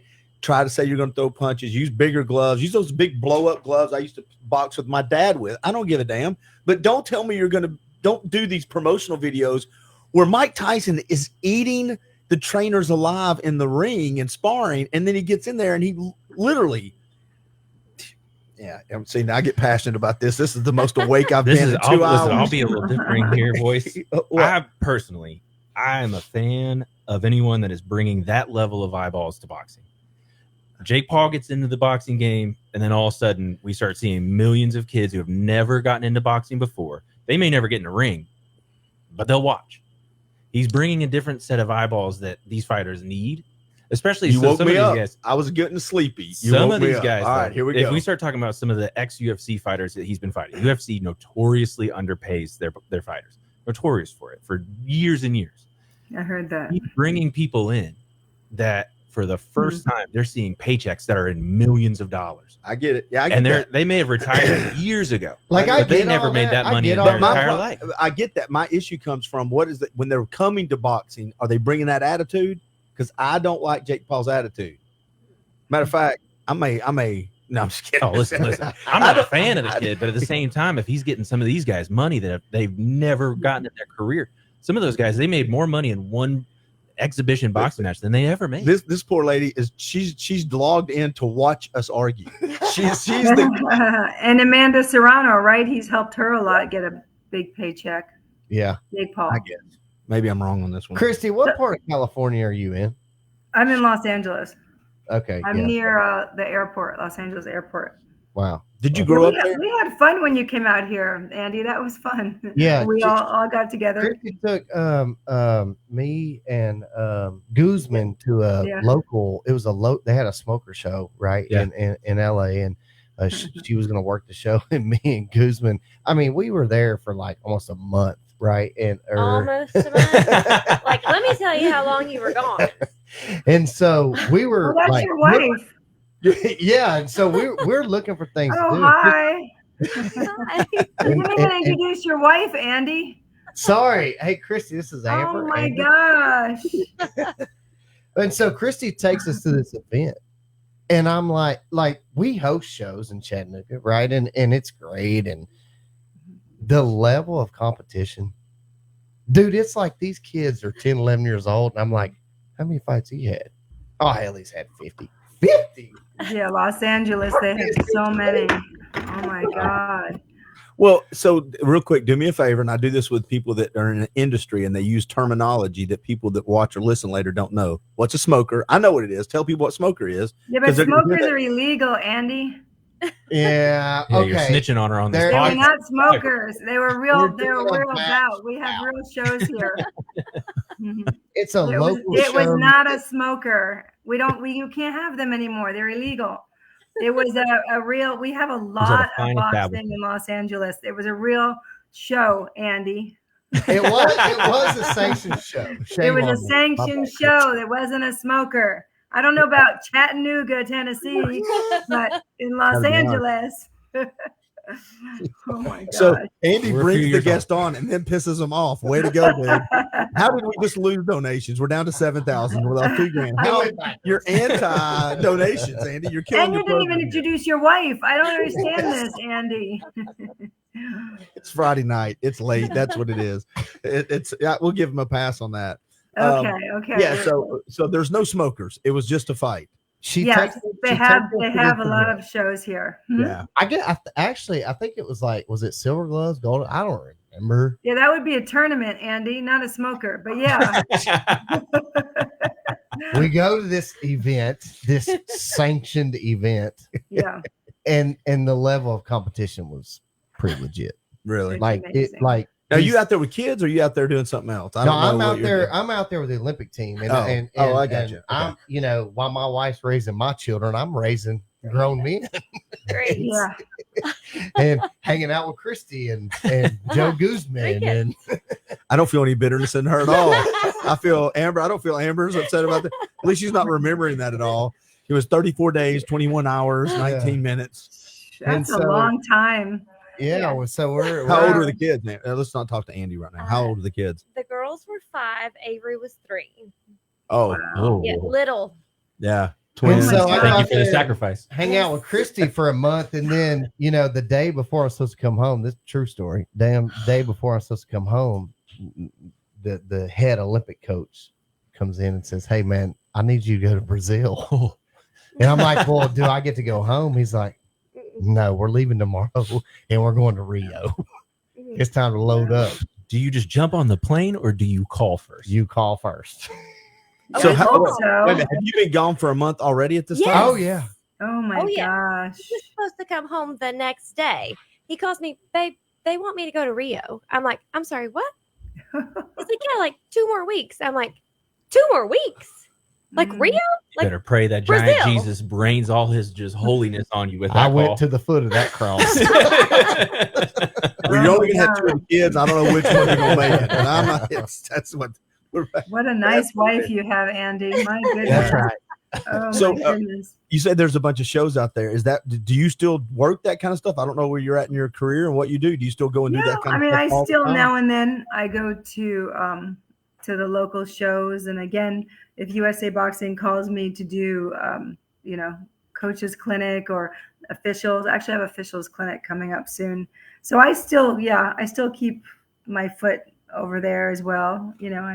I love boxing, so it was never about the money. It was just about to keep going and keep getting in the ring, and I love it. When you were, I was in I'm sorry, what? No, go ahead. I'm sorry. I was just say a few weeks ago they had a Masters tournament in Las Vegas, amateur boxing. That was interesting, from 35 to 82-year-olds. So I went to that. That was kind of fun. Here comes the champ plug. in the flesh. Here comes the plug, Christy. You ready for this, Christy? What? Yes. Christy, you remember the old ringside tournament in Kansas City? Yes, I had a bottle thrown at my head at that tournament. But yes, it wasn't me. I can assure you that. But what I can tell you is the Clint Powell with us won that tournament. Well, it was. Yeah, it's. I put it this way: it's an insult to call what I did boxing, and it's just to find other people that don't like to get hit as much as you do. I didn't mind getting hit, and they you did. won that tournament. Congratulations! Yeah, well, thank you. Wow. Yeah. Photos on the wall. Yeah, That's all an awesome. ego stroke. When you're going through a divorce, people have pity on you and put you in things and like, hey, go take your anger out over there. Yeah, you're fine. Go do that over there. I'm like, yes, sir. I'll go do that over there, and we'll see how it works.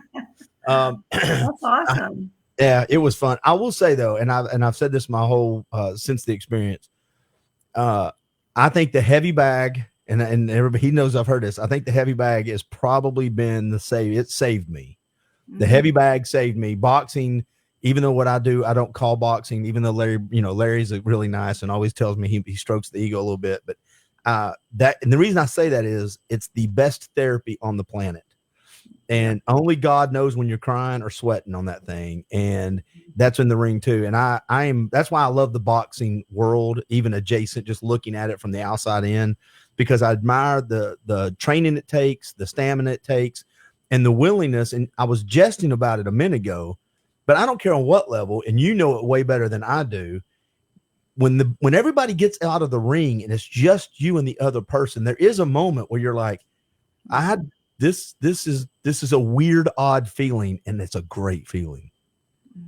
Did you like that feeling too when it was just you and they said everybody out except for you and the other person? Was that an odd feeling for you? Was it exhilaration? Was it calm? That moment, I think, is a very special moment. Yeah, you mean when I was boxing? Yeah, when you were boxing. Yeah. No, yeah, I think it was after the bell rang, it was better. But, did you power, speed? What was your strengths and weaknesses? I'm learning that about how I do this too. Was there something you were better at than others and one that you was kind of a deficit that you had to work around? I was more of a boxer, so I was usually taller than my opponents because I lost a lot of weight to get down to 132, which was really hard. I walk around between 145, 150. And so my jab was actually really good, my jab and my cross. So I used a lot of straight punches to keep them away, and I moved a lot. So, and my coach, Ben Lira, was phenomenal. And he actually used to work with Triple G. If you ever remember Gennady Golovkin, he was always in the corner with him. He was a little Mexicano, a little Mexican guy. Awesome coach. So he really perfected my jab, which, some boxers don't use. So I'd say I was more of a boxer, and I moved and got out of the way a lot. What kind of fighter gave you the most problems? Southpaw, probably. I didn't fight a lot of southpaws, but Well, that's what Andy trains his people at. Did you know that's what Andy does? He starts everybody off learning southpaw. Did you know that? No, I didn't know that. Oh, don't wow, you, really? Andy? Come on, Christy. That's the Cubans. That is the Cubans. I actually went to Cuba to test for my second star for AIBA. That was kind of fun. Chrissy, how many were you able to go on some trips with Team USA? Yeah, some. I mean, I was at the men's world championships in Serbia. What was it? 2021. I did the Pan American Championships. I said out there fighting polar bears. Did you work 07 the World Championships in Chicago? No, not in 07 because I wasn't even AIBA then. I was AIBA starting in 2009. Okay. Well, let me ask you a question, Andy, while she's here and she can listen to this. Why do you, and I know it's because nobody fights Southpaw, but why do you do that? Because every now and then I'll switch up and mess with you on Southpaw and you're like, this is even easier for me. And I'm like, what? And then I forget. You start everybody off at Southpaw. Yeah, I mean, it's kind of a secret, but I'll let the cat out of the bag. Oh, no. He told me, just switch it up real quick. No, just switch it up. You ever tried nobody's watching. No, right? It's 1 o'clock in the morning. So my theory is if you're right-handed and that's your most dominant hand, why would that not be your lead hand? You're going to use that hand more. It's your jab, it's your hook. It's that's the hand you dominate with. Which I learned all that watching the Cubans, and because they're so their front hand is so dominant in everything that they do, and they're really only throwing one punch with the backhand, which is really just a straight. It might be an up every now and then, and so we just. And every 1 out of every 50 just can't do it. Right. So then what you about say, the feet? okay, do the feet just come with it's time? natural. It's natural. When you turn that way, it becomes It's natural. literally. Did I natural. really just kill the secret sauce? Because I'll cut this out of the podcast. No, I feel like I violated some sort of trademark. Christy's seen enough of because you can go country by country. Yeah. And she can tell you what you're going to see. Right. So the Russians are going to be flat footed. They're going to be heavy handed. And they're going to box one way. All right. Then you're going to see the Asians are going to be kind of light footed, fast hand, not a lot of power, a lot of movement. Right. And then you're going to see the Cubans, and they're going to be very technical, but they're going to be left handed. They're going to be front hand dominant. So every country has their own thing. And I think. So what's America's? What's the ours? thing that has hurt America? And that's what I was getting at. The thing that's hurt America is our kids or our young men and women have been trained or programmed the pro style. Yeah. The pro style does not work in a 3-round fight. It's not it's not a marathon. It is a sprint. Even though it's a 3-minute round, it's still a sprint. And if you lose the first round, it's over. To think you're going to come back after losing the first round, it's. When you say pro style, you mean they're figuring them out. They're they're through. slow starters, they're counter punchers, they're boxers. Whereas, like when you see the Asians or the Cubans or even to an extent Europeans, they're fast starters. They're going to rough you up. They're, and I think for Americans that has hurt us, over time. And we can talk about the scoring because Christy's seen the scoring has changed over the last 10 to 15 to 20 years. Real quick, Christy, how's that changed? How's the scoring changed? So as far as you're talking about for the pros or the amateurs? The amateurs, going back, Christy, to remember when it was the computers. Then we went to or the clickers and then the computers. Point must, yeah. Now it's Is there one that you think is either more fair, more effective, or that you thought was better for boxing, or is it just you wish they would find one and stick with it? Yeah, I mean, I think it just depends on who's in charge that they like to change things, like the rules, like the stupid rule where they said you couldn't have a pink or orange mouth guard because it looked like blood. Well, they don't have that rule anymore because the doctor that thought it was such a good idea isn't around anymore. But I think they just make up things sometimes just to feel important. But as far as the scoring is concerned, it's a subjective sport. That's the problem. I always wished it was like fencing where, you touched and it lit up. So it wasn't as subjective, but it's very subjective. It's, who scores the most points, right?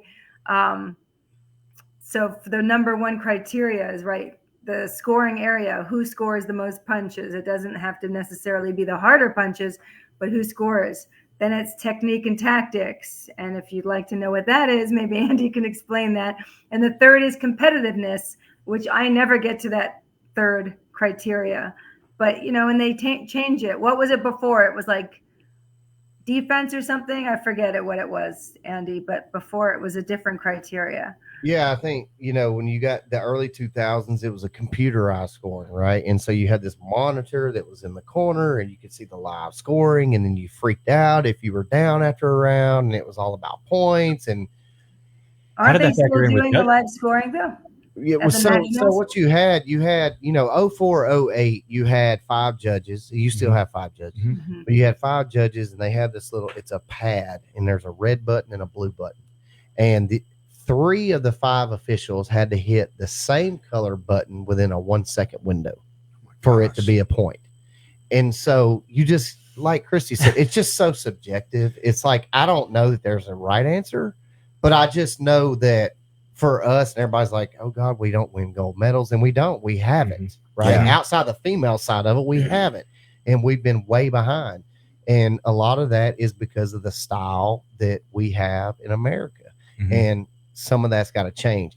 The other side of that is a lot of our elite athletes at 18, 19, 20 years old. You're going to say it. They go to other stuff, don't they? They turn pro, or they quit, or we lose them, or whatever. Yeah. And so, so there's a lot of barriers that go along with that. Do kids or young men, women, do they go pro too soon? I mean, are too many people going pro that don't go through the ranks of amateur? I don't think they're going pro too soon. I think that the pro game, and Christy may know more about this than I do, but I think the pro game at this point is starting to get watered down, because this is just a big circle, but because of the things you brought up earlier. If I'm paying to watch Mike Tyson and Jake Paul, right, there's a lot of people that want to see that. That's not what I want to see. Like, I want to see the pure sport. And the problem is that it gets watered down because of all that. And so we're missing out on a lot of young athletes. But it's real quick. It seemed like, and Christy, you can chime in on this. It seemed like there was a couple of years there where you had Deontay Wilder, Joshua, the Gypsy King. You had these trilogies sitting there. And I know that some of them fought. I know Deontay fought, but I'm going to say it, and you guys are the experts. Again, I'm the naive fan on the couch.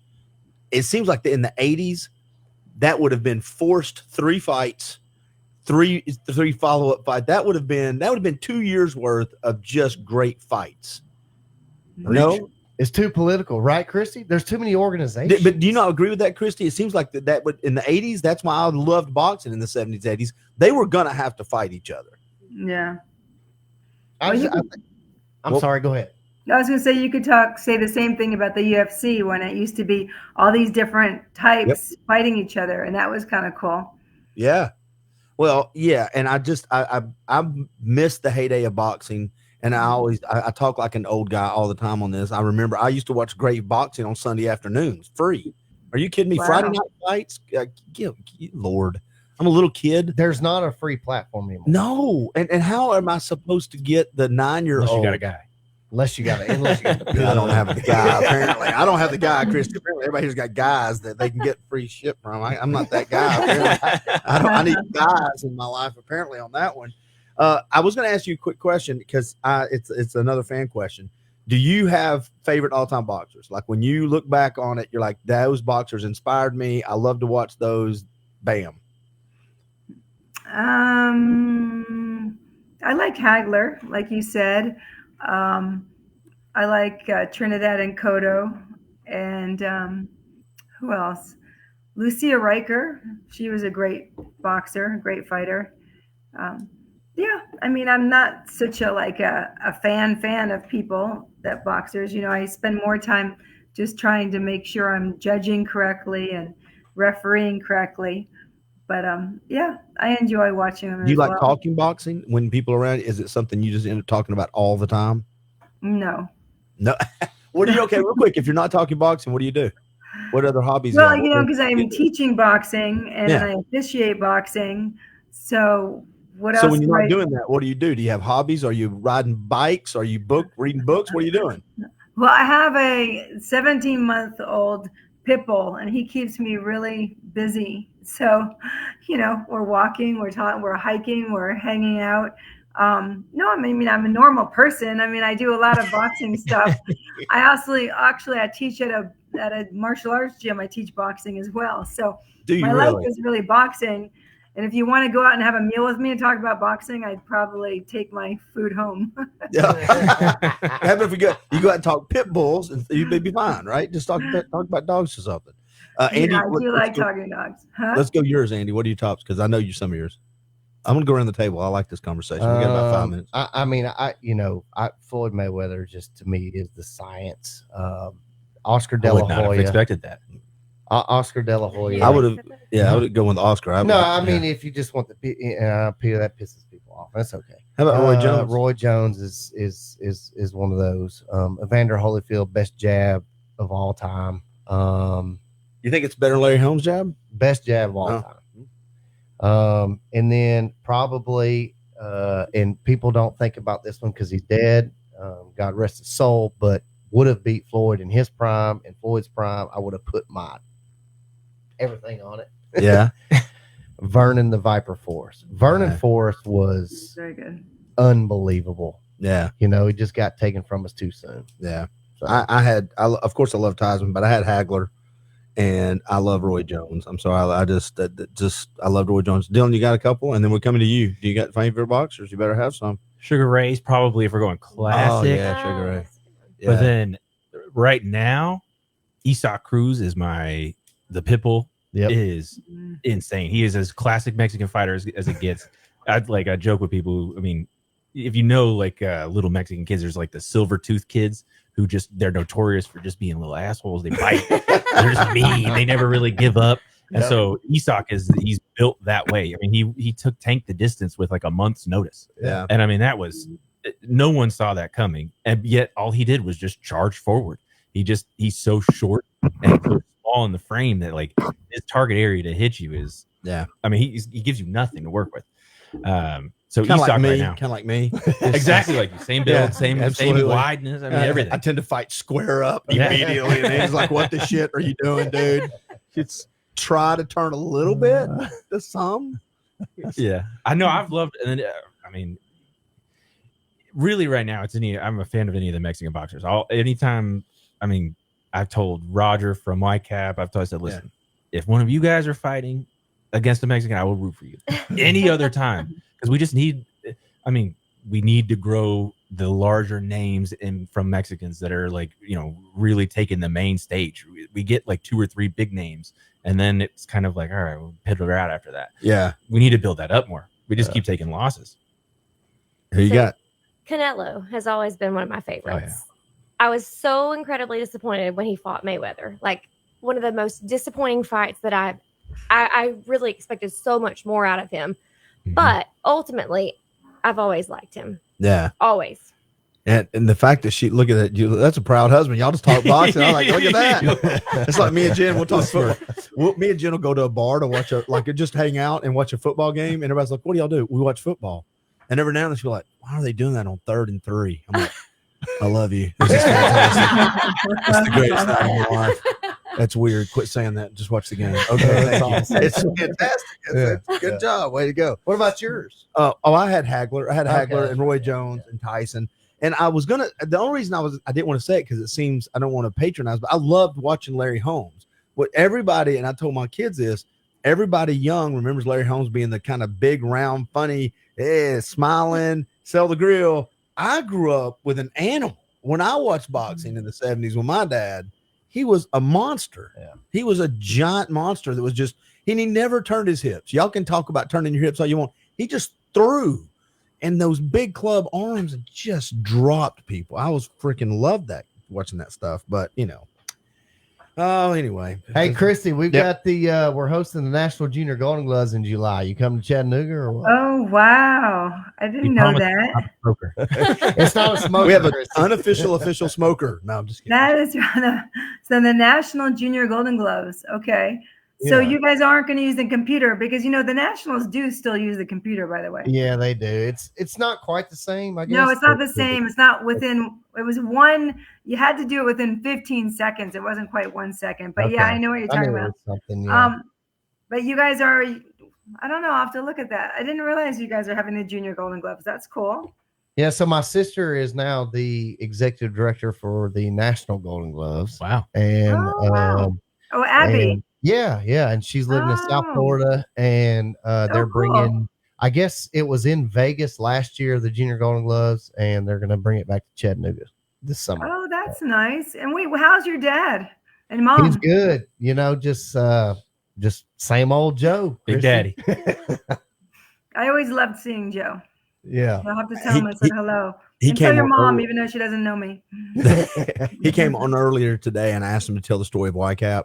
And literally in the back of my brain, I'm saying every word with him because I've heard it so many times on how he started it. So he was like, "Well, when you walking into Beijing, well, there's Kobe." I'm like, "In the stands of my life," and I was like, "This is fantastic." But he just got it down, man, and he still is one of the best storytellers out there. Your dad is one of the best storytellers out there. So he is. As we wrap up this last hour, or this not last hour, this hour here, and then I've got another guest from California coming on who is a podcaster, Monica Perez. I want to remind everybody we're doing this for a reason. As much fun as it is, we are doing this to raise money for YCAP. We are very, very close to $10,000. So text YCAP to 71777. And here's the great thing about podcasting. I'm going to sever these out into 24 separate podcasts. So if you're listening to this, you can give to that at any point in time. It doesn't go away. So you could hopefully be getting money from this even down the road in it's evergreen. So that's right. Christy, I just want to let you know how much I appreciate your time on a Friday night going into a Saturday morning. Thank you very much. How much time do you have? Are you guys almost finished? I have got 3 more hours. You guys are amazing, and I love what you're raising the money for. And Andy and Amber, I'm saying your name correctly, right? Yes. Even though Andy didn't tell me. Wonderful to see you. I always follow you guys and your kids, and they're beautiful. So thank you, Christy. You know where they met? you. Do you know where they met at? Where? They met at a smoker. No, I didn't. An illegal smoker. Illegal smoker. Christy, thank you very much. Thank you so much. Take Christy, care. great Andy, good to thank see you so much, Christy. Thank you. You guys have a good night. Thanks so much. Nice to meet you. All right, here's what we're going to do. We're going to put the little placards back up, and when we come back, I've got Monica Perez, and I think she's bringing a friend from either New Zealand or somewhere, and I'm going to get this wrong, but if I'm not mistaken, the friend's nickname is Conspiracynoid, and we are going to be talking. This person is the research guru. They've been involved. I don't even know if they use their real name, but we're going to be talking conspiracies with Monica Perez, one of the biggest podcasts on the West Coast. I mean, when she does a podcast, she's talking 30, 40, 50,000 downloads. So we're going to see how that goes here in just a minute with my friend, Monica Perez, and we're going to be right back. So don't go anywhere. We're close. Everybody, while we're taking this break, just go ahead and make a quick donation to the YCAP.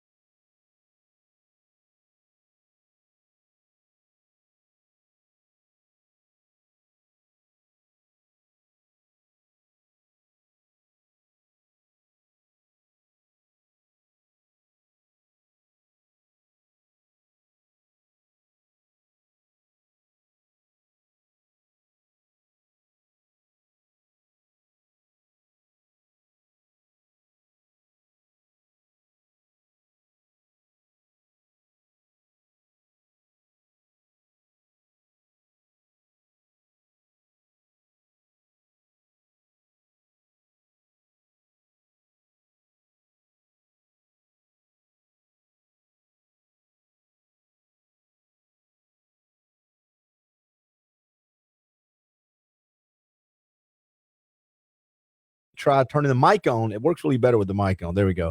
I'm getting ready to bring Monica Perez up. Before I do, let me do some housekeeping.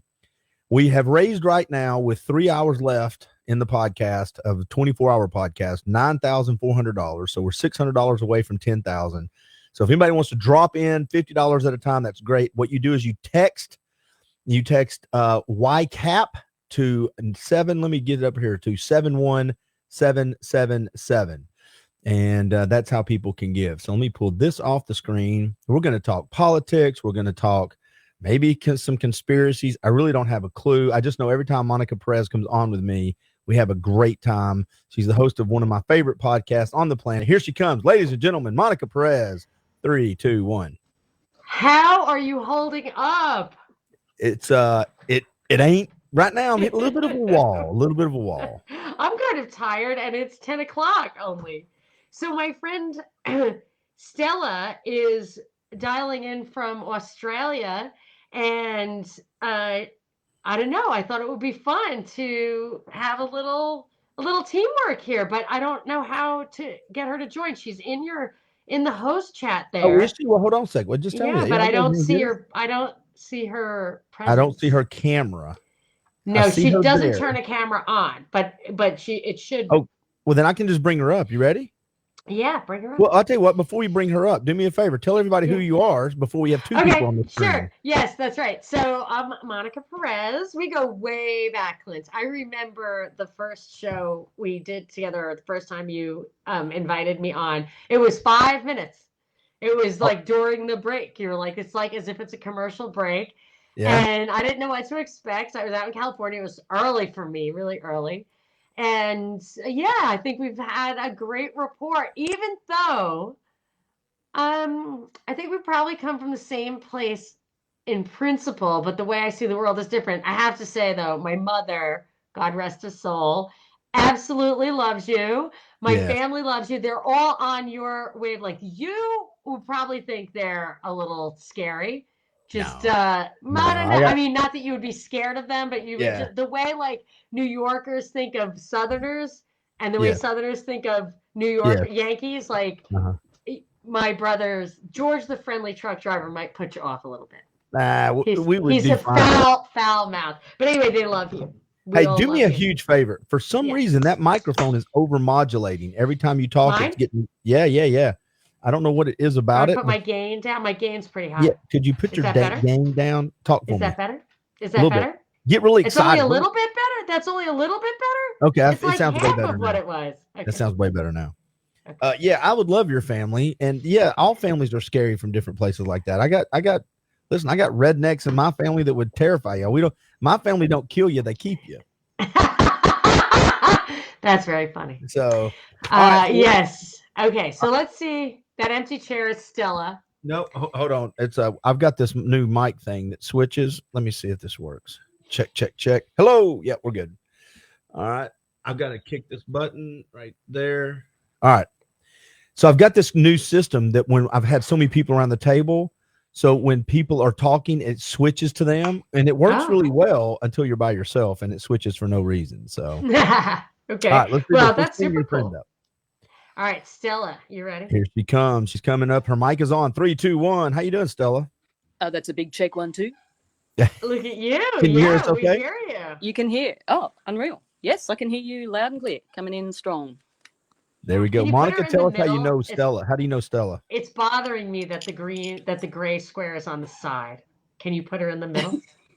No, I can't. No. It's hey, your gain is still crappy. Your gain is still I'll weird. Turn it way down. I can turn. How about that? Okay, yeah. Just when you get excited, and we get so excited on this podcast. Well, maybe I'm on the wrong mic. Hold on. Let me I don't know. Sure I'm on the right mic. I'm just letting you know when you get excited, it gets really a little squirrely. So I have a camera setting, but I don't have a mic setting here. I will say this while you're looking at that, and then Stella. Oh, here you go. Yes, it's the wrong mic. How's this? Hey, no, now nobody can hear anything. Now this is okay. Now you got to turn your gain up, probably. Yeah, I can turn the gain back. Yeah. There you go. How about that? Does that sound good? Better. I like it to sound like I'm licking your ear. That's creepy. It's late at night. I'm sorry. I just like the I'm gonna creepier lick for me. Your eardrum kind of. That's the kind of podcast, right? What? Everybody's gone. It's just me. No, stop. Everybody's not gone. I'm just trying to hit the right button over here. There we go. We'll see if that works. I'm trying to share this with people I want to share the link to watch and listen. Where is the best place for me? It is all over Facebook. The best thing, you can go to my Facebook page. You can go to your Facebook page. Yeah, my personal. It's on my personal page. It's on during the breaks. It's on the event page. I've got it on 6 pages so far. And just so let me remind people, we're raising money for my favorite charity, helping at-risk youth for 25 years here in the Southeast Tennessee region. We've raised $9,400 of our $10,000 goal. And we are 3 hours away from being done. I started at 4 o'clock this morning, and we are rolling through. How are you doing? How are you hanging in there? 4 o'clock this morning, and it's 1 a.m., so you've been up for 21 hours straight? Yep. And I got here at 3 this morning to get the whole studio set up. So, yeah, we're rolling. I'm on Red Bull, and so we'll see how this goes. Hey, real quick, if you're not going to tell me, I'll let Stella tell me. Somebody tell me how you two know each other. Who the hell is Stella? Yeah, that's the name of the podcast for the next 43 minutes. Is who the hell is Stella? Who the hell is Stella? Who the hell is Stella? Yeah. So Stella, who the hell are you? I'm coming to you from mythical Australia. Apparently we do exist. So let's get that straight. How do I know Monica? The propaganda report, really. 2020 happened. I'd never even heard of podcasting before 2020. And my brother actually put me onto this podcast that sounded like they've got things sorted, and that's all history from there, pretty much. I just hung around. Did a few cartoons for the newsletter. Your brother turned you on to the propaganda report? Yes, he did. Yes. How do I not know this guy? Come on. I have no idea. He lives in Australia, so that's probably a clue. I go to Australia every once in a while. Yeah, you do. Hey, Monica, do you really want that square to be in the middle? I kind of did. You just have to drag it. I'm sorry, it's so intrusive. Oh, you can't drag it? Okay. No, you go. Hold on a second. Look at this. Yeah, they don't give me the option of putting an avatar or anything. Nice. There we go. Now, isn't that much better? Break down the wall. Break down the wall. All right. So real quick, I have a couple quick questions. Monica, have you ever seen her face? Do you know what she looks like? No. I've seen her avatar. She's very cute. And I saw her once in a garden. I think I might have seen. She was in her own garden, and there was a picture of her. So she's fit. I know that. And I think I saw your face on a record album once. Yeah, that's probably the only one that's on the internet, I think, at this point. And I have seen it. And then I was going to Australia, and I was like, hey, Stella, let's get together. And she's like, sure. Yeah. We will. She was It'll definitely, and I'm like, she doesn't want to see me because she doesn't want me to see her face. That's it. So I feel like if you go there, you get to see the face. Yeah, you got to to put just some wear effort a bag on her head. You could have worn a bag on your head. I could have indeed. I would have been okay with that. What's the kind of conversations you two normally have? So when we talked about doing this, Monica, and you said, let's bring my friend on. Yeah. What is the framework of the conversations that you normally have that would you made you think this would be fun? I'm going to answer that. Is that all right, Stella? And then you Go can for answer it. it your way. Please do. So we have had on-air conversations and off-air conversations. Okay. And off-air, it's usually, so is this person a Fed? Is that person a Fed? And I'm like, I think they're a Fed. And Stella's like, definitely a Fed. And that's, so we do that for hours. And then there's also, so when my house caught on fire and these big fires, we had a very long conversation because she's so far down the rabbit hole, she came out the other side. And I'm kind of like on that toboggan right behind her. I'm like, this whole conspiracy theory thing, obviously there are conspiracies. Okay. Obviously. I mean, if you think Trump is real, like, okay. So you got to get over that. Okay. But I mean, he is an actor, but anyway, whatever. So, so like the chemtrail thing, there are chemtrails like over my house constantly. They were not like that when I was a kid, but there's a lot of stuff about, sprayers. And if you talk to like a pilot or an airplane mechanic, a lot of them are like, I don't see the sprayers. The stuff's actually in the fuel, I think, is what I got from like some of Stella's work. So she'll be like, yes, some of the conspiracy stuff goes leads you in the wrong direction and is meant to like make A you distraction. think that the powers that be are all powerful, stuff like that. So I'm going with her. So when my house was on fire, I wanted to talk to her and her partner in podcasting, because there were a lot of conspiracy theories about the fires here, and I think I know what happened, and I think I know why, but it's not space, but laser beams from outer space. Oh, you don't think it is? Okay. No. All right. I was here. I saw things go on fire that were hit by other fire and not by laser beams from outer space. Oh, really? You saw it? Oh my gosh! I haven't talked to you since the fire. No, that's what I've been saying. right. I haven't talked to you at all. And Stella, I don't want to ignore Stella. No, we've got to let Stella tell her side of what we talk about. But I got to say, like, what do you think we talk about? I got to say this though. I want to talk about the fire hitting fire, definitely. whatever that crazy shit you just said. But Stella, you have a lovely voice, and so I hope we hear a lot from Stella. So there we go. She's a singer. Oh, well, there we go. Okay. Thank you very much, Clint. You're welcome. I'm keen to hear about the fires again, because there's always different things that you miss. So, yep, All go right. for it. So talk to me about the fires, Monica. Okay, What the did hell? I accurately represent what we talk about, Stella? Yes, you did a good job. All right. Checks in the mail. Okay. All right. So the thing with the fire, I'll just tell Clint like briefly, and I have videos and stuff I should have like teed up. If I really should have, because they're crazy. We saw our house. We evacuated in the middle of the night in like smoke, and there was, just like a block away, flames and everything. We had bunnies. My son has Down syndrome. I had the schizo dog. We had 4 cars and 3 drivers, and it was just crazy. We get out. We finally get to a hotel room. It's hours and hours later, and I thought I saw my house. Well, let me just say this. I'm watching TV. There's a journalist surrounded by flames. She was awesome. She did a great job. Flames everywhere. It was so hot. She's sweating, and she's like, this is insane. She was so professional. It was great. She pans up the camera, and the street sign is my street corner. Oh, wow. Yeah, so it's like, Avenue A and First Street. And I was like, what the crap? And I'm saying, yeah, I took a video of this TV. I got my phone and I started recording the TV just for a second. And I'm saying to my husband, I'm like, that's her street. Like, that's our street. Like, she's standing in front of our house. So she's backing up down the street, flames everywhere. And there's some trees behind her that were not on fire. And then off to the side, which is where my house was, behind some bushes, is fire. So I'm saying on the thing, I'm like, that's our house or our neighbor's house or our backyard or the fence. Like, that's a fire behind her, and everything else is absolutely in flames. Like, our house is on fire. So Stella is texting me because she's in Australia. So she's like probably awake. It was exactly 7 o'clock in the morning, or maybe a couple of minutes before.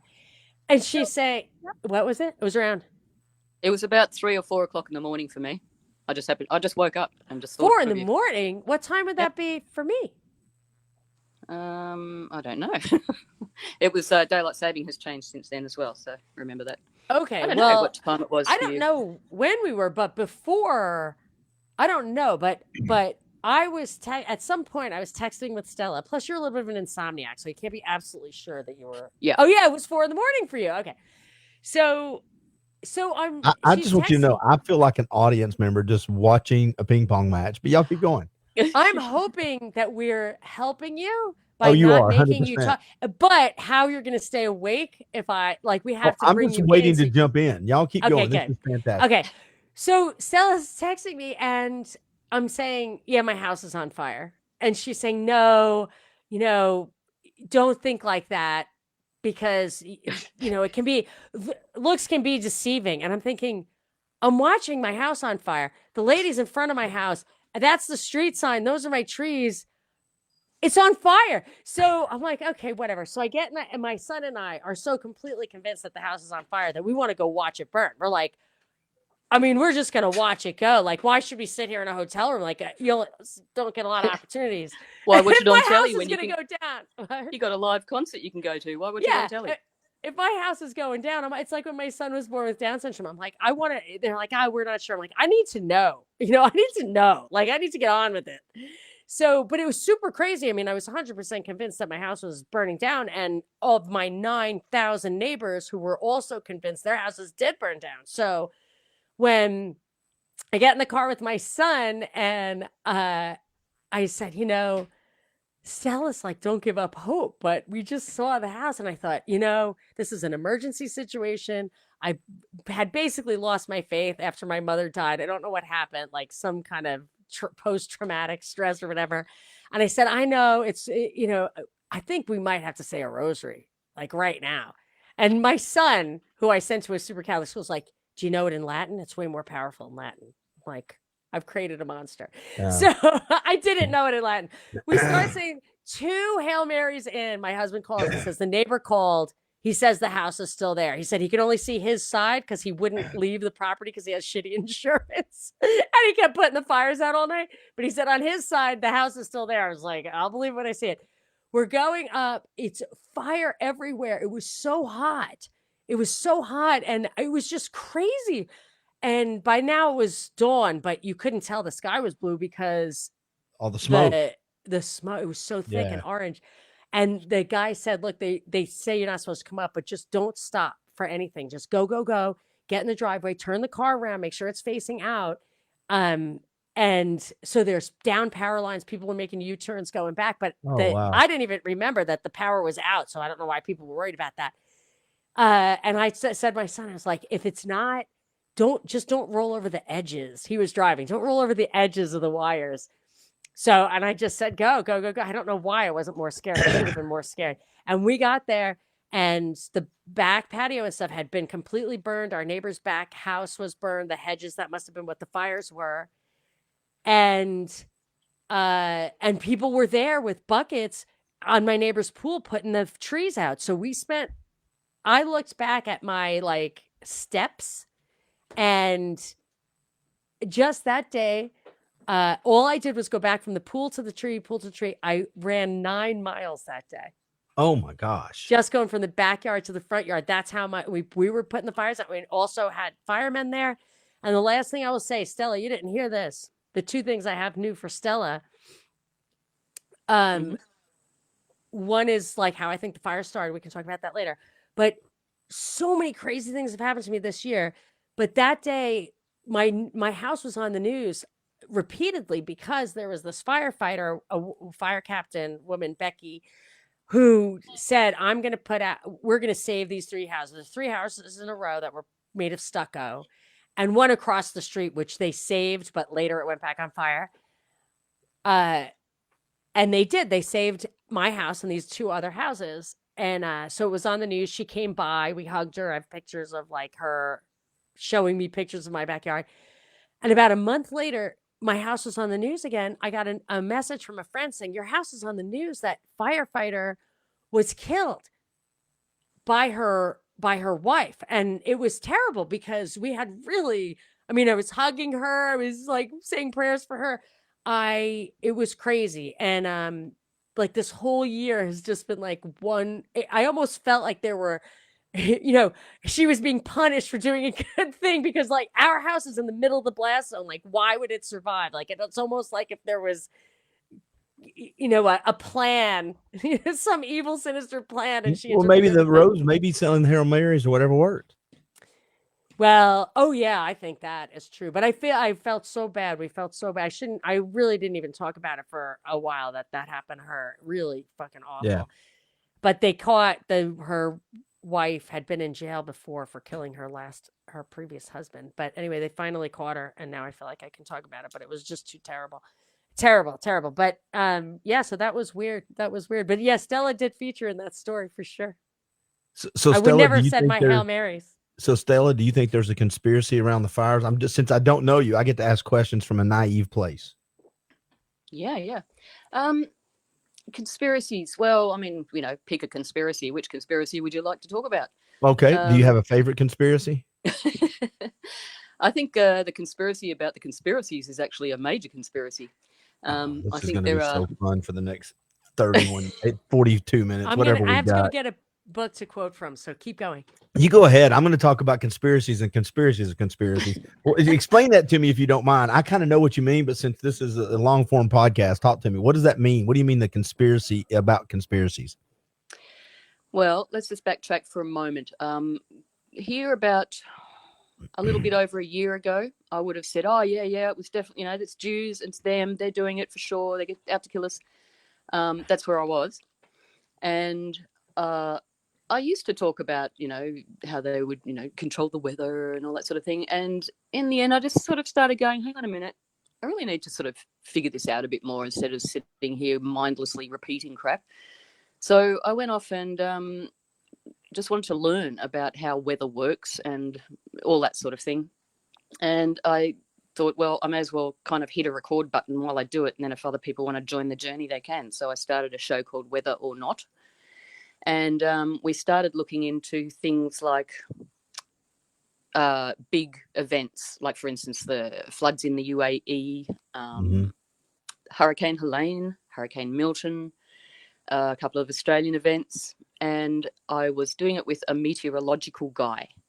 And so we were coming from, here's the facts, here's the data, here's the receipts.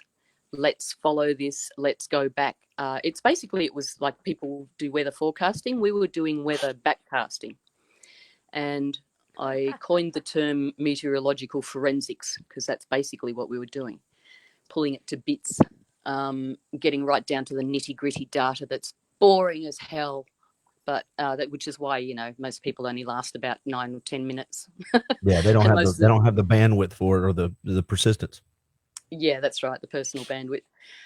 So, yeah, I mean, most of the shows were around about an hour or so because, like, we try to make them as short as we can, but there's a lot of information to pack in, and it is boring, but it's not entertainment. It's data-tainment. So, anyway, fast forward back to your question. I have learned a lot, and I'm not saying that there's not nefarious things going on because I think we all know there definitely is. But I think also there's a lot of psyop within psyop. We've all heard that one. But there's conspiracy about conspiracy. There's people in there spreading mistruths, whether it's a nefarious thing or whether they truly believe it. Who knows? But there is a lot of, and I hate even using this term, but it is true, misinformation about things that people just simply don't understand. I didn't. And it's very technical and it's very boring.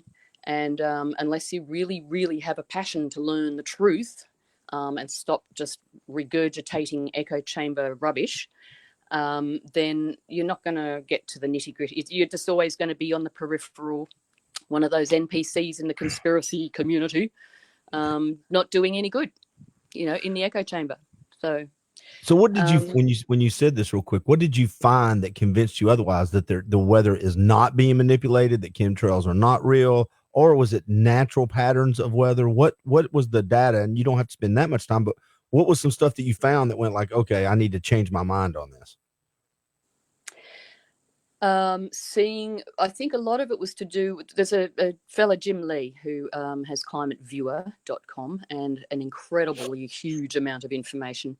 There's a lot of stuff going on with him at the moment, but let's just say he is legit. He brings all the receipts. He used to be the guy that was like, they're doing it and everything, and he ended up wiping everything that he'd published over years and redoing everything from, like, he's got an amazing mind and memory, and he's gone through everything. He does his own websites. So climateviewer.com, I highly recommend people go there if they want to learn some actual true information. The thing that got me was just learning that some things that were being presented very commonly online were not as they were being presented. They were completely wrong. They were the way they were being presented. For instance, people even just saying they're spraying us and showing all the little rocket things on the wings of the planes. They are not on passenger planes and things. They're not spraying us. There are certainly projects going on, cloud seeding, etc. But the chemtrail thing it's complicated, but in a way it's simple. It's just about science and physics, which most people don't take the time to understand. In a nutshell, at certain altitudes and under certain conditions, you will see a trail left behind a plane if you've got the right temperature and dew point combination, because it is simply physics of the way, it's like condensation coming out of your mouth on a cold morning, right?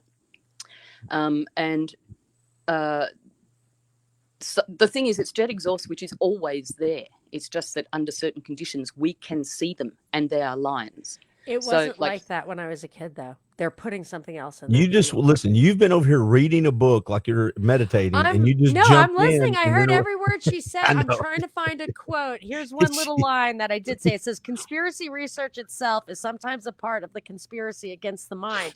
This book was republished in 2001. It was originally published in like 1989. Like, this is Michael Hoffman. He's a little bit too hot to handle. Let me ask you a question. I'm trying to find Monica. this great quote, but I'm letting her talk. Ahead. No, I get it. And then let me ask you a question though. Is it possible it's because there's more planes in the sky than when we were young? Absolutely not. No question about it. No, because I used to watch for those trails. There were like little teeny tiny trails in the sky, and I would think of skywriting. I would run in the house and I remember distinctly I used to watch them. And the reason it's not because it's the quality of it. It's not the quantity of it. There is more cloud seed in that fuel. Stella, do you think I'm absolutely wrong about that? I feel like I got that from Jim's work. I think you're both right. It is about the fuel because there were some changes made, and it's called JP8 fuel now. There were some changes made in the 90s. I can't remember exactly what year. It was either 93 or 97. Sorry. And there were some changes made in the actual components of the fuel. And they're also mucking around with what's called SAF fuel, which is sort of biofuel. So there has been some changes, which does account for, some of the way that they sort of hang around longer than they used to. But also, Clint, you're right as well that there are so many. It's mind blowing if you go to a site called ADSB Exchange, I think it's .com. A lot of people are probably aware of that, but if you turn on, if you have a look at how many flights there are in the world at any one time, it'll freak you out. Freaking mind blowing. Yeah. And then when you look at it per year, it is millions of plane flights per year. So it's actually astounding to me that we can see the sky at all, really. Yeah. Wow. So I want to say something about why I think here's like another layer of the conspiracy. Jim Lee, who explains this, has gotten more airtime than anybody telling a real truth would ever normally get.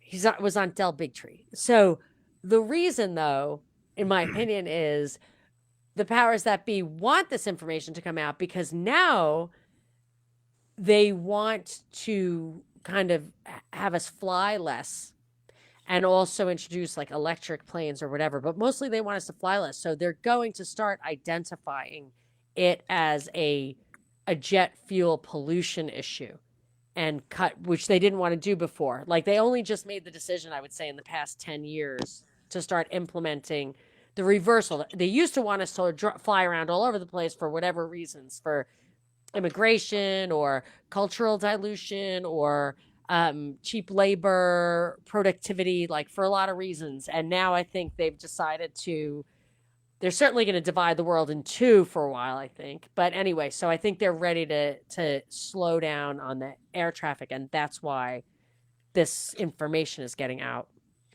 in my opinion. What do you think? Does that make you puke, Stella? It does seem to be a narrative going on about deterring people from flying. I mean, all these flight accidents that we're suddenly hearing about. Right.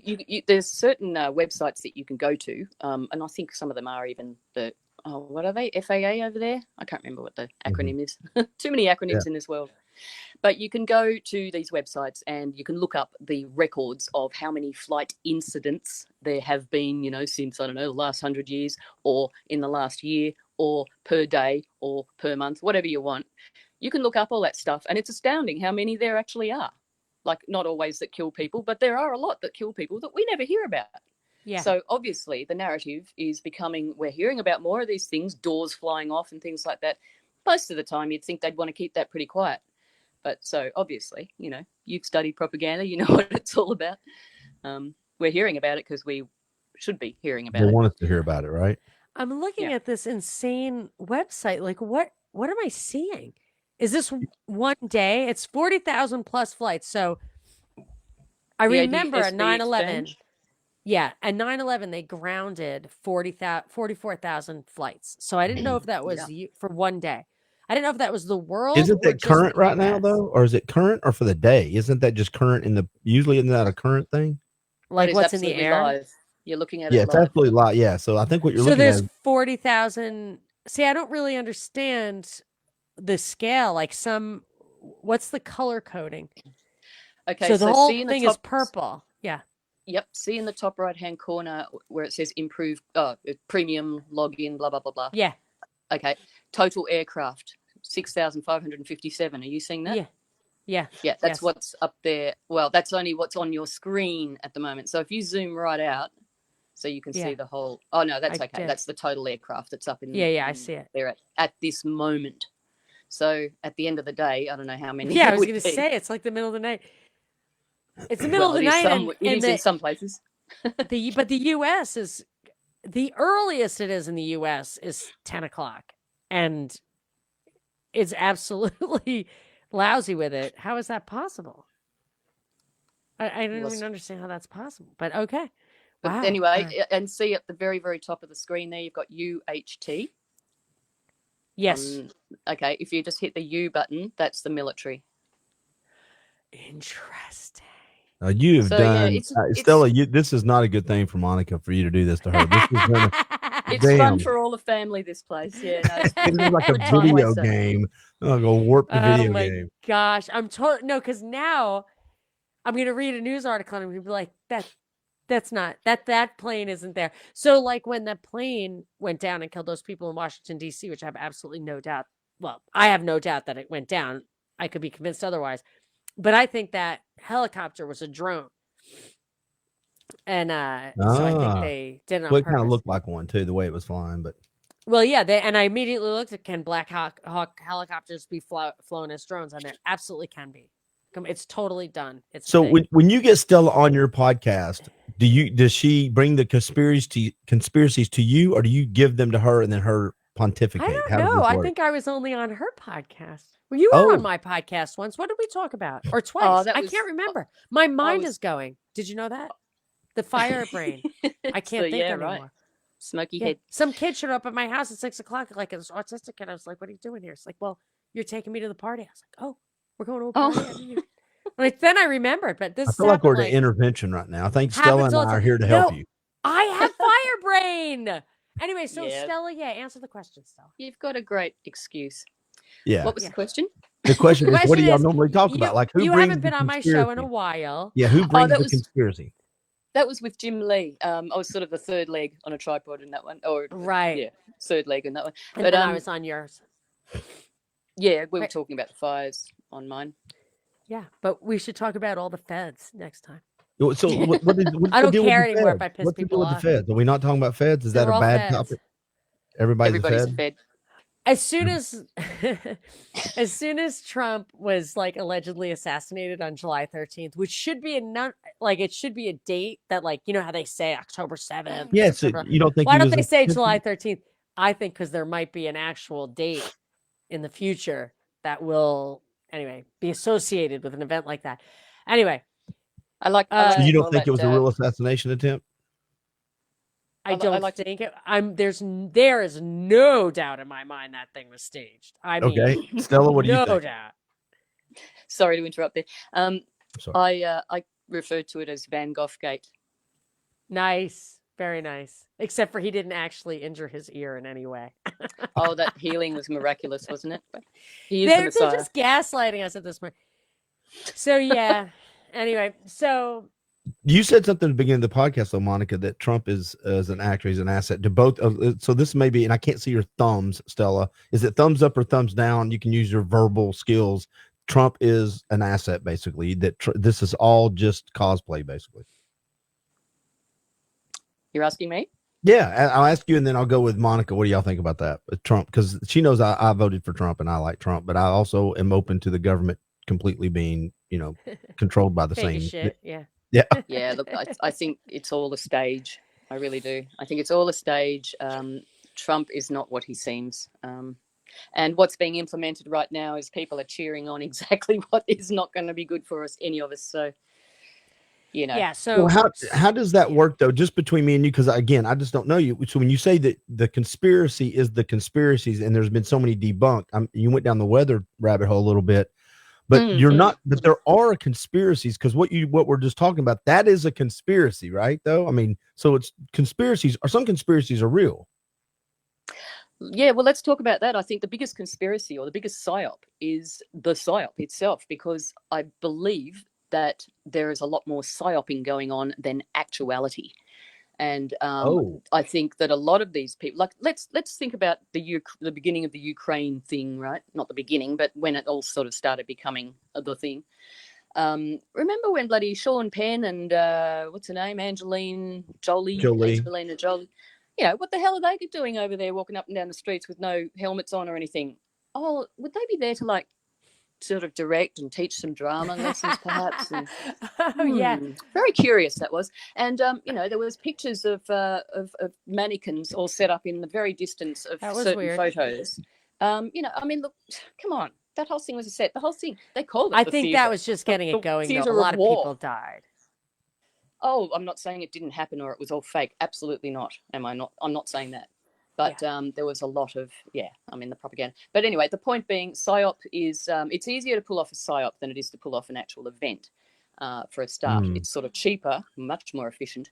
And I'm truly a believer of the inversion of it all. Like, they're making us look out into the weather and into space and all this stuff. And it's like, oh, space, the final frontier. I believe the space that they're after is the one between your ears. And there's so much being pulled off. The final frontier is your mind. When you say there's so much get to. Oh, I apologize. When you say there's so much they're trying to pull off, and Monica, I hope you don't mind me stealing the thunder on some of this, but what are some of the stuff? Is there a couple, one or two things that you could fall under the umbrella of stuff that they're trying to pull off? Well, the land grabbing for a start. War is not about war that we think a lot of people think it's about. I mean, it's always about, it's just business. Business is business, you know, they're mineral grabs, land grabs, money shifting. You know, it's never about what we think it's about. It's just deceptive. It's just deception everywhere. And it's all just psyop. So there has to be this front theater going on where everybody's watching and thinking that their vote makes a difference. It absolutely doesn't. I don't believe.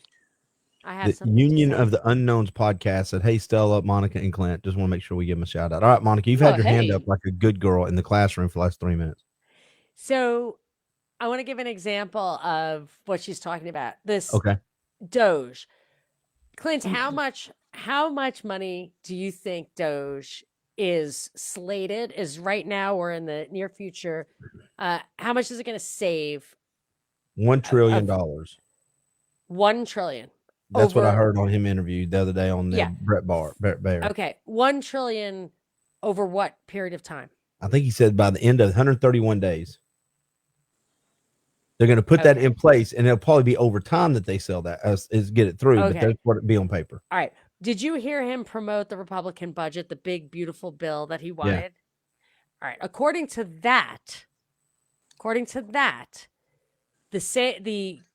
the cut is this. This is the budget cut, is what the New York Times is plastering over everything, $2 trillion. But if you look at it, it's $2 trillion, but you have to net out, that's of decreases, the $500 billion in immigration and defense spending that are increasing. So it's $1.5 trillion over 10 years. So that's $150 billion a year. And it's not off this year's budget, but it's off previously projected future budgets. So if you look at the actual budget, every year from this year for the next 10 years, it goes straight up. Deficits go up. Our debt continues to skyrocket. The real budget, too, not including the $500 billion of new interest. So it's what they're doing. And I'm not doing this to mess with you. I'm telling you what they're actually doing is they're firing all the people because they're ushering in a new age of AI or whatever it is. They're not making smaller government. They're not restoring the Constitution in any way. They're doing what Stella is saying, which is they're using that deception to institute things that no one would agree to. Yep. And also, just to add to that, I was watching Elon. He's always so amusing. Is he real? Of course, it's entertainment. His skin looks so stretched. Anyway, I was watching him earlier just talking about how, everyone's going, yay, Doge, we're going to save us all money and whatever. And then he's just casually throwing into the conversation how, we'll just sort of introduce this thing where every dollar will be traceable, blah, blah, blah, blah, blah. It's like, hang on, back up, buddy. What did you just say? I mean, what does that sound like to you? I don't like that. A little bit on the blockchain side to me. And this is where I fall in line with you guys a lot, and people that believe this. My faith in the government has never been there 100%. But when I hear stuff like that, I don't need you tracing my dollars. I don't need you knowing what I buy. I don't need. I'd rather have cash. Thank you very much. If I want cash, so yeah, that is not a good sign when I hear that you want to track my money. And I just love the touch with Elon. He's just sold X to XAI for get this, $33 billion. Not 34 or 32. No. Oh, he sold it to is this other thing? XAI. So something that he created out of whole cloth. But I have to say two things. Yeah. Can I say two things? Sorry, yes, please. Yeah. I really want to say two things.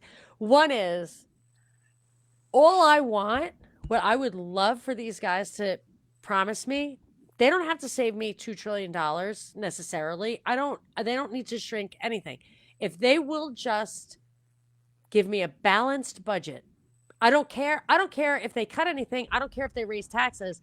I think it is an absolute sin. It's immoral for the richest society of all time to run deficits, because that's representation. That's taxation without representation. That is taxing future children. They are not getting any of the benefits. They're not voting for it. They're born into slavery. It's not okay. And these guys, all they have to do, all Trump or Musk would ever have to say, they're not to tell me they're cutting it all. Just say, you know what? We're going to deliver a balanced budget. And I would shut up about that.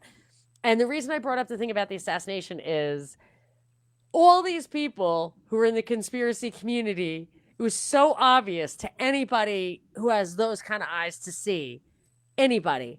And I mean, I can count on the fingers of one hand how many people called it out. I mean, within 15 minutes, I had posted the Iwo Jima picture on Twitter. I was like, oh, look at that. Like, I mean, it was ridiculous. Well, so anyway, that's why I think everybody's a Fed. That's like, sorry, everything we talk about today, and everybody's a Fed. Yeah, and you're a Fed. You're not a Fed, Clint. Actually, I'm not a Fed. You're definitely not a Fed. Yeah, well, I'd be a terrible Fed. I don't like. Yeah, that's what I say to people. Like, you know how long I've been doing this? I would actually be a little more successful if I were a Fed. And you're doing charity they would prop me up. Not... They would prop me up. They'd prop me up. Joe Rogan may be a Fed. I'm not a Fed. Yeah, we'd be on TV by now. Yeah. So anyway. So Trump's an asset. Real quick, Union of the Unknown podcast cash is less and less accepted here in Seattle all the time. I wouldn't be surprised if no one accepted cash in the next 5 years. I've had twice happen to me at a local coffee shop, Starbucks, not a local, but Starbucks here locally. And they couldn't break a 20, and they couldn't take a $20 bill twice in a month and a half. Like, oh, we can't take 20s today. I said, well, that's all I have. Oh, yeah. Well, do you want to use your card? No, I don't. Yeah. Well, we don't know what to do. Oh, well, it's cool. I'll talk to y'all later. I'll be back some other time. Bye. Actually, I've been really encouraged. I'm in the northern part of New South Wales in a place called Lismore, just outside of there. And I've been really encouraged by how many people around town, and I don't go out much, but that just insist on using cash. And I'll sort of say to them, oh, it's good to see cash being used. And they're going, oh, my oath, got to keep it alive, Yeah. And so, yeah, very encouraging. So the digital component of this, are you okay, Monica? You look like you're reading something. I'm fucking fascinated by this airplane thing. Oh my God. Yeah, I told you, Stella. Should I stop? Yeah, you should stop at least for the next, I don't know. Give me 6 minutes and then I got to go to my next meeting. No, this is the thing. My mother used to say, go have a cigarette, give people a break. I'm trying to help you. This is good listening. Nobody knows. No, it's great radio people. It's great listening. You guys are talking. Now I'm talking. How interesting is that? This is fantastic. You were staring at the screen, and I was looking at your face. I'm like, is she having a stroke? No, I was mesmerized, but I'm thinking radio, basically. Like, nobody needs to know what I'm looking at. And I was helping you guys. I was having a cigarette, a virtual cigarette, a mental cigarette. A virtual. For you, as a favor to you. Do you know why? Because you're a great friend. That's right. I'm a great friend. And as a matter of fact, if I had an actual cigarette, I would smoke it. So after the smoke thing, I got it inside my head. And I went out and bought cigarettes. Guess what I've been doing the last month? I'm going to enjoy it. What? I've been smoking cigars on my front porch about every other night. Cigars don't count for some reason. My husband's giving me a hard time for smoking cigarettes, but he smokes cigars. Anyway, Stella. See, you don't want to get my attention because I'm not going to stop talking. Boy, there was a little Brooklyn accent right there. Jesus, it's my Marissa Tomei impression. Talking. Can I ask this, Stella? Do you do this? Do you do podcasts? Because again, I'm not familiar with you. Do you do a podcast on your own? Do you talk conspiracies all the time? And do you do them by yourself, or do you have partners? No, I don't really do a podcast. I was on Union of the Unknowns for a while, and then I sort of went off and learnt my weather stuff and did my weather thing. I have been sort of popping in there occasionally. I'll probably pop in every now and then and do a bit more. Oh, shout out Perm, by the way. G'day. My little show, whether or not, is just like I am not slave to the algorithm. Which sounds like a Grace Jones song, but I am not slave to the algorithm. I don't care about creating content in a certain amount of time and any of that nonsense. I've just been creating this show to help people learn, basically to stop being afraid of the sky. I mean, there's a lady who, she wouldn't even go outside if she saw a couple of stripes in the sky. She was that scared of the sky. That's unacceptable. So, if you want to sort of take the time, you can go to Whether or Not on Stella Q Australia channel on YouTube and suss out a few things there if you want to. Apart from that, no, I don't do a podcast. I have sort of thought about it, but we were thinking of doing something, were we not? Yeah, didn't we talk about that? I'm full of ideas. I just, got to actually do something. Let me ask you this: are there things though in the weather that are just to straight questions? Are there things in the weather that are being manipulated, and there are things that should concern us, or is the psyop not that there is absolutely weather manipulation going on for sure, but it's not like steering hurricanes. That's impossible. Gotcha. Cloud seeding is weather manipulation. That's been going on for decades. Yeah. There's, the one in California has been going on for 30 years alone.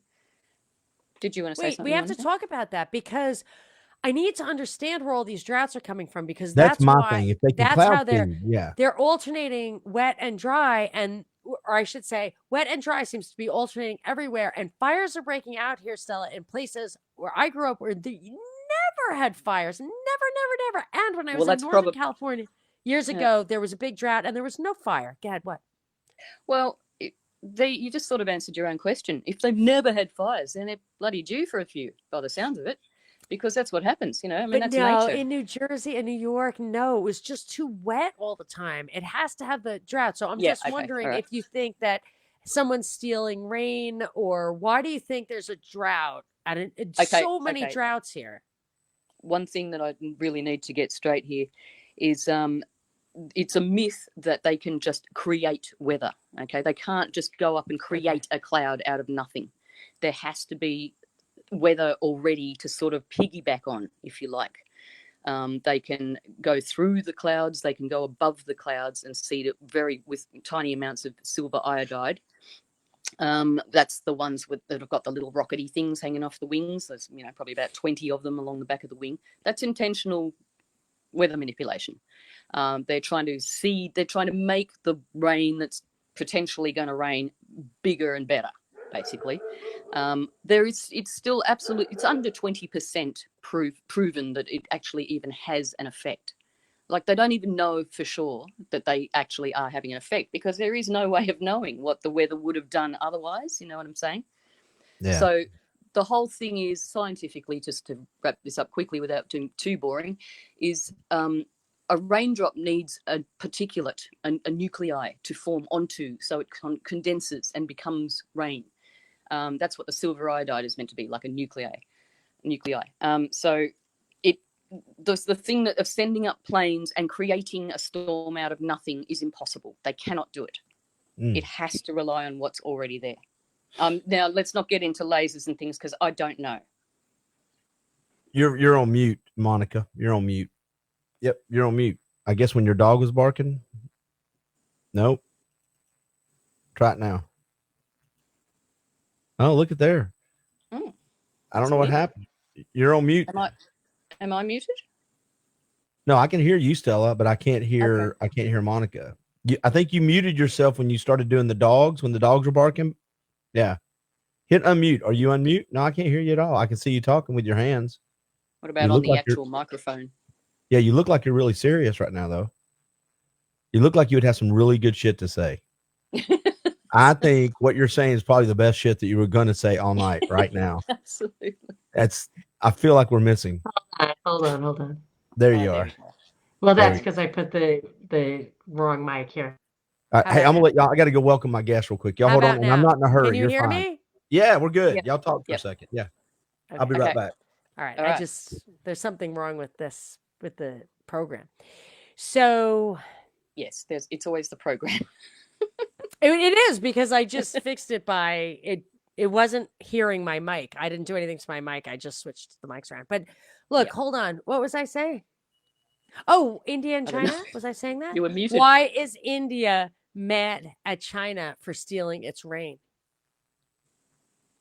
Oh, China. Wow. They've just gone out of control with weather modification. I mean, who really knows what they're doing? But they've got like mountains covered with ground controlled type weather cannons, if you like.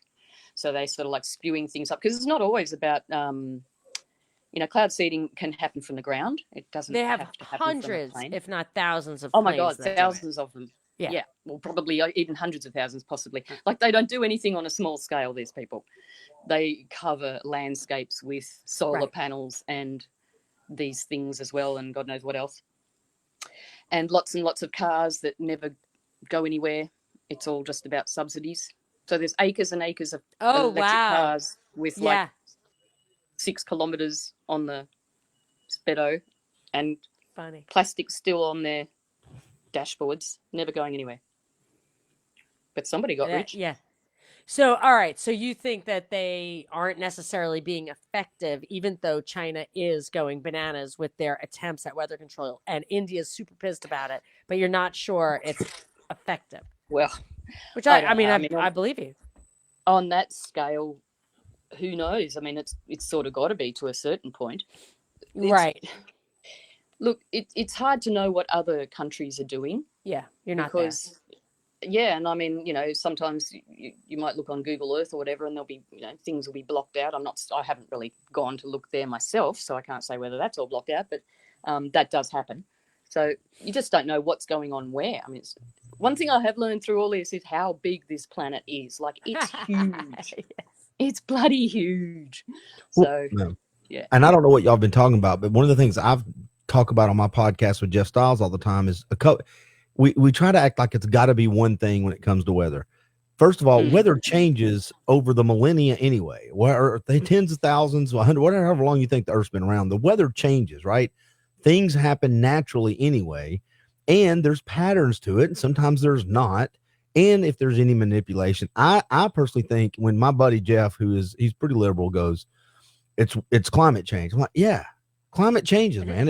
That's why there's seashells on the top of the damn mountains and cities at the bottom of the ocean.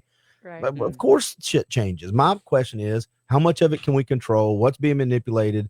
And I don't trust anybody that's using it to either take more money from me or put more programs in place. That's me personally. I didn't mean to interrupt y'all's train of thought. No, I couldn't agree with you more. I mean, we are living on a living, breathing organism called a planet.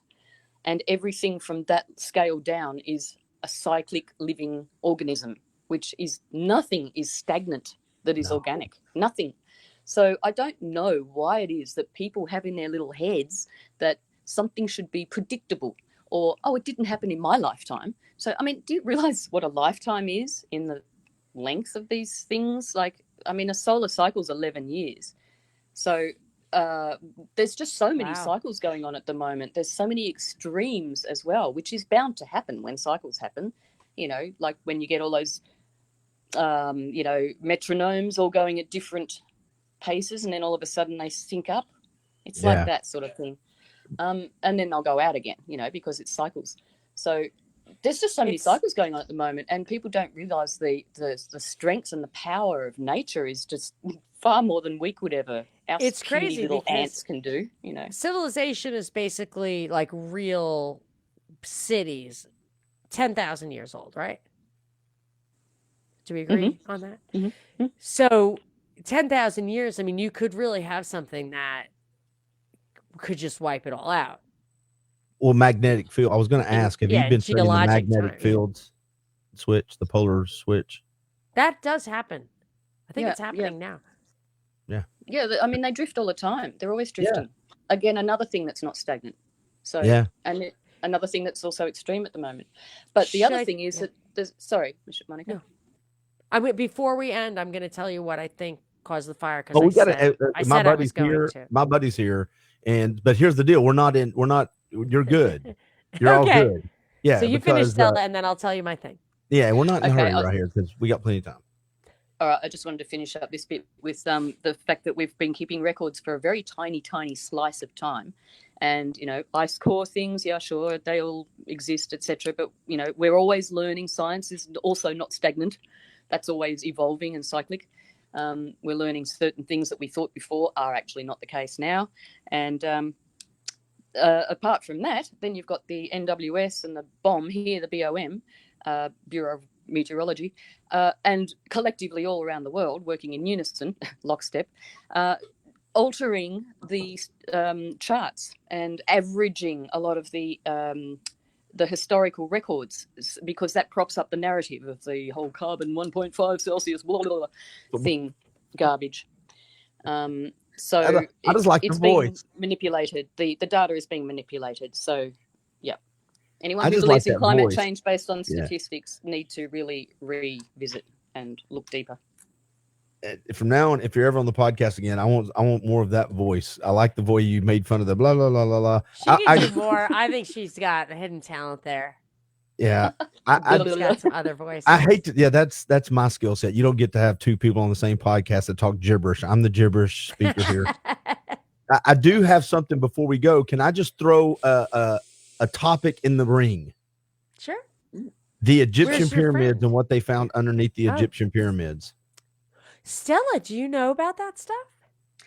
I have only looked into it very briefly, and from what I can see, the actual charts that are being presented are sort of more like artistic mock-ups, because the actual sort of LiDAR type scientific sort of charts, I'm not saying they're mock-ups, but there's a lot of artistic renditions, and people are going, oh, look what they found. It's like, no, that's an artist rendition based on a hypothesis based on this LiDAR, thing that they've got now. So no, I haven't looked into it, so I really can't have an opinion, but I have been inside the Great Pyramid, and I would not be surprised. I know there were boats, the Cheops boats were discovered just next to the pyramid not long after I came back from Egypt. So there's always stuff being dug up, and the government have been hiding things that have been dug up for, decades. So they'll bring it out as it suits them.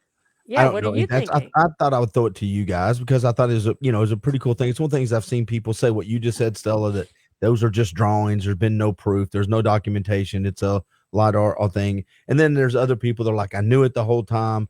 And Stella, you said something that I just want to encourage. You said, I don't know anything about it, so I can't have an opinion. Then you cannot start a podcast, because that's part of podcast. Yes. Yeah, so if you're going to join the podcast route, you're going to have to lower your standards absolutely, and realize that I've got to have opinions about shit that I know nothing about. Look, anyone who knows me will attest that I am never short of an opinion. So there you don't you worry about that. I'm just being polite. I appreciate it. I'll tell you what I would like to do at some point in time, Monica, and I feel like I hope I've not hijacked what you intended to do tonight at all, but I would love to actually do a long form where I'm not 22 hours in. And oh my gosh. I know, but 22, it was 21 when we started. That's right. You did your job. You did your job. And I don't know how to thank you and Stella more. Let's do it. Yeah. I would love to have us three on and me actually bring some questions. Because now that I know Stella a little bit and I know her wheelhouse, I would love to have give me a night's rest where I can put some questions together. I'm a better conversationalist, Stella. So I will do better next time I get you on. I think you've done a brilliant job, and I admire what you're doing. Thank you very much for having me. Thanks for the invite. 2 hours. Here's the thing. I'm going to tell you both a quick story, and I've said it all day about my buddy that's sitting over here, and I've got the cameras where they don't switch right now. I'll do that again. So I played rugby for a number of years with this guy, and in rugby, there is something, with you. In other words, if you've got the ball, you're the tip of the spear, and the ball's always a lateral throw, right? And so the only way the person with the ball that knows they have anybody with them is they're always telling them, with you, with you. Dan calls me up about a week and a half ago, and he goes, hey, what are the spots that nobody's taken that are the shittiest spots? And I went, 2 to 4. And he goes, that's when I'm coming.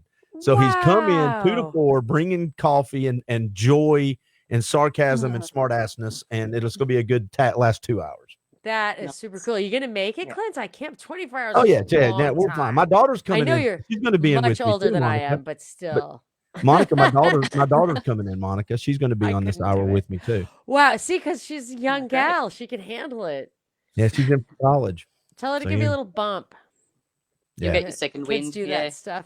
Yeah, and I cannot wait to take a gummy and go to sleep, though. Oh, my God. Yeah, you're going to have to get a sleep aid, because if you're staying awake like that, I've got a little Sudafed will help too. I got a little 5 milligram. I got a 5 milligram gummy. Yeah. I'll take, and I will pass like Rip Van Dam. You might have to take that a half an hour in advance, though. I'm gonna take it as soon as I got it out there in the car. I'm gonna take it all the way home. Take a little break. Stella, I just want to say thank you for your time very much, and I look forward to talking to you soon. Thanks for backing us up, Stella. That was so awesome. I didn't know. I didn't know if you would be game for the unknown. Game for most things at least once. There you go. As someone in the Union of the Unknowns, I should have known that you like unknown. All right, so thank you. All right, ladies, I'm gonna let y'all go. Great. Thank y'all. Thank you so much. Bye, guys. Good luck. Bye, everybody. Back. I'm gonna welcome some new guests, and we'll get rolling. We'll be right back.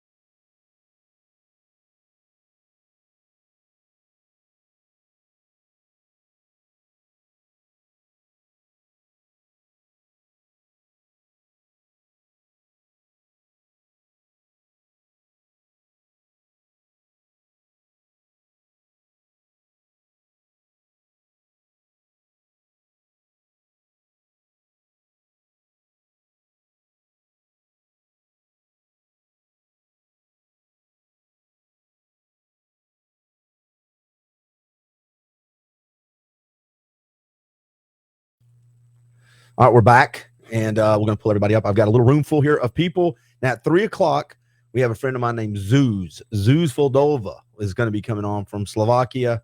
She is a power lifter. She's been on quite a few times with me. The last 2 times she came on, we reviewed Peaky Blinders, and we reviewed the last Kingdom. And I met her through Chastity Snowden, who was on earlier tonight. But let me take this off the screen. And real quick, as we wrap this up, we're at $9,400 of a $10,000 goal. I want to thank all the people that did giveaways with me today: the Barn Nursery, Alchemy Med Spa, Vascular Institute, Chattanooga Carriage, Levi Custom Cheesecakes, and if I forget one, Grindhead Coffee furnished all the coffee today. Unbelievable folks. But my corporate sponsors, Team Monteith, First Lead You Podcast, Whitfield Media Studios, Quality Tire, Nutrition World, and Dr. Jeremy Bruce. And we're $9,400. So thank you to everybody. And I'm assuming by the time we wake up tomorrow, $50 here or there will probably pop up and hit the 10 grand. So that'll be good. All right. Deep breath, everybody. I'm bringing everybody up. I've got my kiddos in the room. Hi, kiddos. Say hi. Let me make sure. Hello. There we go. Yeah. That's all you're going to do is just hello and then jump back like that. All you said was hi. There you go. Then we're talking. And I got my buddy Dan Manager. What's up, man? Hey, buddy. All right. So, Dan, I'm going to have to get you talking up a little bit for some reason. Yeah, that mic's a little low. Here's why I wanted to bring Dan's going to stay on with me the last 2 hours. And he's the one that volunteered to come in when times. He goes, "What's the worst times?" I said 2 to 4. He goes, "Okay, that's when I'm coming." So, did you get any sleep and just wake up, or you just stay up? No, I slept for 3 or 4 hours. Okay. Yeah. Thanks for doing this, man. Yeah, I'm all for it, buddy. I'll talk about nothing for hours. We've done that. Yeah. We've done. You know what's funny about that? Real quick, welcome on from school. Hi. It's good to see y'all. I haven't been home in a while. Are you liking school? Yeah. It's difficult because I'm in the harder classes now. Well, so you graduate in less than a year, so next semester. Yeah, you graduate in December. How was your day at work? Great. Fantastic. You gonna talk like that? You gonna get all in there? Yeah. Okay. Where'd y'all go eat? Waffle House. Of course, y'all went to the Eastridge Waffle House or the one up here Waffle House? The foreign one. The far one. The one we're not familiar with. The one not in Eastridge. Yeah. You know what's really funny? I just said this earlier today, and I don't know why, but you just said we talk about nothing all the time. Mm-hmm. So I watched a TED Talk. Have you seen the guy that does the TED Talk about nothing? No. It talks about how easily we are. You grab it, like you can just pull it up like this. It talks how easily we are manipulated by just how people talk. Right. And so here's what it says. And this is what I liked about it. He goes, "I'm here," and I'm going to make it up, but it's almost pretty good. He goes, "I'm here today to talk to you about nothing. Now, when I talk to you about nothing, I'm going to raise my voice from time to time, and that's going to make you think that I'm saying something, when in fact, by speeding up, lowering my voice, and adding dramatic pauses, you will think I'm about to say something. Now, I've told you it's about nothing, and yet you're listening because you think I might say something. I'm going to use my hands to show that I care." He does this whole for 8 minutes. And you know what's funny?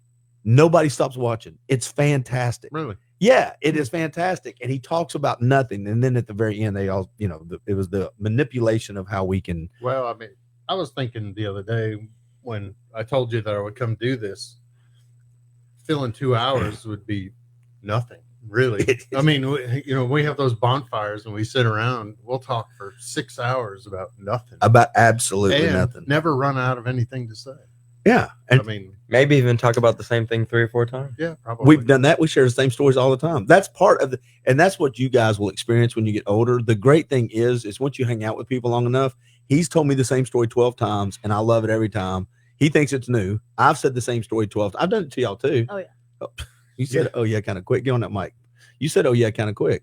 Mm-hmm. Did I do that? So do you like watching the videos with me when you come home on the phone? I do. It's just the second I sit down from driving all the way here. No. You're like, "Hey, look at these funny videos. Look at these 47 videos that I've saved since the last time I've seen you." And you're going to sit there and watch all of them until I'm done showing you them. And you're going to love it. Yes, absolutely. And I do every time. And I saw them all 3 years ago. Yes. I saw them 2 weeks ago on TikTok and you saw them on Instagram. Is your son Reels. on any of the other Okay. socials? I don't see my son. I see him. We live in the same house, and I see him like 15 minutes a week. How old is he now? 17. Oh, 17. Okay. Yeah. Well, he's a junior, and we're doing college visits. So he may, yeah. Max? Yeah. Oh yeah. my goodness. In fact, he went to Tech last week and loves it. That's awesome. So it's a really good school. I really like it. Yeah, that's cool to hear. Well, and it's like any school. Give it a year, right? Because your first year, any school you go to, because you're living away from home, it's just different. It is just different, and so it can feel a little weird. Well, I took him to Notre Dame last Monday, and it's a beautiful campus, but he didn't care for it. Really? Yeah, it was too big and too, I don't know. It was just overwhelming. And is that the only other school you visited other than Tech? So far, but he's going to go to UAB, Huntsville. I don't know, a couple others, but so far Tech, and they took a lot of time talking to him about his major, and it was a very long. Do you remember the? Oh yeah. He came to the orientation with me, but I went to the tour with my mom, and it was long. Yeah, we were there for like 4 hours, I think. Is that the one where you met the professor that you shook his hand? Isn't that the, or is that the orientation? Okay. Yeah. Well, I mean, it's the same thing. They asked Max, what he was leaning towards, and right now it's engineering. Yeah. And they took him over to engineering department, and the head of engineering. Whoa. Did you take him like this recently? Well, Shannon took him like 2 weeks ago. Yeah, we just got a brand new engineering building. And it is like, it looks like the Stark Tower. Yeah. Like it is insane compared to all the other buildings. It was awesome. I remember when we went to the orientation where they were doing them in groups. So you'll have, one group followed by the other group. And I think there's 200 people in each group or whatever. And we're sitting in that little, the auditorium. And they said, okay, if you're a nursing major, stand up, and 6 people. If you're an exercise science major, 15 people. If you're an engineering major, 7,000. Right. All the rest of them stood up. And I'm like, well, I think we know what the school's for right now. Yeah. Because it's so engineering. Well, and that's what he said, because we toured the engineering building at Notre Dame, and it's massive and impressive, but he said it's old compared to Tech, but Notre Dame was more like, you should want to come here, we're Notre Dame, you should want to come here, and Tech was tell them to get in the conference. We want you to come here. Yeah, that's how I told my mom that's how they made me feel, is like they actually care if I come. It's not just like, give me your money. And it's good. They're building so much. Well, like I said, the head of engineering spent like 2 hours just one-on-one with Max, talking to him about what he wants to study, what kind of jobs that could mean, the companies they work with, internship opportunities, job opportunities after school. Wow, I mean, engineering got a little bit more than us. Yeah, that's all right. It was. He was blown away, and so they set the bar really high for the rest of them. So we'll see. When's the last time you did a bonfire, a little fire pit with anybody? Has it been a while? Yes. Yeah. Years, probably. Yeah. We talked about this, Aaron's like, we need to do one, but everybody gets busy. The last time we went to dinner, and I was going to ask Aaron to go, but I think they were out of town that weekend. Yeah, they were. Yeah. It's tough. It's tough. And, losing Andrew was a tough time, and it really kind of opened my eyes for, making more of an effort. Yeah. But still, everybody's a grown up with lots of stuff to do. You got your time tree, man. You only have so many branches on it. You can't spend time on all of them. It happens. Yeah. Yeah. Do you miss playing rugby? I do. I'm asking for a reason. Yeah. Yeah, because that's where all the good. I don't know about every day. I like your shirt. Did you get that while you were at Notre Dame? Yeah, we Notre Dame rugby. So yeah. I mean, I grew up in a Notre Dame fan household. Did Aaron go to Purdue? Purdue. Right. Yeah. Okay. Did they end up winning against Houston? I have no idea. It was a good game. I don't watch. I was watching. I don't watch sports anymore. I don't watch. You don't watch any. I don't watch college. I watch maybe 1 or 2 college football games now a year. I've not watched a college basketball game in years. I don't watch sports anymore. Hardly. Yeah, I don't watch the NBA or college basketball at all. Unless I'm out with Jennifer or something to watch, I watch nothing. I haven't watched an NBA game since Larry Bird played, probably. But jeez almighty, dude. That's when you had good hair. I still like March Madness. Do you? I can't do it. There's no rivalries anymore. And plus, I just don't know. I don't know, man. I've not watched a March Madness tournament. Well, hey, how about the Mocs, though? They're in the semifinals for the NIT. They look great. Yeah, I did see that. I do keep up with those headlines, but I still don't watch the games. Yeah. I still don't watch the game. I don't even have the channels to watch the games at all. Hey, Tech's girls basketball team made it to the first round of the March Madness tournament. Very cool. Do you wish you did have played softball? Yeah, it's fine. I'm not bitter. I hope not. Everybody was telling you to. So, but to be off, in fairness, you know, if you'd have done it when you did it, your back was all messed up anyway. Yes, I'm very injured. I don't know about very injured, but you're injured. Yeah, I mean, but college sports, that's a different animal. That's a job. That's a full-time job. Yeah, my body could not have handled anymore. Yeah, but I do enjoy still watching it, and I have friends that play, so I kind of live vicariously through them. I wish you'd have put together that little draft game we could have played. I came up with some ideas, but y'all would have to think about it on the spot. Oh, I don't mind. You got this draft game that we play. Whoa, thinking and on the spot. I don't know. All right, you want to try it? Sure. We got nothing else to do. Go for it. All right, go for it. So basically, I give us like a topic, and we go through a draft. So we have maybe 3. Look at you. By the way, your grandmother's still up watching this. Oh, hi, Bobby. God, gee. I love you. And $9,400 away, everybody. Go ahead and text it to YCAP to 71777. Go ahead. And then we take turns drafting something in that category. Give the directions one more time. So I choose a topic. Like, let's say I choose chips, and it's my turn. I'll be like, my first round pick is Doritos. I got Nacho Doritos. Okay. Got it. And you build your roster of that topic. Okay. How many do you pick? Me and you just played together, and we did 5. Do you need pens and papers or not? Because we only have about 30 minutes. It's up to you. Well, I don't know how the game's played. You do. So help me out. Last time we wrote them out before, but we didn't do that. So you just want to think of it on the spot? Let's think of it on the spot. Let's try one. Go for it. Just try one. Okay. Give me one. You can do superheroes. Oh, okay. So you want to go first, or do you hand that off? I think you should go first, or maybe Jacob. Jacob, go first. Yeah, I think we should start with. Look at that guy. So are we going best in terms of powers, or just it's all up to your It's up to you. And then we get to judge you based on your picks. I mean, you already know I'm going to pick Iron Man. Yeah. Okay. That's been his OG since forever. Iron Man's 1 or A or however you're. All right. What superhero? Hulk. I'm going to go with. Well, here's my thing on the superheroes. Superman. I don't know how anybody beats Superman. You don't beat Superman. So I'm just going to take Superman. I am obvious. Well, I know who you're taking. I don't think you do. Oh, okay. There's 2, 1 and 2, but I'm going to go Wonder Woman.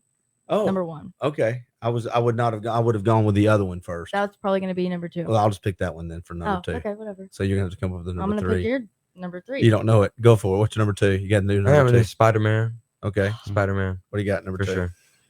Not going to do Batman. That's just a rich dude with gadgets. I mean, without his suit. And an ambiguously gay duo guy following him around. Yeah. That's kind of Iron Man too, though. Yeah. I don't know. You don't know the superhero. I don't know a lot of superheroes. Black Lantern, Green Lantern, Green Horn, Black Panther. Black. I was going to take Black Widow.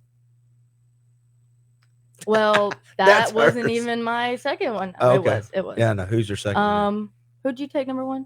I'll take Superman. Thor. I'm taking Thor. See, I was going to take Thor third. Yeah. We'll go through around one more time. We'll do another one. Last one. We're going to go around last one. Flash. That's not a bad one. Flash. Kind of useless. I'm going to pick the most useless one for my third, and I want to see if he knows what the most useless. No. Oh, I already know who you're going to say. No, if you're saying go ahead. Useless. My third. I know it's useless. I don't know. Yeah, he's out. It starts with Aqua and ends in Man. No. It's not Aquaman. No It's useless. Don't hate on him. Oh, mine are the Wonder Twins. Yeah. The Wonder Form of a bucket. You be the first. You be the one, and I'll be form of your bucket. I'm form of eagle. Right. I'm a form of a giant ape. Form of an ice cube. No, one of them had to be like a container, and the other one had to be some form of water. I thought one of them was the water, and the other one could be the animal. One was like they carried the bucket of water. terrible. No, like one of them had to be the bucket, and the other one had to be the water. I got to be an ice cube tray. So they have ice cubes. It's the worst. I never understood why they added those anyway. A bucket of steam. And then with the stupid bucket of steam. I've never heard. I am a vape. So their powers had to match each other. Right. Yeah. They would touch rings and go Wonder Twin powers activate, and that's when I would go. And where's Bugs Bunny? What about Shazam? I like Shazam. Yeah, I like Shazam. You remember the old show in the 70s with the Winnebago? Are you kidding me? It was followed by ISIS. Mm-hmm. Remember that? I didn't know it was a terrorist group until as a kid. I loved her. She was smoking hot. Yeah. She would Almighty ISIS. Is the $6 million man a superhero? I don't know. The Bionic Woman. Yeah, that was a good one. That jumped the shark when he $6 million man. That's when he started, fought Bigfoot. Now, if he was have you watched? It'd be the $700 billion man. $1 million. Have you ever gone back and watched the old TV shows? Yeah, I watched Chips yesterday. It's horrible. Oh yeah, they're terrible. Dukes of Hazzard's a pile of shit.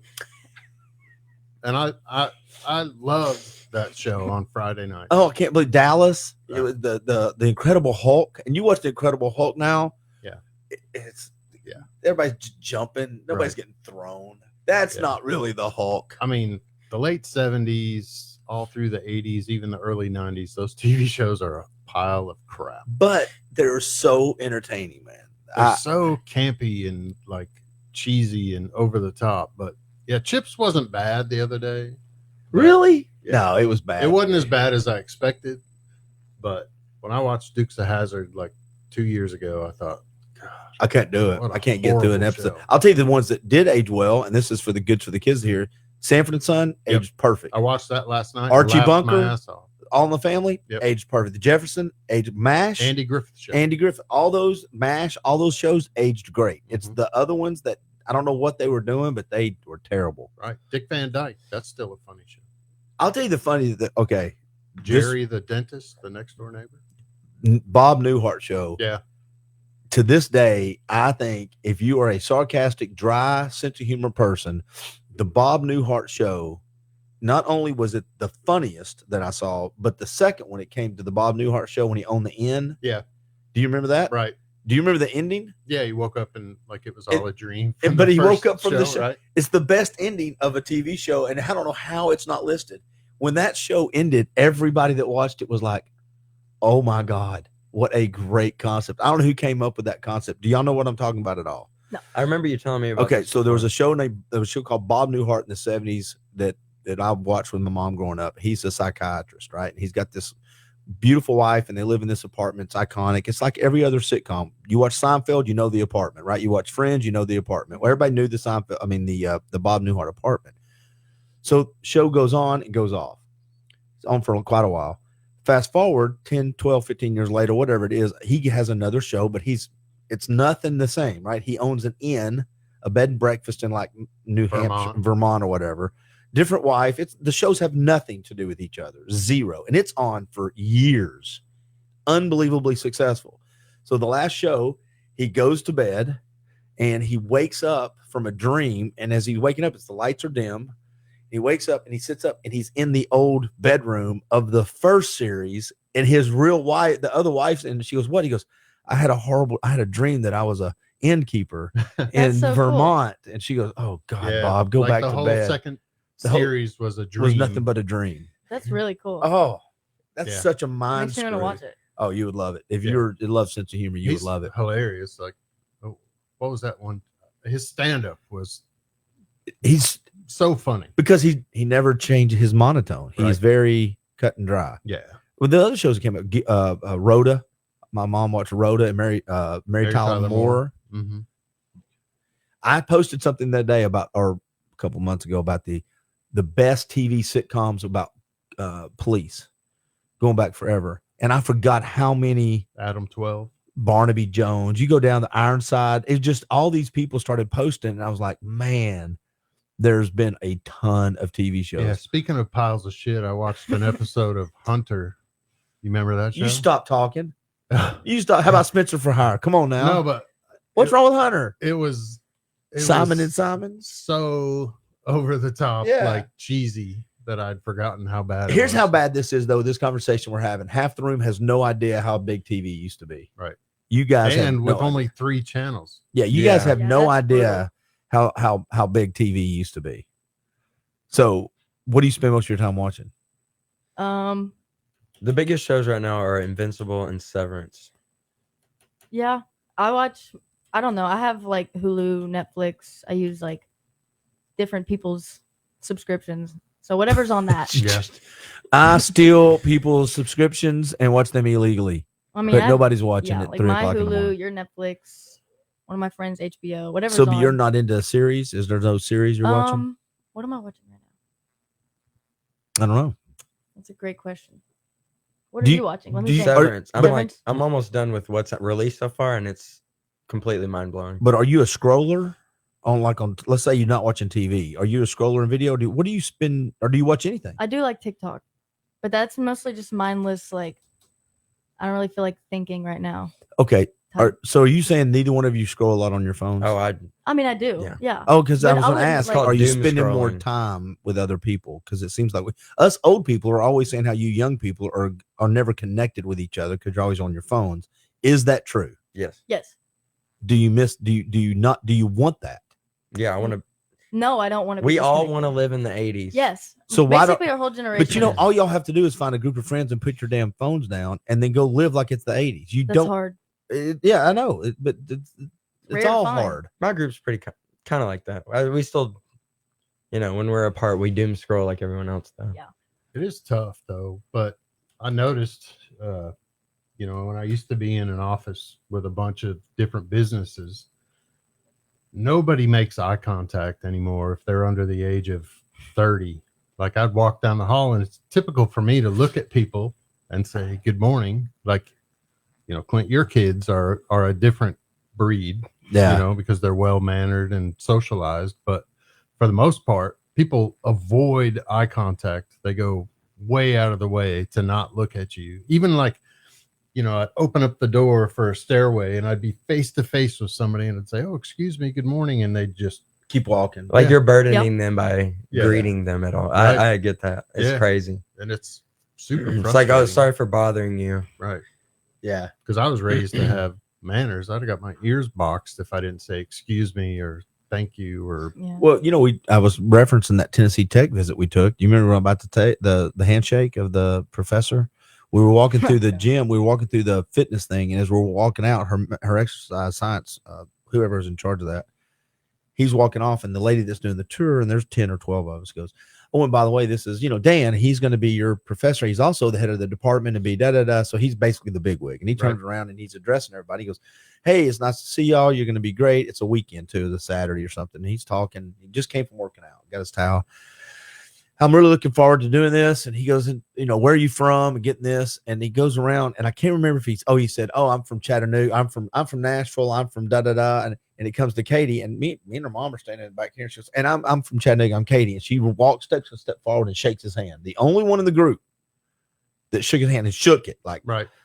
And as he's walking off, do you remember? He turned around, he goes, I bet you like that. He looked at me and said, good job, Dad. Like that. I was like, yes. I ended up having him for a class too. He'll remember that. That's kind of people remember that stuff. That's why he actually turned around and was like, by the way, and I looked around all the other candy asses like, nice job, boys. Way to go, guys. I know. Step up. People think I'm crazy, but I've been drilling manners into Max since he was old enough to walk. And it's going to separate him from other people in the future. Yeah, it 100%. Even if you just know the basics. What did I post the other day? And I'm going to put myself on the spot because, hey, big fan Karen Carpenter. Hey, I can't read that one real quick. Hey, Big Parm. Oh, okay. I want to say that because I don't have my glasses on, but so let me ask you this: Does either of my kids know what the sidewalk rule is? Yeah. Oh, what is the it? Guy walks on the. Yeah, you would be amazed at how many people don't know that. Parking lot rule as well. Yeah, parking lot rule, but most people don't know that. Yeah.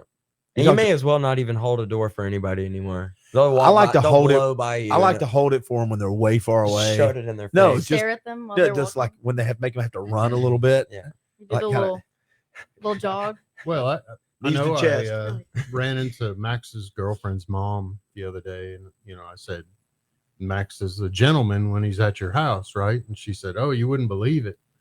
Because I told him, especially when they first started dating, I said, when you go to her house, turn off your car, walk to the front door, greet her parents, and then you walk her back to the door when you bring her home. And it better be 5 minutes earlier than her curfew.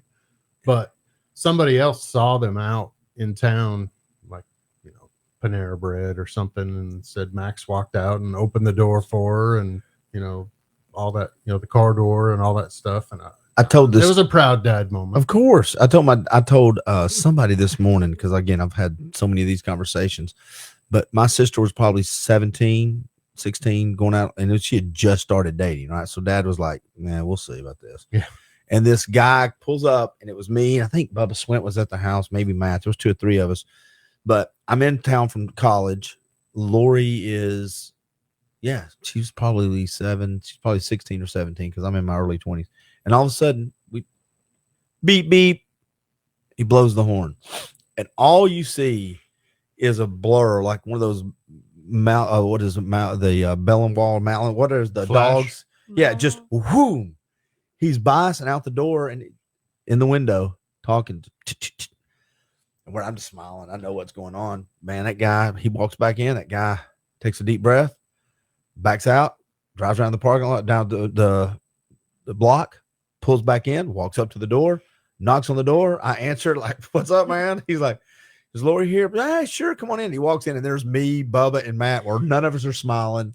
And he had to get, go pay his dues a little bit. Right. But I remember it was like, hey, it's not a prostitute's house. This is this ain't curb service. If you want to go out with my daughter, you can either pull out and leave or pull out and come back and try it again. But don't come blow your. If somebody had blown the horn for her, that's pretty crazy to just blow the horn outside of. They had no. There should have been a sign above the door of who lives here, because I was like, you are just playing with fire when you do it with any dad. Oh, I mean, blow your horn. Can you imagine if somebody had called you? No, come back. Hey, Max just blew the horn. Oh, you'd have been like, if you didn't whip his ass, I will. Right. Don't send him home. Right. Don't send him home. Yeah. Yeah. He gets it. I mean, he's a good kid. I can't complain. I'm proud. Is he liking football? Oh, he loves it. What positions he got playing? He's playing defensive back still. Oh, really? Yeah. Yeah. But he safety or corner? Corner. Oh, yeah. He's got a little footwork there then. Yeah. Yeah. He's been working on it. You take out your speed after you? Yeah. He's got my speed, which is nice.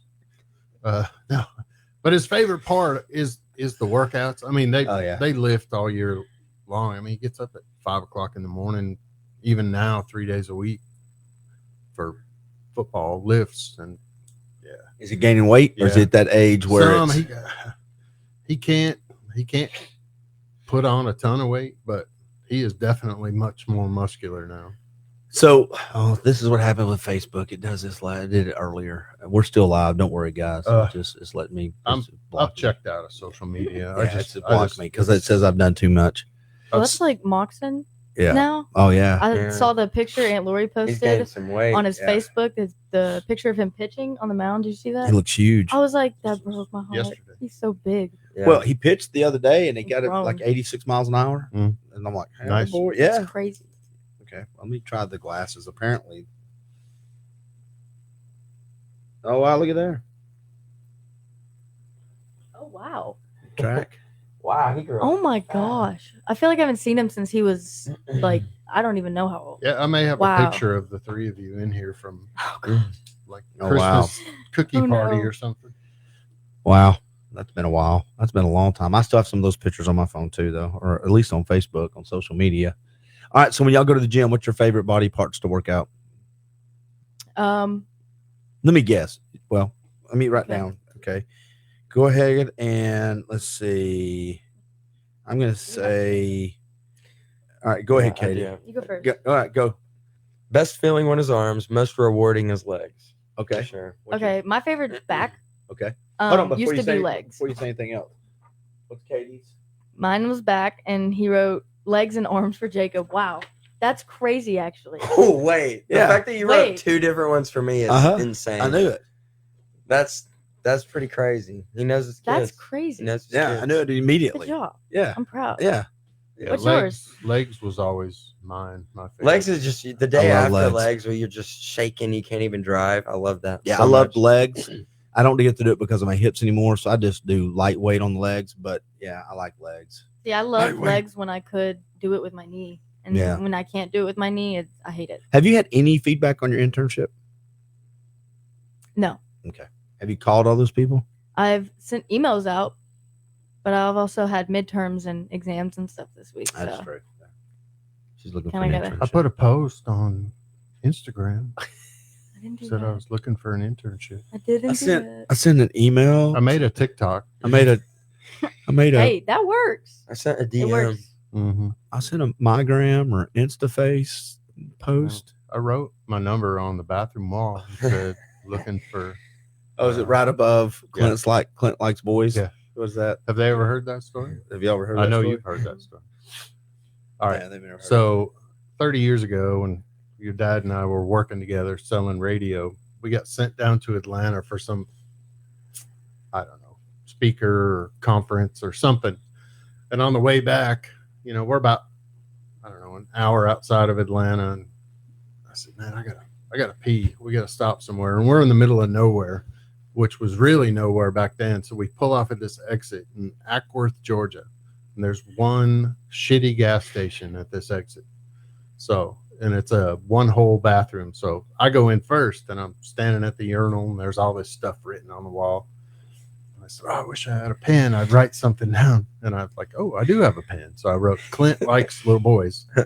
Right in front of the urinal, eye level. And so I go out to the car. Your dad goes to the bathroom, and he gets in the car, and he doesn't say anything. And we're driving down the road, and I couldn't stand it anymore. I was like, didn't you see what was on the wall? He goes, yeah, I saw it. I go, did you wipe it off or, erase it or anything? He goes, who's going to see it in Ackworth, Georgia? It wasn't 2 days later when we're at the radio station, and Jim Reynolds, JR, was on the morning show, and he had gone to a hockey game in Atlanta and had to pee on the way back. He stopped at the one gas There's and he no stopped way. at the same gas station, and he goes, and I'm standing at the urinal, and I see Clint. This is Powell on the likes radio. boys. On the radio. Yeah. I think I have heard this story. And he I says, am not. hey, That's I know crazy. Clint Powell. And I suspected he liked the boys.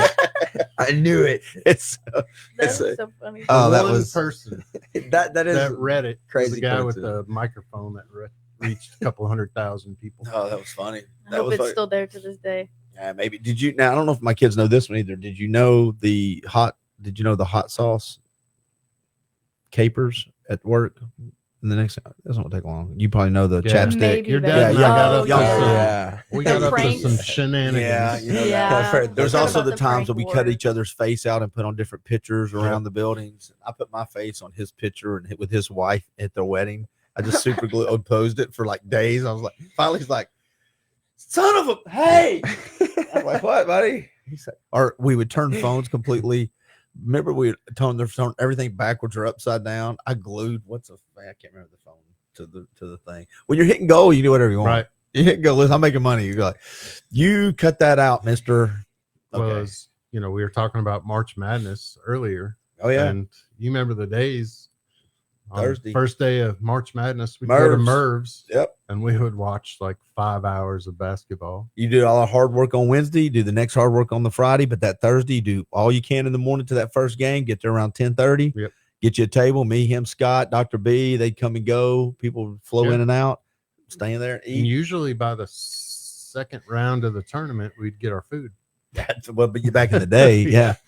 They had one George Foreman grill or something. But the hamburgers used to be good, and they Yeah. they're still good, but they're not like they used to be. No. Something's changed. They're still good though. I was trying to think the other day of the places we would go because I trying to talk. We had we had Mervs, Home Folks, which is the Blue Hut, right? Yeah. Was Jenkins on there? It wasn't Jenkins. Rarely we would go Shuford's. to Bees.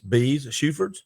Yep, Shuford's. We went to Bees usually when Wally got involved, Right? Because he Right. loved to grab stuff when it went by. I'm trying to think of somebody else. I thought there was another place I couldn't remember. There used to be the Chinese restaurant at the corner up there, close to right there. until we went and found roaches Yeah. crawling around the table. Right. We're sitting there, sit down. There's these look over, and there's like 4 little roaches. I'm like, we'll just go ahead and pay for that and leave. Yeah, there was a roach carrying my egg roll off the table. Dragging it over like a tug of war. Sounds like Ichabod. Yeah, he's like, "You gonna finish that?" Unfortunately, that place was. Remember so good. that? Oh my I love I Ichabod. miss it. Yeah, we did too. We do too. But we looked over one day in the corner, and there's the biggest roach I've ever seen. Oh wow! Yeah, I- ruined it. It 3 did run inches it. long. But I think I would like to go back to Home Folks on a Friday. I have not been there in 15 years. Max and his buddies go to home. Where's it at? No. They go on Fridays for Catfish Fridays, and we Yeah, know it ain't sometimes, yeah. catfish. Oh, okay. So real quick, let's see What if is we're. it? It's just a meet and three. like a buffet, but it's just home cooked food. It's just good stuff. Yeah, fried chicken on Fridays. Fried they have fish, catfish. River vegetables. Does the Catfish Friday. So let me ask you this Good. though: what was the running joke at Home Folks on Friday? Well, that was Quake would always get a bowl of soft serve ice cream, and he would always forget to get a spoon every time. He'd sit down, put all his hot fudge and sprinkles and stuff on it, and he'd sit down and swear, shit, I forgot a spoon. And we would all be watching every him do Friday. There would be like 5 of us, and we'd all be watching him. We would watch him walk across with the bowl. Yep. And we'd watch him look down at it. After a while, he would sit down and he would put it down, and we'd be like, and we would all stop eating and just, yeah. And that little light bulb, he'd go, shit. Yeah, but after a while, somebody would bring a spoon. Like one of us would. We would have him an fill extra. up his ice cream, and I would just get a spoon because I knew he was going to forget it. Oh, that was fun. That's the first place I put a billboard. Was her spot up there. That little billboard is in Home Folks Yeah, parking it's lot. in Saudi Daisy, right? Yeah, yeah, not far into Saudi Daisy. We call it the Blue Hut because it has a blue roof. And that's what I always thought it was really. That's what I always thought it was really called. Make sure we have any more comments. I still got like 9 people watching this thing. Is your mom still up? I don't know, but we have 11 people watching it right now, so that's good. I'm anxious to see the final numbers on this. I have to add the 3 videos together because I've had to do 3 throughout the day. But I'm super happy with it. To be honest with you, that's what I told. Was I talking to you out there? This all running together. I was surprised. Oh no, I was talking to Andy Smith when they were just in with Dylan and his wife Amber. I am surprised. I had 36 people and coming through today. And so 5 of them were people. I just said, hey, I may need some help running the board, running errands, doing coffee, because I can't do that. And people walking in, immediately people just say, hey, I'll be there. I'll stop by. And I was like, okay, well, there's a handful, 5 people, right? Russell Stroud, Brian Stone, Tracy. You guys came by. Jennifer came and hung out. And at first she brought me some stuff this morning too. So anyway, you have those people. But then I make the schedule. And first of all, you send it out to everybody thinking, okay, if I send it to 40 or send it to 30, 20 will say respond. And then 18 will say across the board. Yes. Cool. Oh my gosh. Well, here's the biggest thing. Then you expect people to cancel. Somebody's like, hey, I can't make it. Hey, I've got to, blow my nose that day. I'm going to be too busy. I can't do it. And then no one cancels. The only one that had to cancel was because they had a family emergency. And I just talked to her. So I knew it's legit. Her mother had a bad fall. But I was like, the odds that no one cancels is unbelievable on something like this for 24 hours in the weird times. I know. So I just feel like it's kind of a blessed thing. And I already know what I'm doing different next year. So as we wrap this part up, and then we're going to bring Zeus on from Slovakia, one of my favorite people on the planet. Could you point to Slovakia on the map? I could. Yes, I can now. It's really close to Ukraine. Here's why. Because when the Ukraine war started, right next to the Czech Republic. It is. Well, I started when the war started. I had her on and asked if she was okay. We actually talked about that. I said she goes, well, because it's a small border, but she's on the other side, so she's like, we're okay. Is it near the Baltic? One of the Baltic states? Baltic, Latvia, Lithuania, Estonia, any of those? Asholia. Yeah, right. What are you doing? What are we doing here? Yeah. Now I was going to say anything. I got him to come in, and then I lost my train of thought. I can't remember what it was because I'm tired. But I was surprised that nobody canceled and backed out on me, and I'm surprised that everybody said yes. And then the amount of people that have given to reach almost $10,000 this late in the program is, to be honest with you, I kind of thought we'd hit 10, but I was doubting it. But we're going to roll into 10 by tomorrow, so I'm pretty pumped. And so because it's still on. As a matter of fact, right here, let me put it back up, even though you can't see it on the screen up there, guys, because it's not there anymore. I'm going to put it back up here. I'll see it. You won't. Just so people want to know how to give, in case this is tomorrow and they're watching it, you can give by texting YCAP to 71777. And we've had gifts from $2,000 all the way down to 20, and that's perfect. I love that. That means a lot of people gave. Well, I mean, it's a worthy cause. It's a cause that I wish I had more time, and when I get to the point where things settle down for me a little bit, I really do want to volunteer and get more involved with it. It's a great place. Man. Yeah. It's a good place. They do good stuff. Andy and his folks came in and did good. Andy got me some great guests today. It's been a lot of fun. And right when you get tired, people show up with energy. Yeah. That's the cool thing. Brian Stone showed up. You guys showed up, got through this hour. It's really good. And this next one with zoos is, as a matter of fact, let me check while I'm sitting here. Oh, I can't get on Facebook now. I've been blocked. So I hope she got the message. I hope she got because I can't get on. How many I bet times has it blocked you today? Twice. It's For blocked what? me twice. Because he's been on there for. If you share, if you've got 24 that long and you share that much, it's the dumbest thing I've ever heard. Mm. They're like, you've violated community standards. I'm like, if you've got an AI that can read algorithms, you know what I'm doing? I'm raising money for a charity. Right. So it's not Yeah. like I'm selling baby parts out here or anything. It's not like harvesting organs.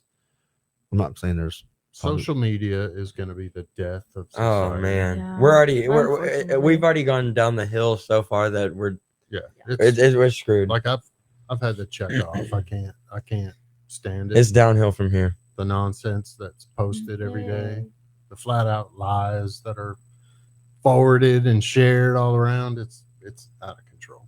Yeah. So here's the bad side, or the downside is actually what keeps us is the good side. And that is it keeps you in touch with people you don't know, you hadn't seen in a while, family and all And that. that's why That's it. You tolerate it. That's why I don't delete it off my phone. Cause I do like, I've got friends all over the world I like to keep in touch with. Yeah.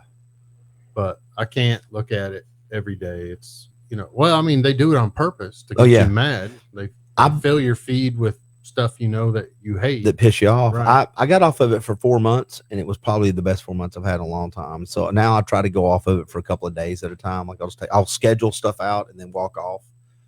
Well, those are usually pretty 2 good days.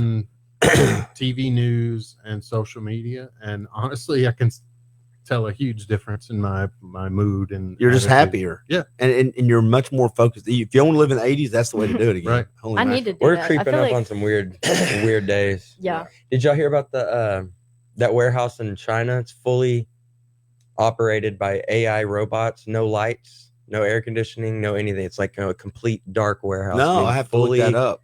Fully operated by robots. I'll have to look that up. Well, It's they're pretty saving money. crazy. Yeah. They don't need to Think it because you only need lights if there's humans. That's not needing much to see. different than a regular Chinese warehouse. true. No air conditioning, no lights, no Couple nets outside. Yeah. to keep No everybody from healthcare, jumping. no, Yeah. Get those 13-year-olds no to work it breaks. again. Yeah. I need a new iPhone now. Yeah, put all that in this thing. And I didn't create anything. All right, let's do this. Let's do My our fingers hurt. Well, that's 2 days. Yeah. Oh, guess who just bought themselves 4 hours of landscape? Do you know what movie that is? What That's Happy Gilmore. There you go. Good job. I've raised Anybody my else's kids. fingers hurt? No, okay. All right, let's do this. We're going to take us a quick break, and then we'll be right back, and we're going to be back with zoos as we wrap up the last hour.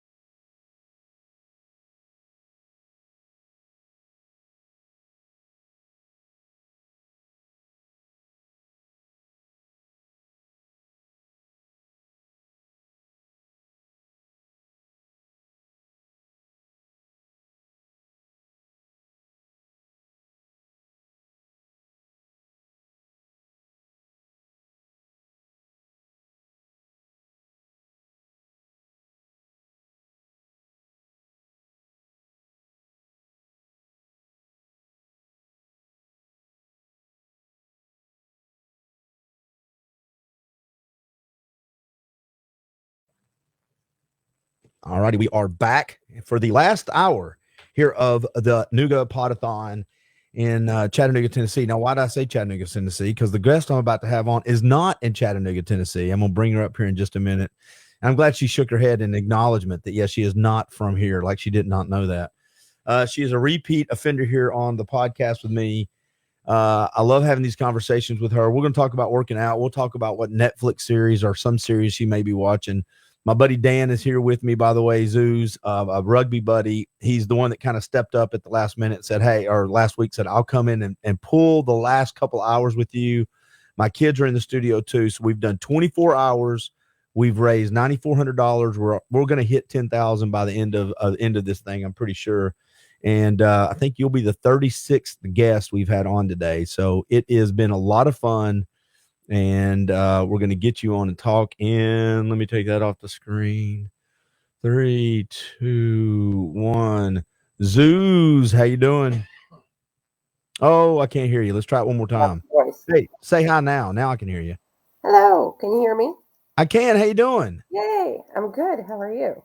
I am fantastic. It's good seeing you. You too. It's been ages. It has been ages. You didn't respond to my texts.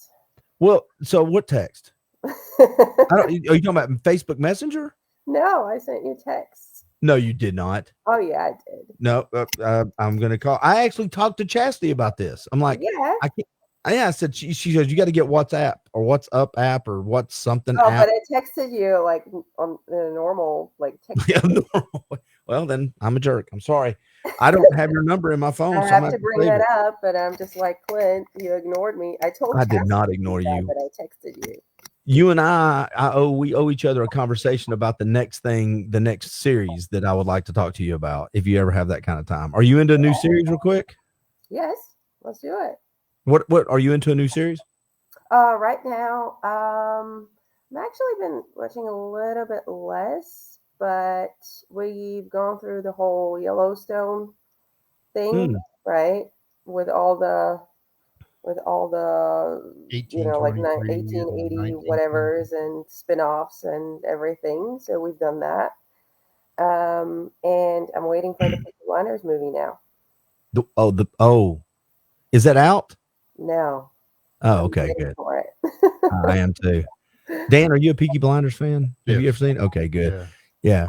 I am a huge Peaky Blinders fan. She and I did a podcast episode on the Peaky Blinders. Yeah. And I'm hoping the movie kind of wraps up some of the stuff, the loose ends that we talked about, just to see if it can be just a better finish, because that wasn't a good finish. I didn't mind that as much. But yeah, like there was still some open things. So I think they left it open for this. For the movie. Yeah. It's kind of like they did with the Last Kingdom. Remember that ending was a really good ending, I thought. Did you like the movie that came out? Yeah, that's it. Was it the 7 Nations or 7 Kings or something like that? Yeah, something like that. Yeah, I read the book, so it was pretty much very similar to that as well. All right, how's life over there where you live, ma'am? Man, I have to tell you, I just recently woke up because this time change messed with me. I thought we had 6-hour difference, and I was just like, no, it's still 5 hours because we're changing times tonight, right? Not last night. So did I just totally screw your whole day up? No, you didn't. Okay. We actually started earlier, so that's okay. But lucky that I was up and I just looked at the clock and I just did the math again. And I'm like, oh crap, we're talking at 9, we're talking at 8 a.m., not at 9 a.m. So I was just lying in bed, just being all, and then I just stormed out, made my coffee, and I'm here. Well, I appreciate it very much. But how's life in Slovakia though? Is it okay right now? Is everything all right? Because we had this conversation a while back. Is everything normal? What do you mean normal? Well, I feel like normal changes basically every single time that we talk. Is life good for you? Let me ask that. For me, it's good. Yeah, that's good. Yeah. You working out? Yes, a little bit less, but I'm still working out. I was going to ask, are you training for something? I think last time we talked to you were either training for something or you were getting out over something. I can't remember. I'm still doing weightlifting. I was weightlifting before, but with like life going on, I don't have that much time for it. Also, my body's just like not happy about me training as much. So yeah, a little bit less. I train when I feel good or when I feel better. I train, and if I don't, I don't. How's the are you still doing coaching with Chastity? Yeah. How's That's that going going? really good. Few changes. We just had few changes coming up, like moving from one app to another. Like we have a collective, like a group teaching type of nutrition setting coming up. We're starting actually the first teaching on Tuesday. So with basically, like 24 weeks of teaching about nutrition, while we also, most people are losing weight. So yeah, so that's going good. Yeah. By the way, what do you put in your coffee there you're drinking? Do you put anything weird in your coffee, or is it just straight No, black this coffee? is just black. That's the way to drink coffee. That's why. Sometimes I put a bit of like oatmeal milk in it, but other than that. I'm going to cheat with you real quick, and anybody in the studio can jump in with us. But I've got somebody in the studio that's 20 years old that loves to weight lift, and she's a girl, and she's my daughter. Say hi. Well, hold on a second. Hello. Say hi one more time. Hello. Hi.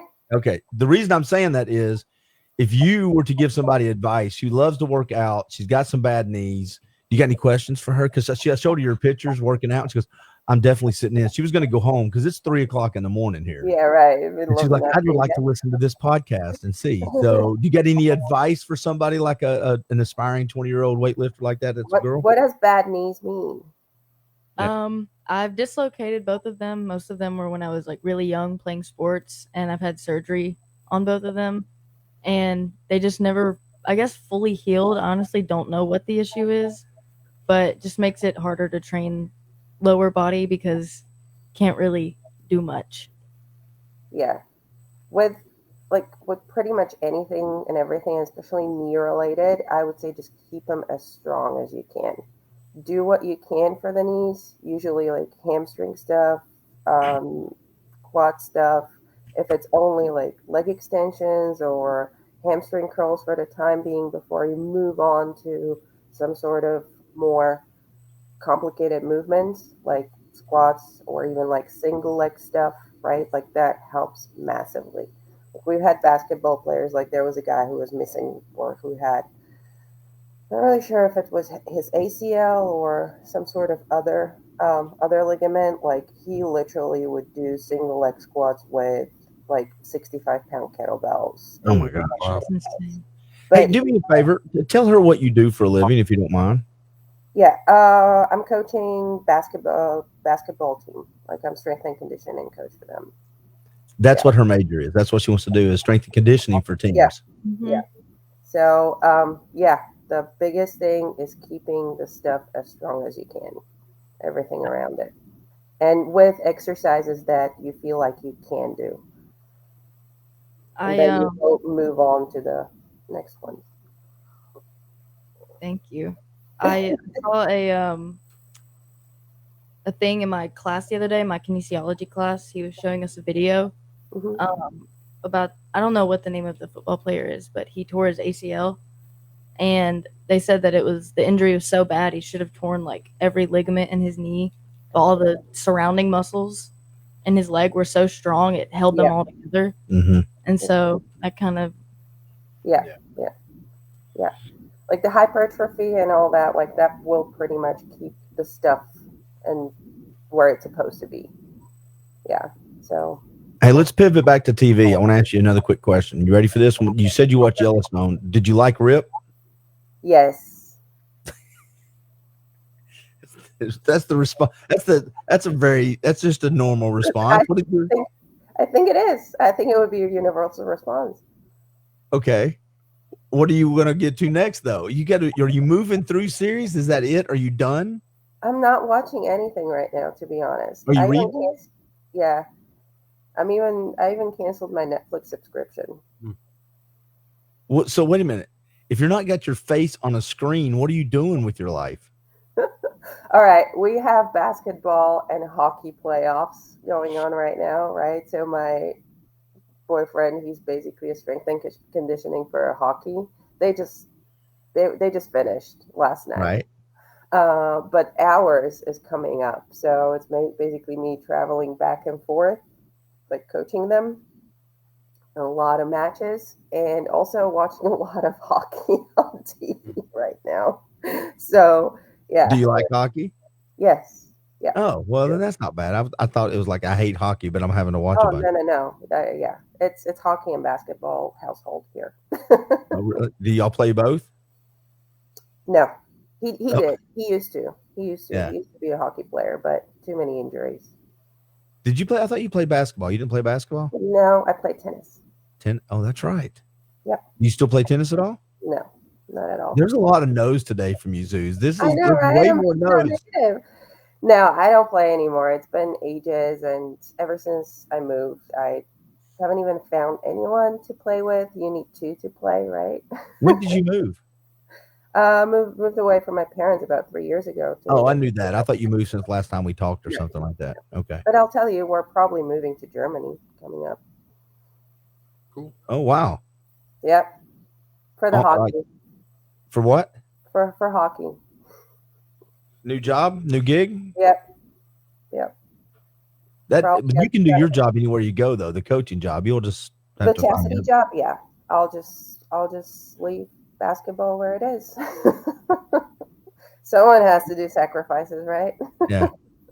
Speaking of series, have you seen the previews for that new one, Mobland, the new Guy Ritchie series? I've heard about it. Bless you.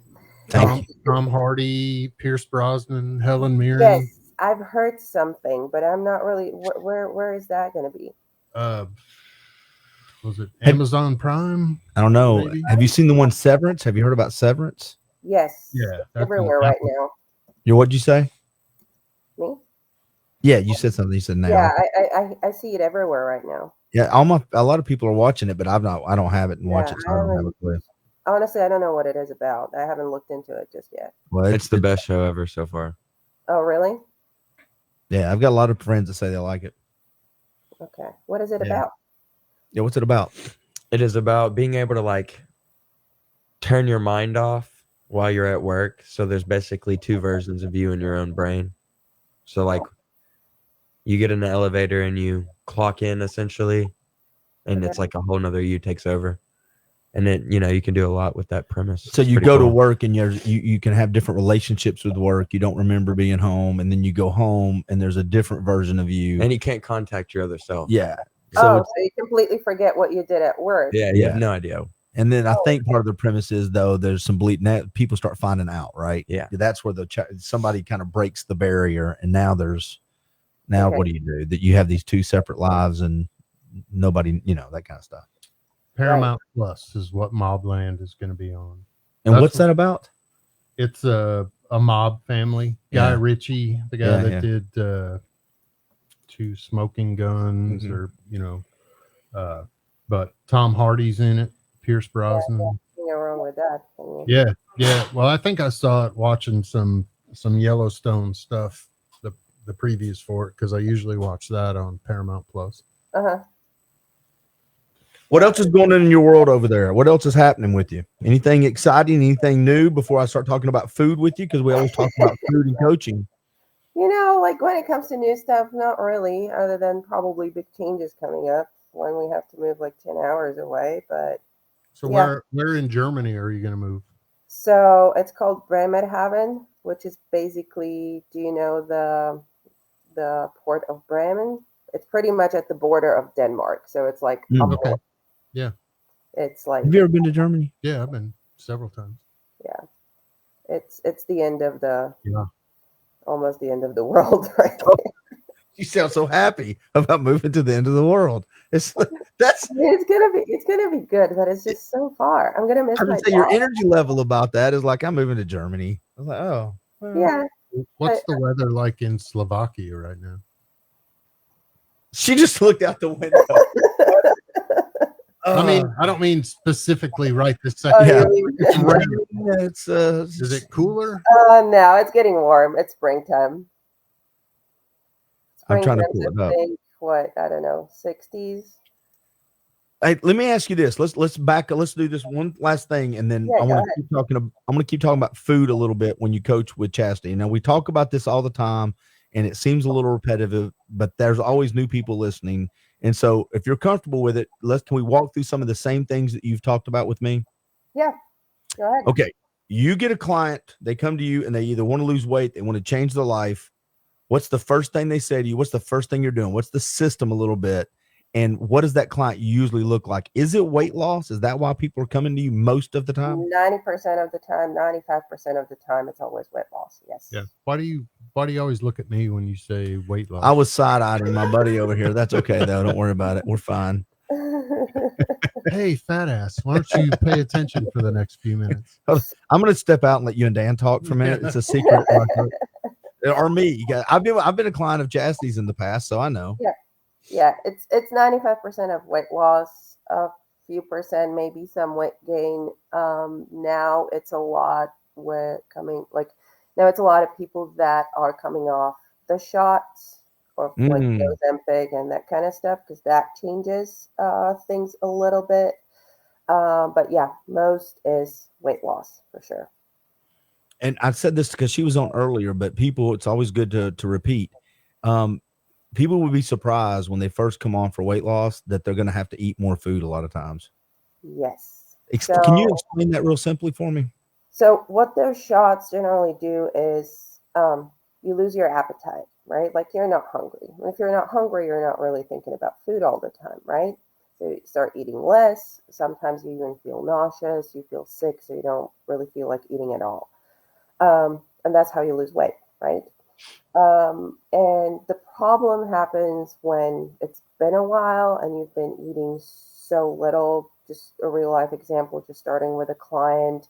What we do is when we start with a client, we get them on like a week of food logging, so we know what their food looks like. Like I have a lady that would eat like 400 or 500 calories a day, which is not even a meal, pretty much. Like, and she doesn't feel like eating at all. So if that happens for a longer period of time, your body just adapts, right? And you're not really losing weight anymore. It's just like a protective mechanism. So what we have to do once, we get to work with them, we have to start eating and slowly reteaching them how to eat food, but now in like a good way, right?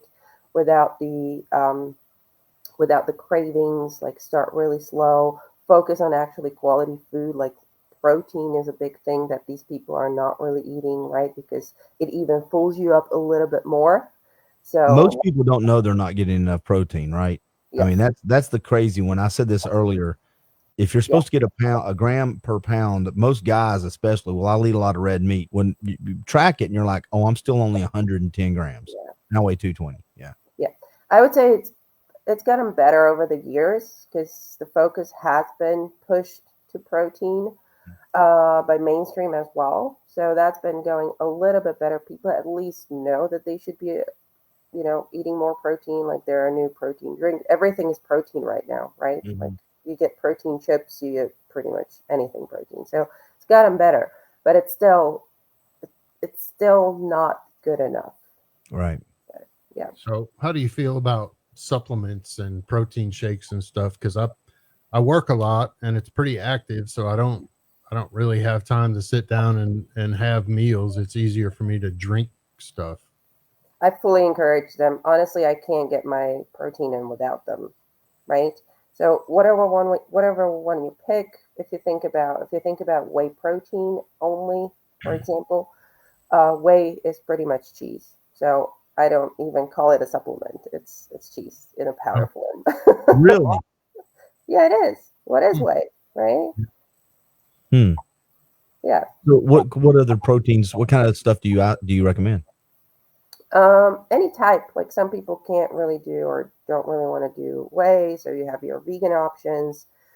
You have your beef proteins, which is usually for people that can't do milk products at all, and those are really comparable by taste to whey protein. Then you have some rice proteins. There's an egg protein powder, which when it comes to the taste is probably the worst one of all, so not fully recommended. But yeah, most people. What do you take? What do you use? So recently I've turned away from like the regular whey proteins, and I don't know if you guys have heard about the clear proteins. It's still whey, but it's called clear. So it's done in a way that it's filtered even more, and the flavors come in like lemonade type of flavors. So it literally feels like you would be drinking a lemonade. So it's not that heavy.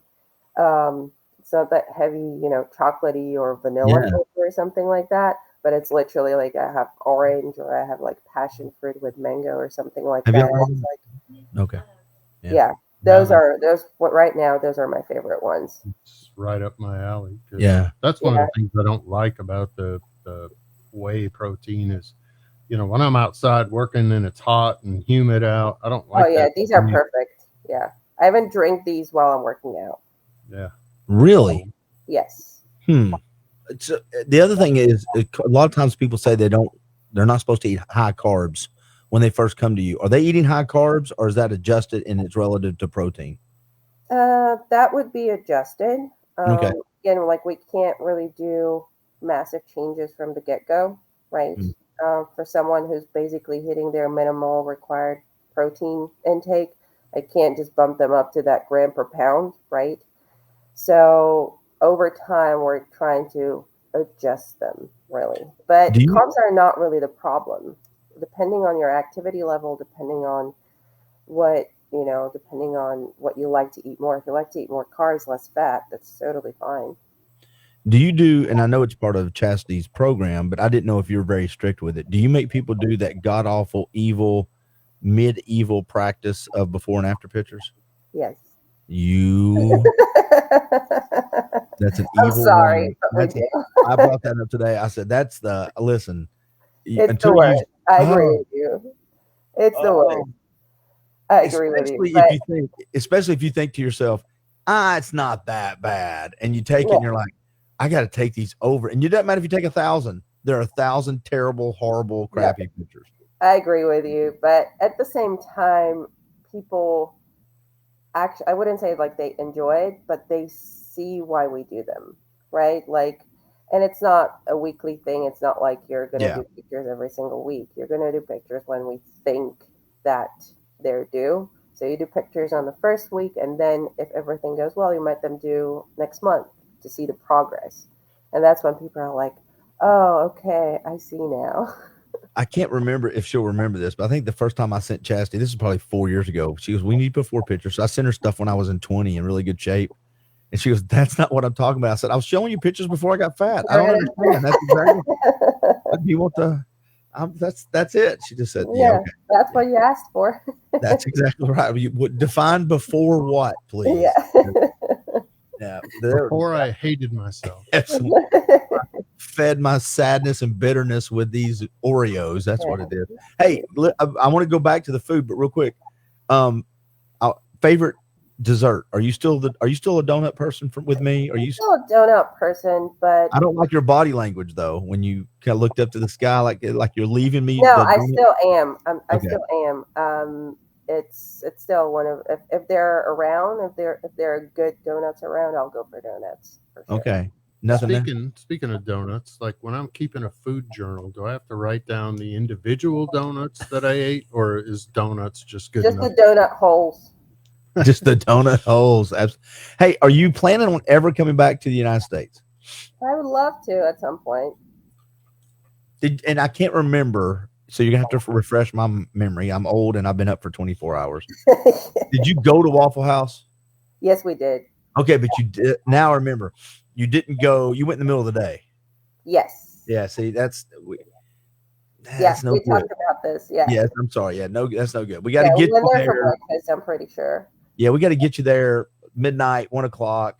That's the Waffle House. Then you've had a Waffle House experience. Until then, there's professional Waffle House, and then there's Waffle House. Yeah. I'll remember that when I'm there next time. Yeah. Do you know what Dan said? He goes, they don't have clear protein there. I can tell you that. I bet. Hey, let's revisit it. Somebody comes to you, you put them on a little more food, they're eating a little more, and that is to do what? Is that just to get their metabolism up? Is that used to getting them eat more? And then what happens next? What's the next step in the process? That's where basically their metabolism starts working more efficiently because now there's more food coming in, right? We might see and pretty often see weight loss during that process already, right? So you're eating more food, but you're losing weight. Yeah, I mean, that sounds counterproductive. That's weird. Right? It's weird, but it does happen. And depending on how far we got, we might finally make them go on a diet once their metabolism is fully healed. Yeah. And you help them. What'd you say? Fully efficient.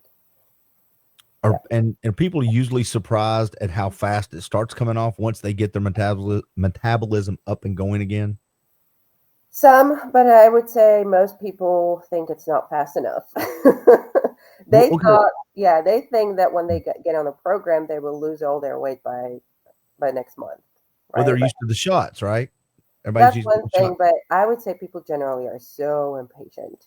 Like they don't realize that those extra 50 pounds they were packing on for years, right? So you're not going to gain 50 pounds overnight. You're not going to gain 50 pounds in a month or two. Like it takes months and months. Yeah, Dan. Right? Yeah, Dan. I disagree.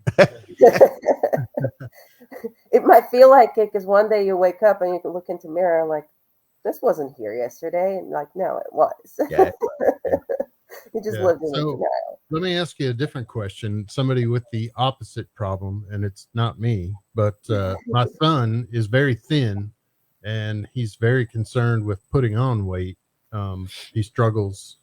He works out a lot, but he struggles to gain weight. Yeah.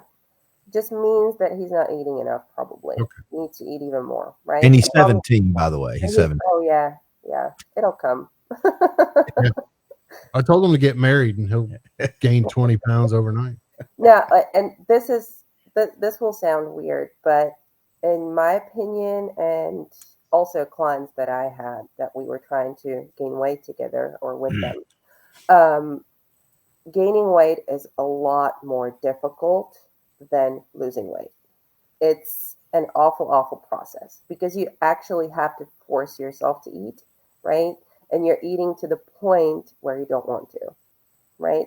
So you're pretty much living in that feeling of like, I can't have another bite every single day. And I live in that point most days too. Yeah, but it all revolves around food. And it can't just be, like it can be donuts from time to time and, all that high calorie food. But it also has to be high quality protein because you don't want to gain all fat, but you also want to gain some muscle mass, right? So, yeah, it requires drinking a lot of shakes, a lot of smoothies, like think liquids, like think eating when you don't really want to. Yeah. So let's say he weighs 160 pounds. Like how much protein should he be eating a day?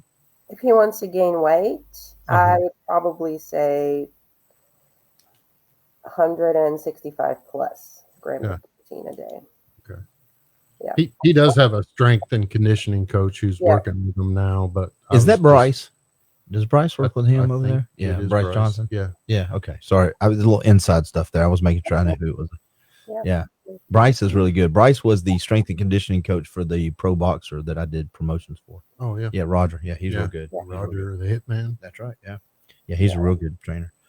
The 17-year-old, I've got my nephew is a year behind him and he's tall and skinny and working out hard. And it's just be patient. Now, sometimes you stay skinny. I've got friends like that, but a lot of times that muscle mass, you just wait. It's the same thing as getting the 50 pounds. You wake up one day and you're like, this is here. Yeah. It's not. You just all of a sudden wake up and notice wait for the testosterone to kick in. Like that's all you have to do in that age.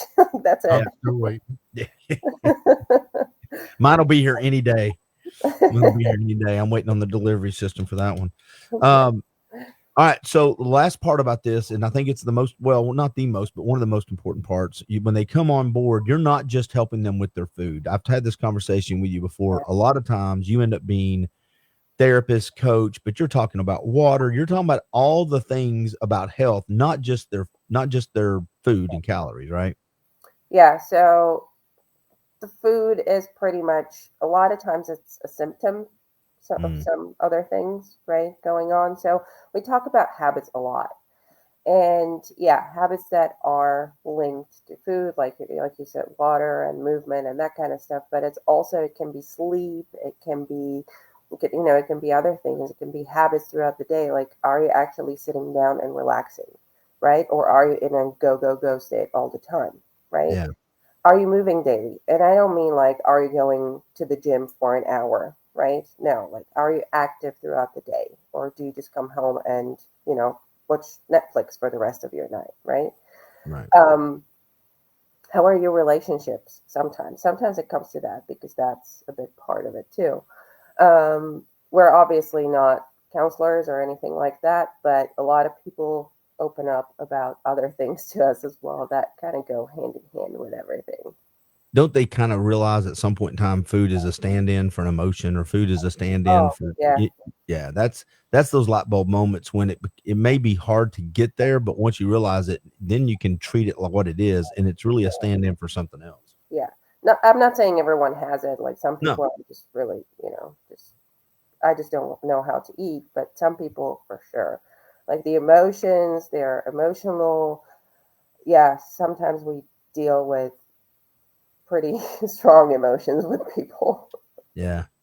Yeah. Are you ever going to, I know once everything gets settled, do you want to lift and compete again on any level like that? Or are you going to settle into, are you kind of scratch that itch and it's over? Yeah, right now I'm not really feeling it. I'm pretty comfortable where I'm right now. So that's good though. You're still working out and stuff though. That's good. Yeah. I'm still working out. I still want to, be better and better. But at the same time, I don't want that pressure on me anymore. Have you discovered any new favorite exercises since last we talked? Because I'm always asking. Do you do anything different? No. How many exercises in weightlifting are there? I don't know. I asked Chastity this. I asked somebody today, and it's still handstands. It's the same stuff.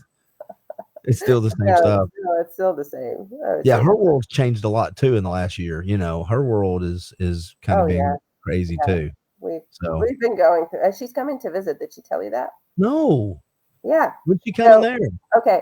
You asked what's new. I'm getting married in August, right? And she's coming to the wedding. We're 30 minutes in, and you're just telling me this? I'm sorry. No, I don't care. Congratulations. Thank you. No wonder you don't have time for all the other stuff. Yeah. Yeah. So she's coming in for the wedding. That's awesome. Yeah. Well, congratulations. Thank you. Yeah. It's just, you're welcome. That's fine. Yeah, I mean, if you saw our invitations, like you would get it. Like, we're just low key. Get married. You're like, yeah. Low key. We're just like very, We're just, Thursday or Friday? Yeah, we do Friday. I don't care. Friday's good. Just pick a day. Yeah. That's pretty much what it is. Like, all right. I listen. I know that you got up early for this. I know the time change was a little weird, but I just want to let you know how much I appreciate you coming on today. I really do. I know. Anytime, Clint. You send me an invitation, I'll be there. Well, okay. So when did you text me? Because while we're here, we're gonna do real live thing. I want to see when I missed it, because was it recently? No, it was a while back. All right, so I'm gonna search for a word in it. Did you say this is your name? July 25th. Damn, Nation. I don't even know if okay, don't even start that with me. Dadgummit. Did you say this is Zeus or something? Hi, Clint. This is Zeus. Okay, well, you don't have to keep proving me wrong on this. This is ridiculous. I feel like a big your number from Chaz saying you deleted it. You're going to read the whole thing. Okay. I feel like I owe you an official apology. July 25th. I'm there now.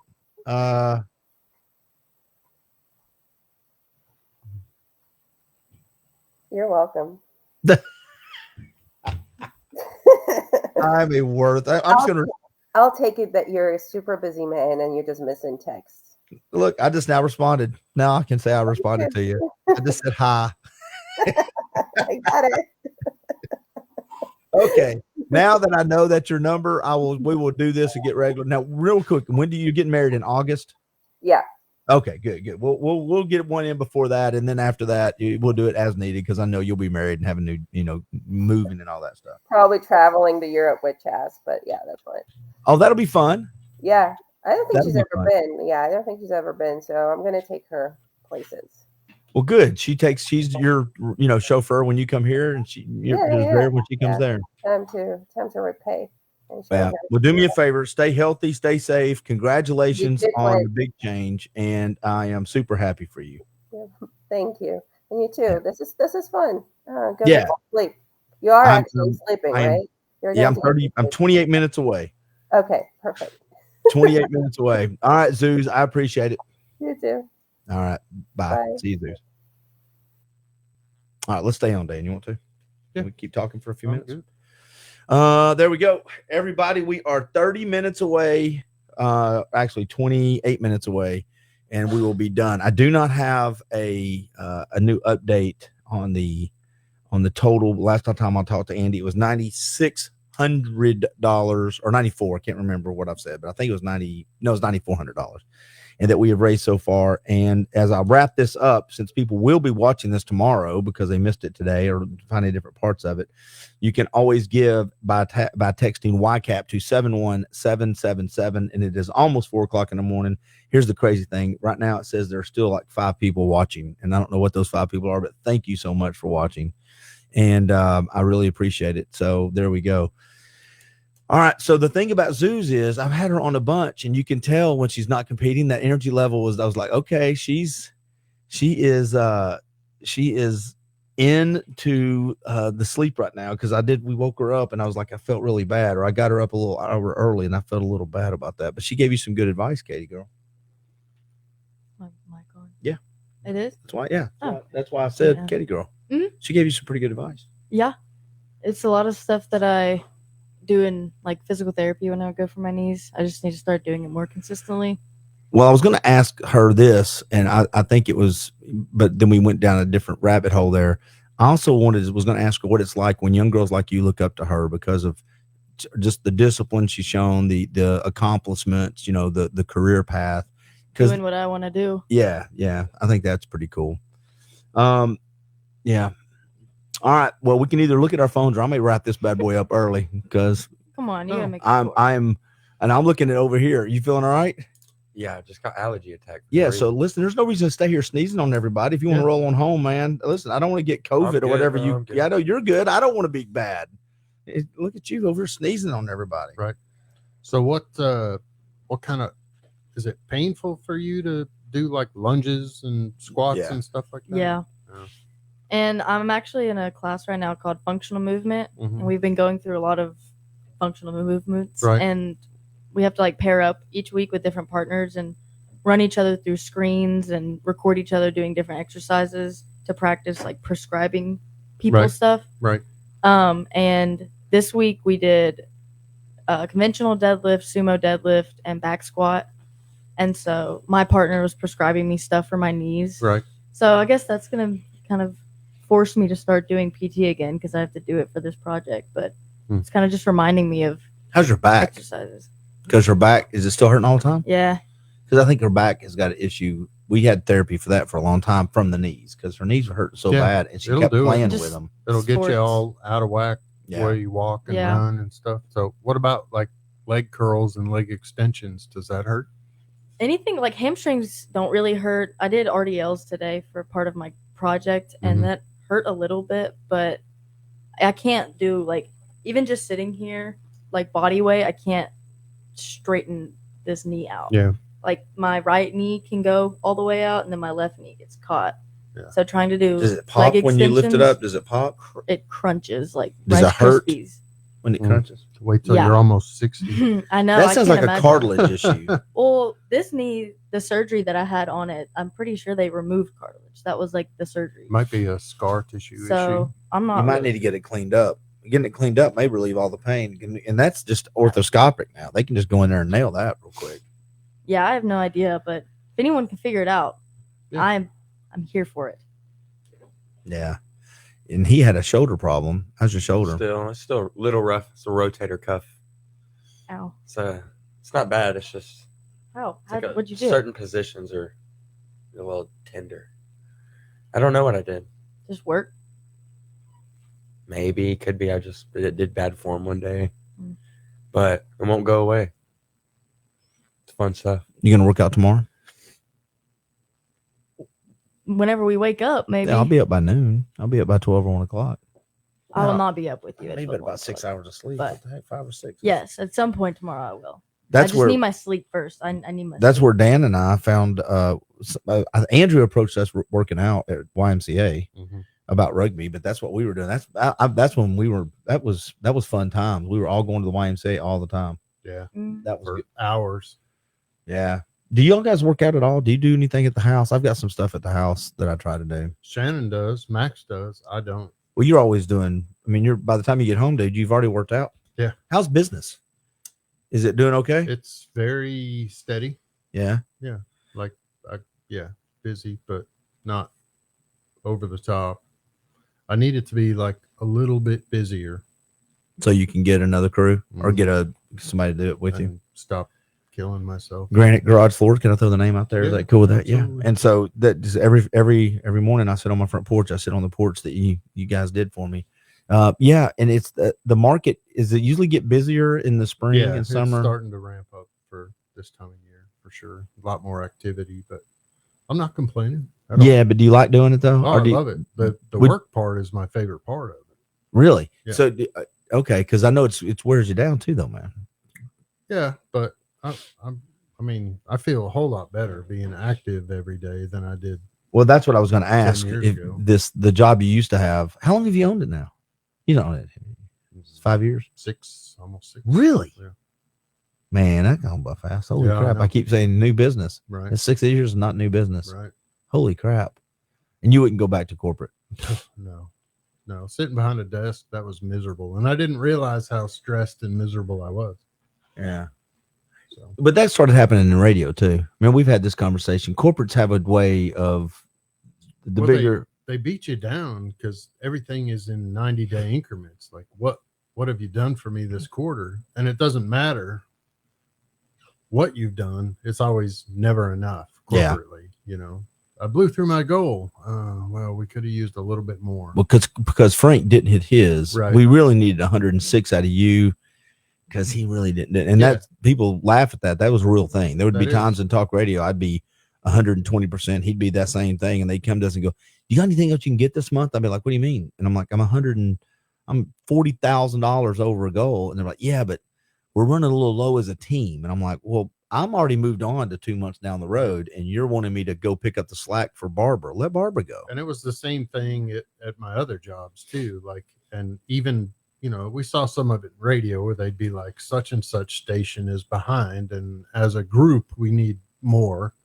And it was like that corporately too. Like, oh, I know your department is 180% of goal, but this other one's lagging and we could really use you at 200%. It was just never congratulations on doing a good Go job. enjoy your life. It Yeah, was, good job. You know, man, I'm disappointed you didn't do more. Yeah, and the other thing, and you experienced this more, and I used it the other day and I think it's really bad in government work, is when people take credit for other people's work all the Right. time. Right. Your subordinate turns in the report, your subordinate does the presentation, your subordinate does the research. You gather it as the air quote boss. Right. Take it into the meeting. And I don't think most people would mind if the leader stood up and said, "Here's the presentation, here's the money we're going to save, here's the research, da da da da da. And by the way, all this was accumulated by Dan. Right. So shout out to Dan for helping me put this together." That'd be fine. But they stand up and say it with authority. Right. And wait for their boss to go, "Oh, good job." It doesn't say anything. Or they go, "We're a little disappointed that," "Yeah, well, when Dan was putting this together for me," you're like, "Oh, you And slimy." I used to see bastard." that a lot, you know, like somebody'd come to me and go, "We got a staff meeting in 10 minutes. Give me a quick rundown or print out something that I can talk about," and then walk down the hall 2 hours later and they're getting all these pats on the back for stuff they had nothing to do with. They couldn't throw it. They couldn't pick it out of a box. Right. That information if they had to. Yeah. Yeah. It's and that's super stressful. It just, I mean, you always feel like a failure. Isn't that crazy though? Most of us, if we had our druthers, would pick up the stress of owning our own business, as bad and as unknown and as scary as that is, rather than go back into that. Yeah. I would peel my skin off before I go back into that world. Yeah. And as crazy as COVID was, I mean, it opened my eyes. It was the shakeup that I needed to snap it was the Great Resignation. You know, Right. it started the Great Resignation. People were like, well, wait a minute. If I'm non-essential, then why am I here? What am I doing? What's the... Well, it wasn't even that. As you know, I mean, I've always been a person that works, you know, a lot and likes to be at work and be in charge of my stuff. And I was missing out on so much at home. You first started seeing it. Right. When I started to, you know, see more of Max's baseball games or just hang out with him in the yard or Shannon and stuff. And COVID, you know, forced us to be home. Yeah. And when it came time to go back to a corporate type job, I mean, I was physically nauseous and anxious at the thought of it. Well, you know, when the talk radio thing happened for me, and I can't remember who said it. I wish I could give them credit, but it's if you lay in your bed on Sunday night and you dread Monday, and it's not, I've got a lot of work to do. It's not like, oh, I'm going to have a good week, but I got this one meeting. It's no, I don't want to go into the building. And you know what I'm saying? Even the people, nothing about me wants to go into that building. Yeah. It's either a matter of time or you're going to get locked in, and that's a miserable life. Yeah. And that's the other thing too. Sunday nights for me used to be, I mean, I was physically ill at the thought of getting up and going into the office on Mondays. Didn't realize it. You know, I thought it was just because I had a lot of work to do or, you know, thought about goals and different stuff. I was putting the pressure on myself, but no, not really. Like, I have a really full week this coming week, but I'm not dreading it at all. Like, I mean, I look forward to getting up and going to work and doing the job. So, you know, I love that part.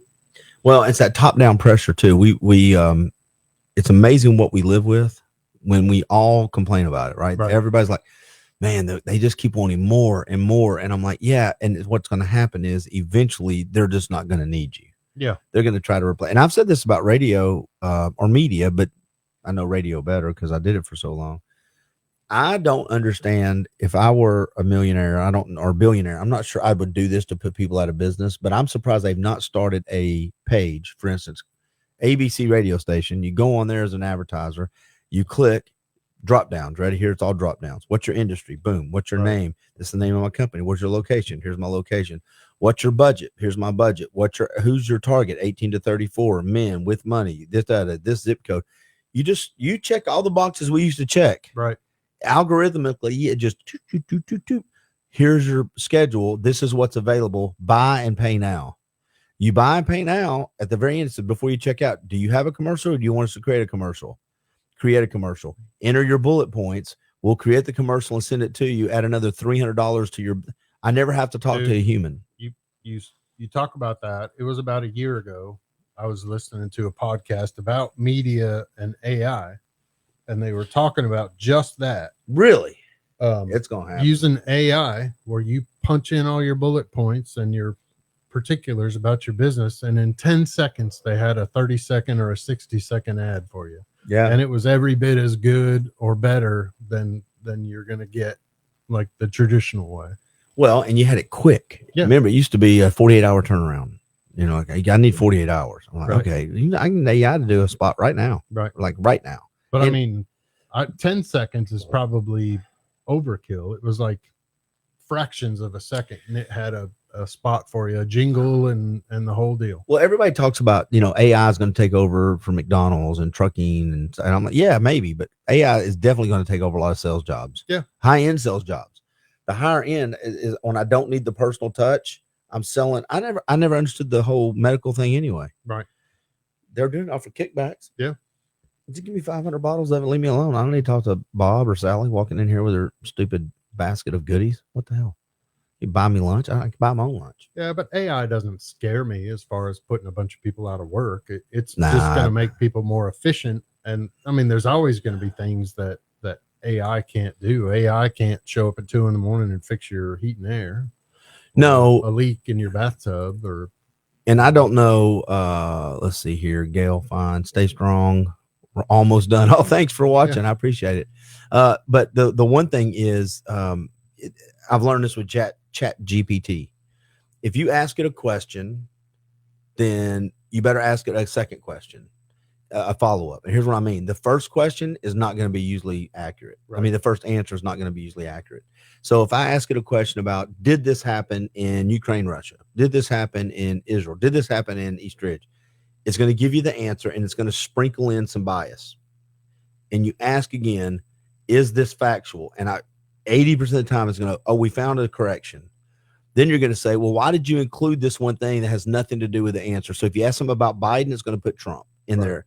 If you ask something about Trump, it'll sprinkle in Biden compared to. And I'm like, I didn't ask about either one of those. Take that out. Why did you do that? Oh, I'm sorry. I assumed you wanted to know. Nope. Right. I want to answer to this question. About the fourth time you answer or ask the question, you're going to get the answer. Yeah. And that's the way it is right now. And if you continue to communicate, say, with a specific AI program, it'll learn what your habits and what you're looking for and do better the next time.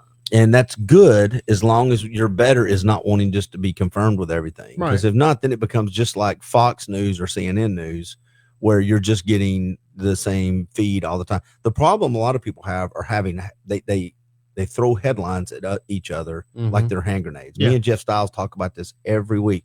He'll come in with 50 headlines. You've listened to it. Yeah. And it's like, what about this? What about this? And I'm like, first of all, that headline's misleading. That headline had context. That headline's lies. That headline's true. Right. So out of the four things you said, there's only one of them that I agree with that's either got truth to it. The rest of them, you're just lazy. You don't do your own research. That's not true.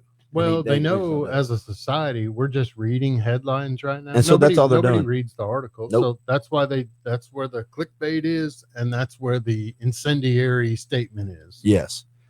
Yeah. And they'll put stuff in the title that has very little to do with the article just to get you to click. And about 4 paragraphs in, it'll give you, now this isn't like what we said, but it could have, it's just the comparison stuff. They just try to say it up here.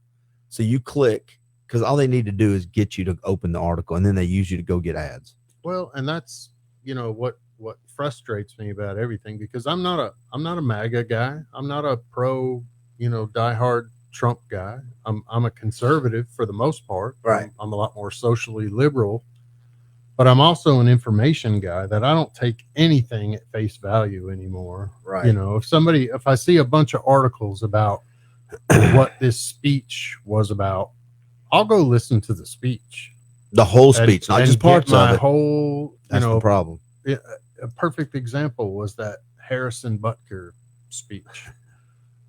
All the memes, all the articles, everything was like, he wants to put women back in the kitchen barefoot and pregnant. And I'm like, I didn't hear that at all. Yeah. That's not what I heard. What I heard was he loves his wife and he thinks women, are capable and smart and successful, but they're being fed a lie that motherhood and being a wife is a failure. It's somehow lesser than. Right. And from what I heard when I heard it, I just want them to have the option, and if they choose the option, they're not demonized for it. And don't write off being a wife and a mother as a failure or a less than, because my wife, a successful, smart, intelligent woman, once we had kids, she realized how awesome it is. Yeah. And had thought otherwise for most of her life before that. Well, it goes back to that, how we define our terms. I say it all the time. A lot of times we have conversations, and me and Katie have talked about this before. We talk about things and we don't define terms. I'm pro-life, I'm pro-choice, I'm this, I'm that. I'm like, okay, well, now we know what to argue about. Or why don't we take the time to figure out what those mean to you? Let me see if I can state them back to you to where I know what they mean. Then there's a trust there. If we're not defining what is freedom, what do we want? The biggest one for me right now is government. Yeah. I talk about this with Eric all the time. What is our definition of government? What do we expect from government? If I were to say to you, I believe in affordable housing. I believe in feeding the hungry. I believe in human rights. Those are fantastic things. Right. As soon as we start talking policies, that's where the differences are. So if I say you don't believe in my policy, so you therefore do not want to feed the homeless. Right. That's we a come lie. at it from a different perspective, though. Right. You know me. You've never wanted to feed the homeless. Right. I've known that forever. The hell with myself. it. Felt the heck with the homeless. No, but you know that. I mean, both of us. We will bend over backwards to help somebody if we have the ability, and that's the difference. Is when I see someone in need, I'm thinking we as a group we need to help. Whereas the other side, I say the other side, but other people sometimes say what we need is government intervention to like take your money to do something that you may or may not want to do. Right. Like, I mean, we both look at a problem. I don't feel like we need government to solve all of our problems. And see, to me, for some reason, the magic that people think government can do, it's the, to your point, I'm looking to the government to fix the problem, and policies cannot fix a problem. Government cannot fix a problem. There's just no way to do it. And they assign moral value to it, and it becomes a religion, right? It's my church of my church of politics. You have to say the certain thing. You cannot believe the other side. You have to demonize the other side. And at some point in time, there's a morality attached to it. Well, and all the virtue signaling. That's what I'm talking about. Yeah. You know, but in my life experience, government involvement makes things worse and more expensive every time. The best government is one that is trimmed down, very focused on whatever mission the organization has, and then let it go. Right. Just let it go. And I don't need you to.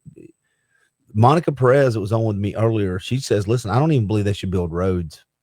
She's a very libertarian. I go, what do you mean? She goes, do people want to come to your house or your business? I go, yeah. She goes, then the customers will buy your products and go build the roads. You build the roads to your business. What happens if the roads? She goes, I don't know what else to tell you. She goes, I'm not saying the government shouldn't be involved in places. She's what is it called? Austrian libertarian. I can't remember the name of it.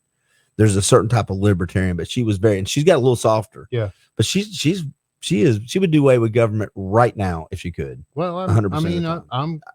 I'm starting to lean more and more that way. And of course I was much more blue, younger. Yeah. But the older I get and the more I work and the bigger chunks that come out of my checks. And you know what? I heard two liberals talking on this Barry Weiss podcast, which I love her podcast. I do too. She had two, I think, just batshit crazy liberal guys on, and they're big time reporters. Now, I agree with some of what they said, but they're moving straight towards. They said we're moving towards. We want to become communist, a socialist. Right. And I'm like, okay, well, at least you said it. I respect the fact you said it. Now we know what to fight. But they said something that is very true. They said people leaving California, a lot of them are not leaving for higher taxes. They don't mind paying higher taxes. They just expect more. They're not getting anything for the higher taxes. He goes, if the government were, and I think it's scary that you're telling me the government was better at being horrible, bigger. Right. He goes, but they're not getting any services. And so, but the government's not built to be efficient. The Doge, they did that interview with Brett Baer, and it was the IRS or one of the organizations. Do you know how many servers they had? 76 different platforms. Right. That aren't taught. Oh, it was the health research. He goes, right. Everybody says we want to cut research into health and science. He goes, we don't at all. We don't want to cut it. He goes, we want to make it efficient. Right now, it was 56 or 76 different platforms that are doing research on stuff, and none of them are talking. Yeah. So if you find something over here that can help this department over here, they're using systems that are 50 years old. Right. He goes, they're not even talking. He goes, how's that efficient? I mean, that was and it costs billions. I wish that the Doge team would do a whole lot more of that they did on Brett Baer the other day. So you can explain it. Yeah. That was really good. Because, right now it's all scary, and you get on social media and people like my parents who depend on Social Security are like, Elon's going to slash Social Security. Do you know how much they're cutting in social from people that are getting it? Zero. Right. None. Well, Nada. what they're trying to do is help people like my parents get more, not get scammed out of their money. That's it. He said there was 40. They get 40. Was it 40,000? 40, but roughly almost half of the calls they get every single day were from a scammer trying to take someone else's Social Security dollars. It's unbelievable. And the way the Social Security efficiency works is, let's say they scammed my mother out of her check and it's going to someone else's account. Her trying to call every day to talk to a person to correct that, forget it. Never going to happen. But the biggest shocking like statement that they made the other night, and I was impressed by all the members of the team by far, and I'm sure they put their best and brightest out there. I'm not dumb, but that there's 2.1 million government employees and there's 4 million government credit cards. Yeah. Figure that one out. Well, you think there's any waste going on in there? If you don't want to call it fraud, then you got to call it waste. Right. The other one he said is everybody thinks we're firing a bunch of people. Less than 0.15 have even been asked to retire or be let go of all the employees. Right. He goes, so everybody's 10. He goes, the government is so big. We've asked less than 0.1, not 1.5, 0.15 of the employees. I'm like, well, for decades, that's how all the federal government has propped up the numbers, is just by expanding departments. Yep. That's how they add job numbers to make it look better. And they then add departments. They've done that since Woodrow Wilson, the worst president we ever had. The second worst president was Franklin Delano Roosevelt, and then LBJ wasn't too far behind, but Woodrow Wilson was horrible. We have 2 minutes. So I'm going to spend that 2 minutes saying this. If by some chance you're listening to this tomorrow, 5 months from now, 5 years from now, is that as long as the earth hasn't ended and the asteroids haven't hit, then you too can give to the YCAP program by simply texting YCAP, YCAP to 71777. I would love to thank all the people that came on. I can't, but what I can do and what I should do is thank these people very quickly. We had giveaways from Alchemy Med Spa, the Vascular Institute, Levi Custom Cheesecakes, a Chattanooga Carriage Ride, and I'm forgetting a Grindhead Coffee, and I think I'm missing one more. Oh, the Barn Nursery. Well, he's a sponsor. I'm getting the Barn Nursery. So thank you to all those people that did the giveaways, and the Grindhead Coffee guy was fantastic. I got a box of coffee out there still, and the pots of coffee that I brewed were awesome. But I do want to say thank you to my corporate sponsors: Team Monteith with Keller Williams, Quality Tire, Dr. Jeremy Bruce. He's the one that fixed my shoulder before I went out, and he's the one that did the when I popped my shoulder. I need to go see him. My shoulder's killing me. Yeah, he was fantastic. Whitfield Media Studio, Sean. I'm gonna have the studio cleaned up before I leave. Thank you very much. The cameras work great. So I was pretty impressed with that. You got a great studio here. First Lead You Podcast and Nutrition World are all the corporate sponsors. Let me ask you a question before you finish up, though. Is there a place that someone can go check out the YCAP program if they want to donate and they want a little bit more information? Is there a website or something they can go look at YCAP and see all the good work that they do? I would go to the YMCA page because they have a YCAP description page, but the best thing is to follow them on social media, right? Because that's where they post for the kids to see, is either Facebook or Instagram. And so I would go there to the YMCA YCAP program, and you can see videos there from them that they post of them woodworking and in the garden. Yeah, see, I know about the program and how valuable it is. I'm just saying, if somebody's out there saying, "What are you asking me to donate? What's YCAP?" They need to check it out. And we've done so, and I take that for granted because I've talked about it 748 times a day, but they help kids and families. There's 3 locations, 25 kids in each location, 75 kids a day that are on the road of maybe getting in trouble, and a program like a YCAP will step in and help gear them away from the railroad tracks, right? Get them back on track. They use boxing, guitar lessons, woodworking, gardening. And basically what they do is they expose these kids, they expose the kids to different things, different opportunities, things they didn't know that were out there.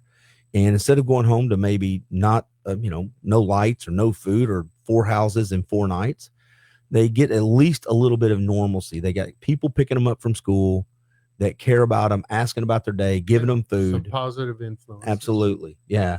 So go check those out at YCAP. It is 4:01, ladies and gentlemen. We have raised almost $10,000. I am out of here. You people have been fantastic. Everybody that tuned in and shared. I'm just saying this. It's been such a good success that next year when we do it, it's going to be different. I've got about 8 podcasters that are already ready to capture and just hijack an hour and do their own podcast. So it'll run a little smoother. It'll be a little better. And then the goals will be a little higher next year too. Thank you to everyone that made this possible. And we're going to get out of here now. Bye, everybody. Bye.